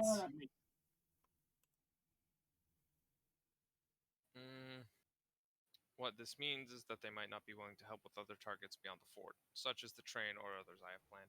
Yeah, makes sense. I really wasn't expecting their help with the train or really anything more than the fort. Yeah. I'm pretty sure we've got enough. Well, I'm pretty sure we have enough idiot psychopaths on the ship to help with the train, at least. And if not, I'm sure the Cornet compound would be more than happy to get rid of that annoyance.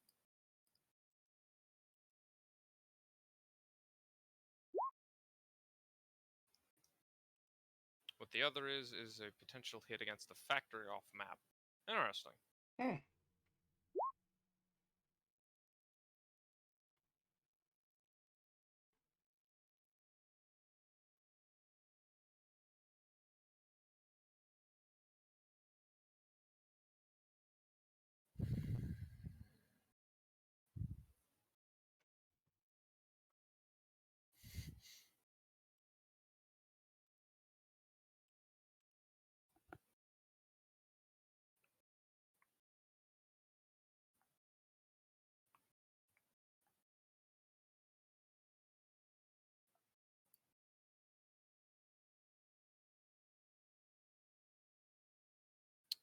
Small arms factorium.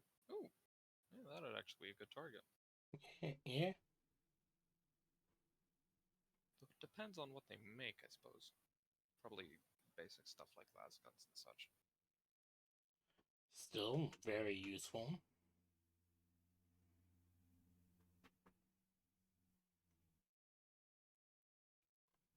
I imagine anything that makes anything on this world would be insanely useful.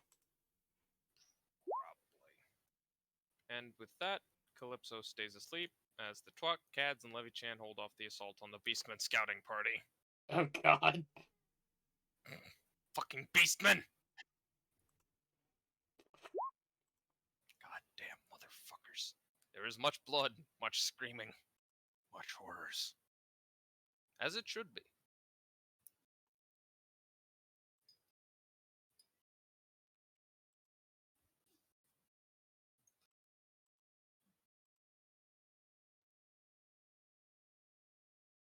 Oh.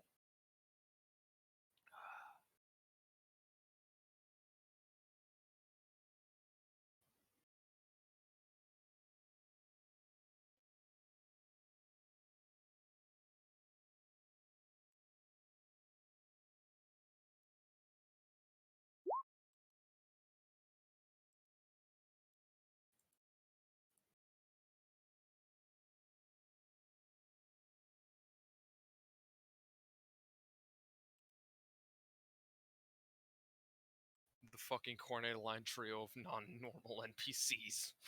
Yeah.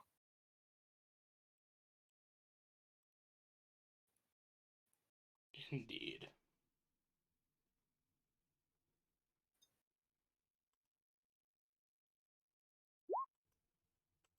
One is a vehicle, one is fused to the vehicle, one is literally a gun. All are on the autism spectrum. Of course they all are.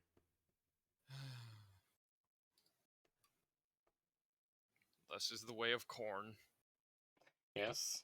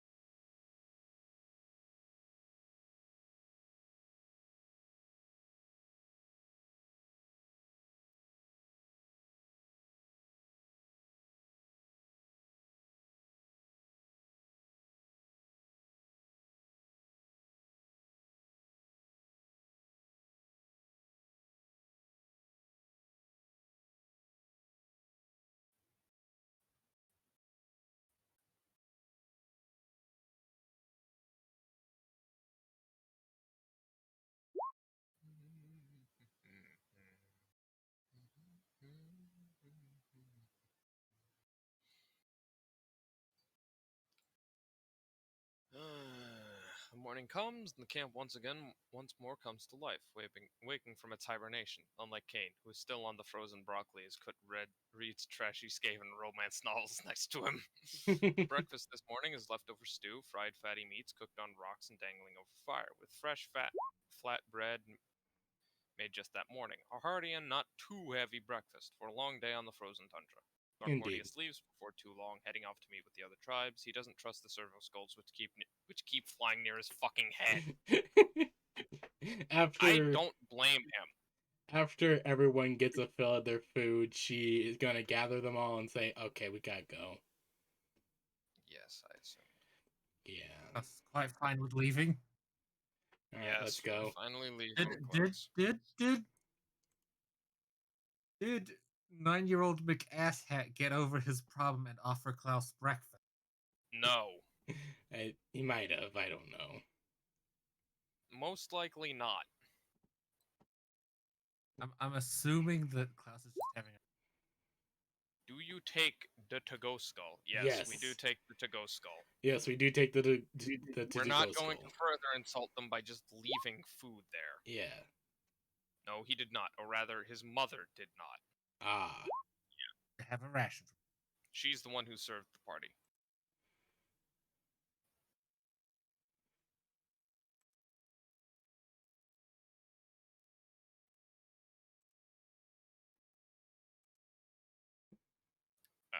Before the party does leave, Tescus is going to approach Throckmortius' mother, bow slightly, and just apologize for the issues there present. His friend, he and Klaus have caused. Comrade. So you pick it up, and oh god, this thing weighs 20 kilograms. Nothing. This thing is fucking hefty. Heavy. Yeah. Good lord. How much stew and bone is in this thing? Yes. The answer is yes.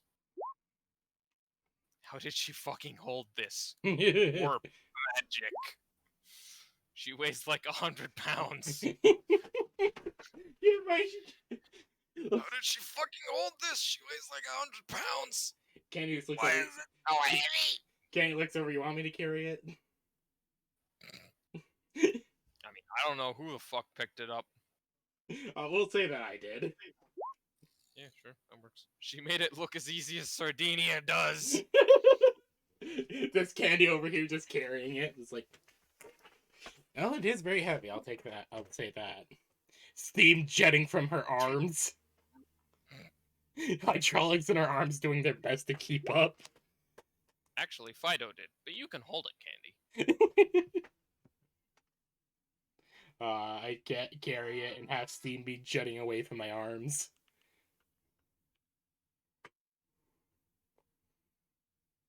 Whatever. Yeah.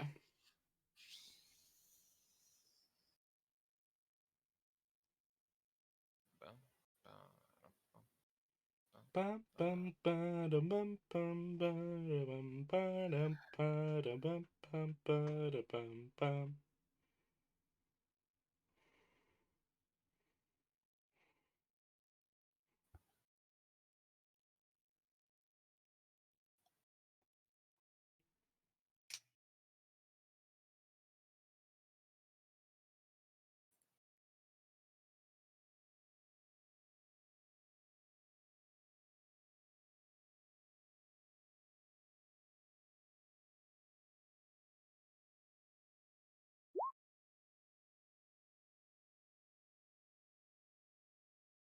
The woman looks over at you, Tescus, and thanks you. You immediately get a flashback of your own mother, one from a rarer moment. Her voice soft and feminine, but firm, motherly, in a word.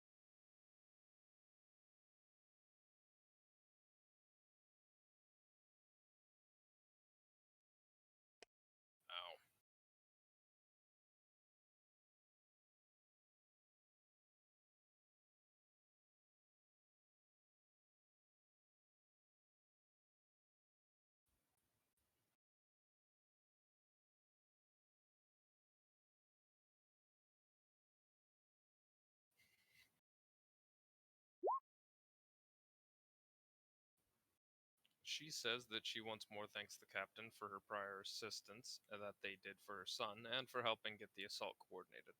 But it's best for the two groups to go their separate ways for a while, as to not cause offense to one another. She bids you farewell and offers that she hopes to you continue to follow Korn. May it lead you to great victory in the battles to come for you. Kenny will Yeah. nod. Yeah. I hope, and I pray that he leads you to great battles in the future as well.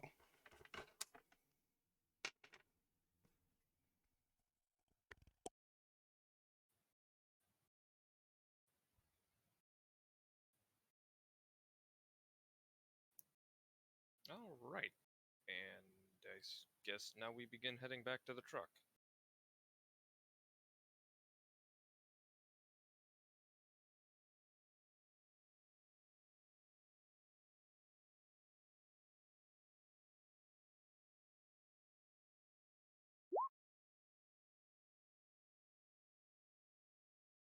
By the way, we need this pinned to my table OC. A simple. Oh, all right. Got it.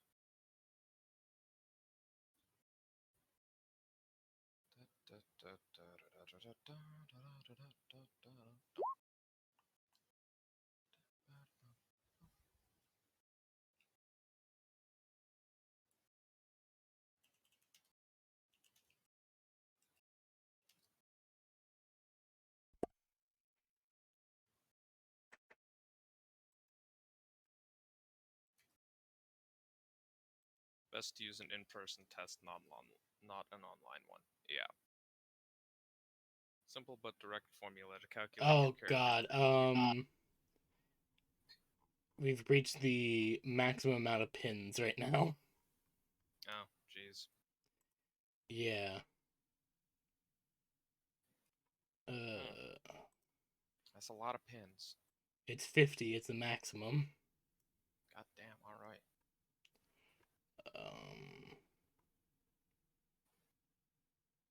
We have a lot of memes as well. Drod. IQ test. Your IQ is 4. Your IQ is 4. The number of correct answers 1Z40 time 34 seconds. Profound mental retardation. Complete with chin.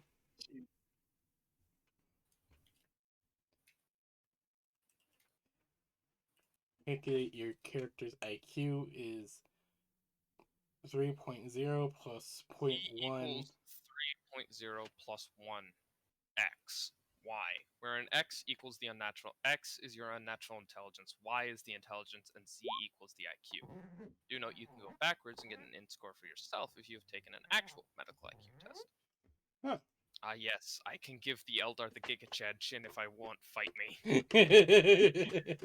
Do it. So, pretty much for the IQ test for your characters, it's intelligence plus their unnatural, plus like, okay. So, Z is the actual IQ. Then X is their intelligence with Y is intelligence, and X is unnatural. God, this is fucking confusing my brain. I remember we went over this in DMs and it made so much more sense there.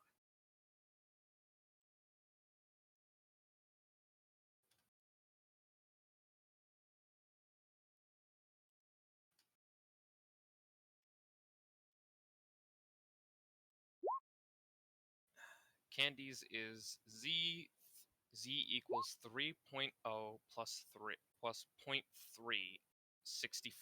or 3364 or 3.364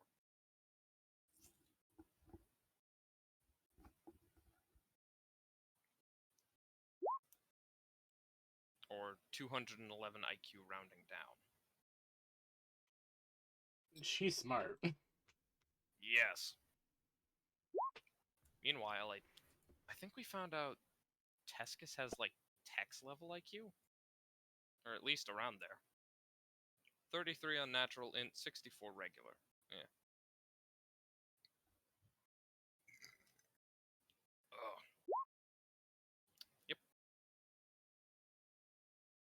which makes sense considering the shit Tescus got up to.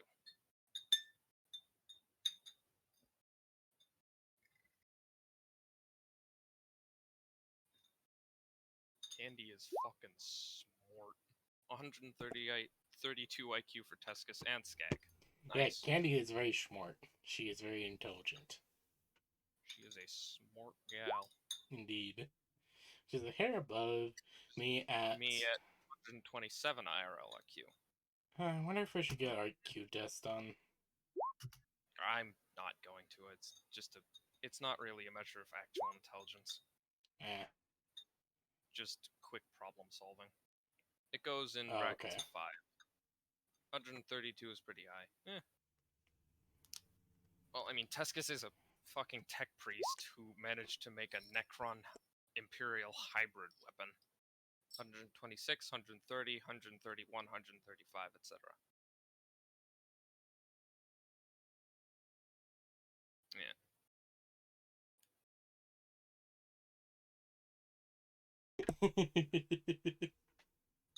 Also, don't mind the clinking of glass. I don't mind. I'm trying to test out how to. Okay, and then if I had a second one around, that should hold it all together stably. So, Limp Dicks, you go the entire day's travel back to the truck? Yes. Yes. Like, We spend the entire day traveling back to the truck. Yes. Really? Right in front of my big titty police girl? What? Oh, just a meme one of my family sent me. Not one of my family, one of my friends. Hold on.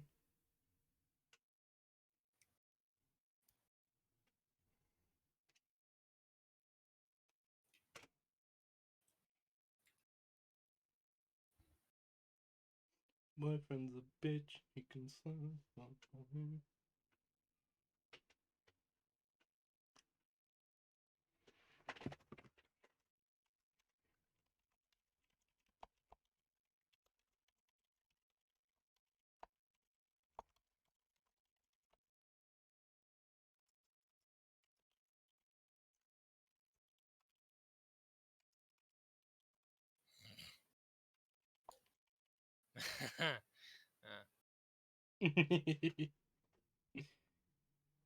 Nice. Alucard.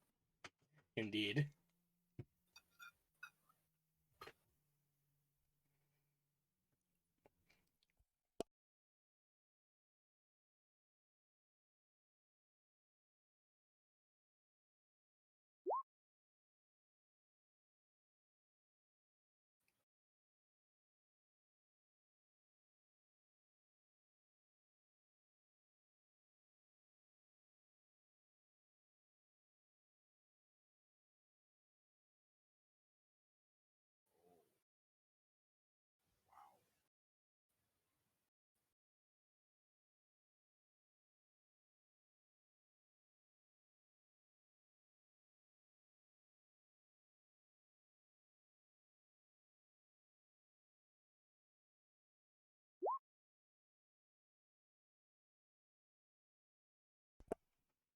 So, you arrive to find Twuck is surrounded by a decent amount of blood splatters, scattered pieces of bone, both whole and shattered, scraps of hair, patches of torn skin, and a few entire organs laying around. You see what looks like an eyeball on the ground next to a whole left lung. They appear to be a day old, frozen solid. A lot of the blood is on Twuck's front, which was evidently leaking out from under his hood. Oh boy. Twuck, what the fuck happened here? fuck that good. What the twuck doing? What the Twuck doing? He is also heavily scratched and minorly damaged.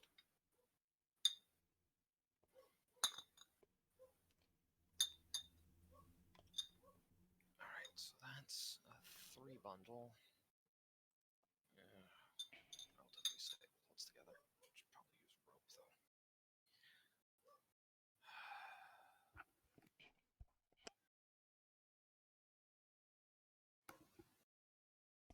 Okay, I just unpinned like 2 memes I was able to get it pinned. Perfect. Okay.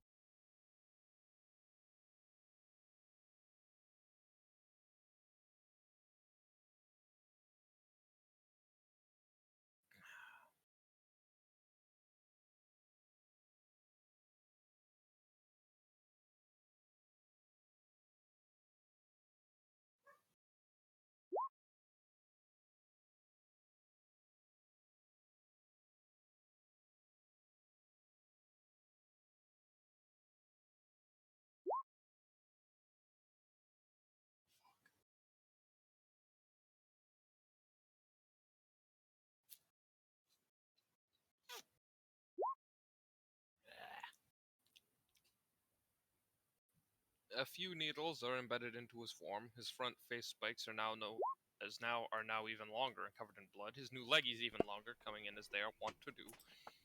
Do you want to ask Cads or try to find Calypso?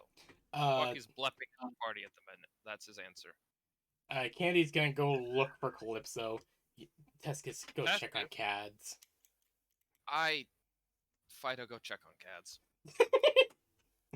Final, Tescus is final. Tescus is going to check on Twuck. Twuck, what the hell? What is? You did good, buddy. Pat, pat.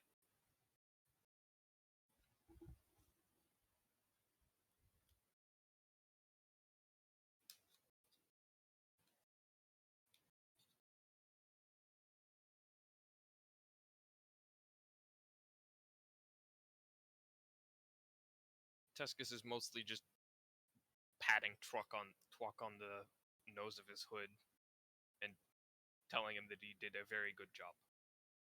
But also checking to make sure that he didn't suffer any serious wounds or anything.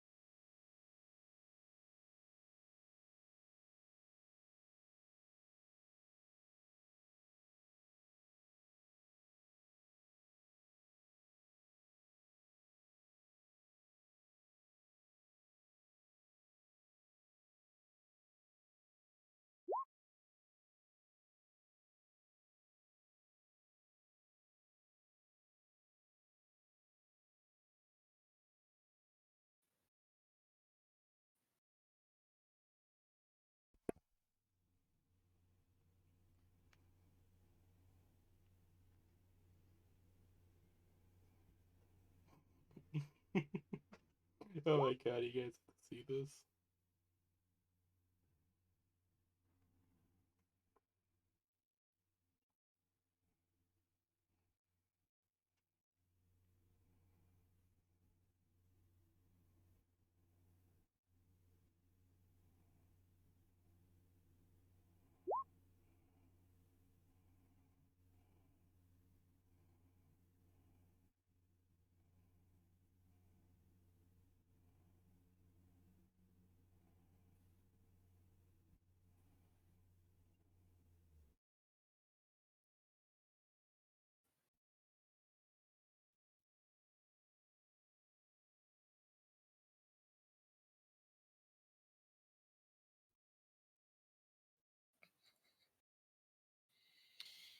The Twuck.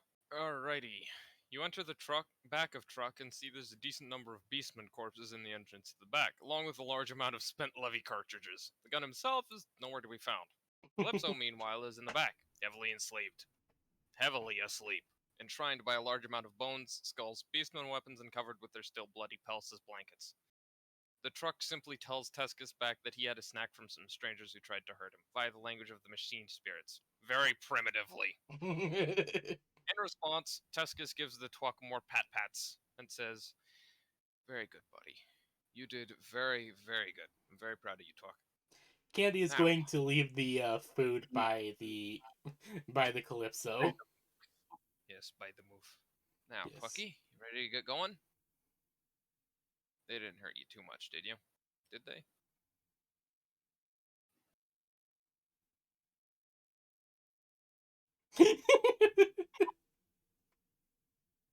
Why is the AK-47 a flashbang? Why not? Escape from Tarkov is weird. Mm. A guy was building a gun and escaped from Kharkov, and for some reason it became a flashbang.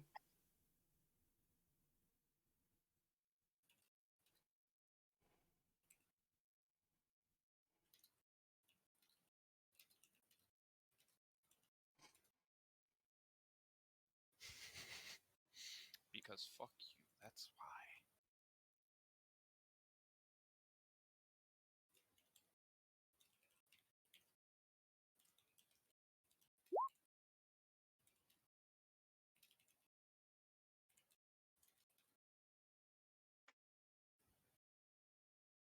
Cads tells the party that some ruffians came to damage the bus. He told the bus to have fun with the new toys and to have a snack for the long road ahead. Good job, Cads.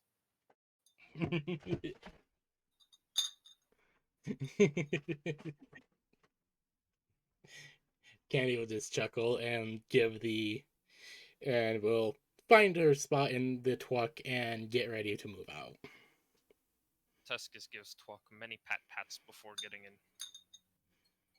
For Twucky is good boy, and he has done very, very well. So he deserves many pats. You've heard of Elf on the Shelf, now get ready for Roman Emperor in a low temperature. Caesar in the freezer, ruler in the cooler, Julius in the coolest. I. The rest of the party gets in, and eventually the Twuck begins to leave. Yep.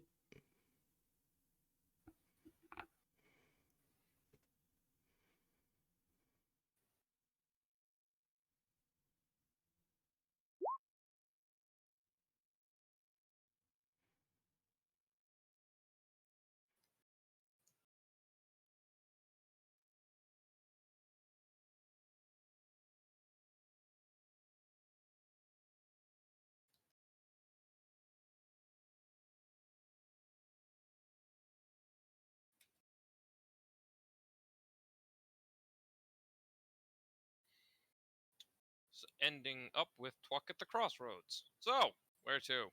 North, west, south? South is towards the crash pods, north is towards the cemetery, and west is further down the road.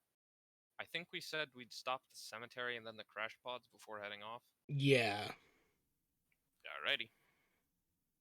Cemetery, then crash pods for all time's sake.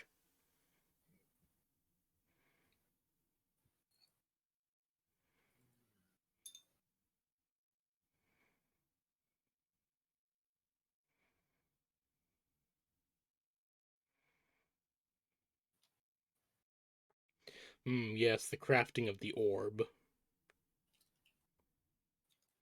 Orb to be pondered. Yes, cover the orb in milk. Okay, y'all end up here. That's all we have time for today. It is Alright. now afternoon. No worries, Dex. Yeah, don't worry, Tax. I apologize that we spent so much time screaming about Tam. It's okay. Tam venting times are very good for mental health of the candy. Agreed. Well, it's very entertaining anyway. Because Tam I is a need to cunt. scream about Tam every now and then, or else I tend to get more angry than I should. Bye, Dex. See ya, Tex.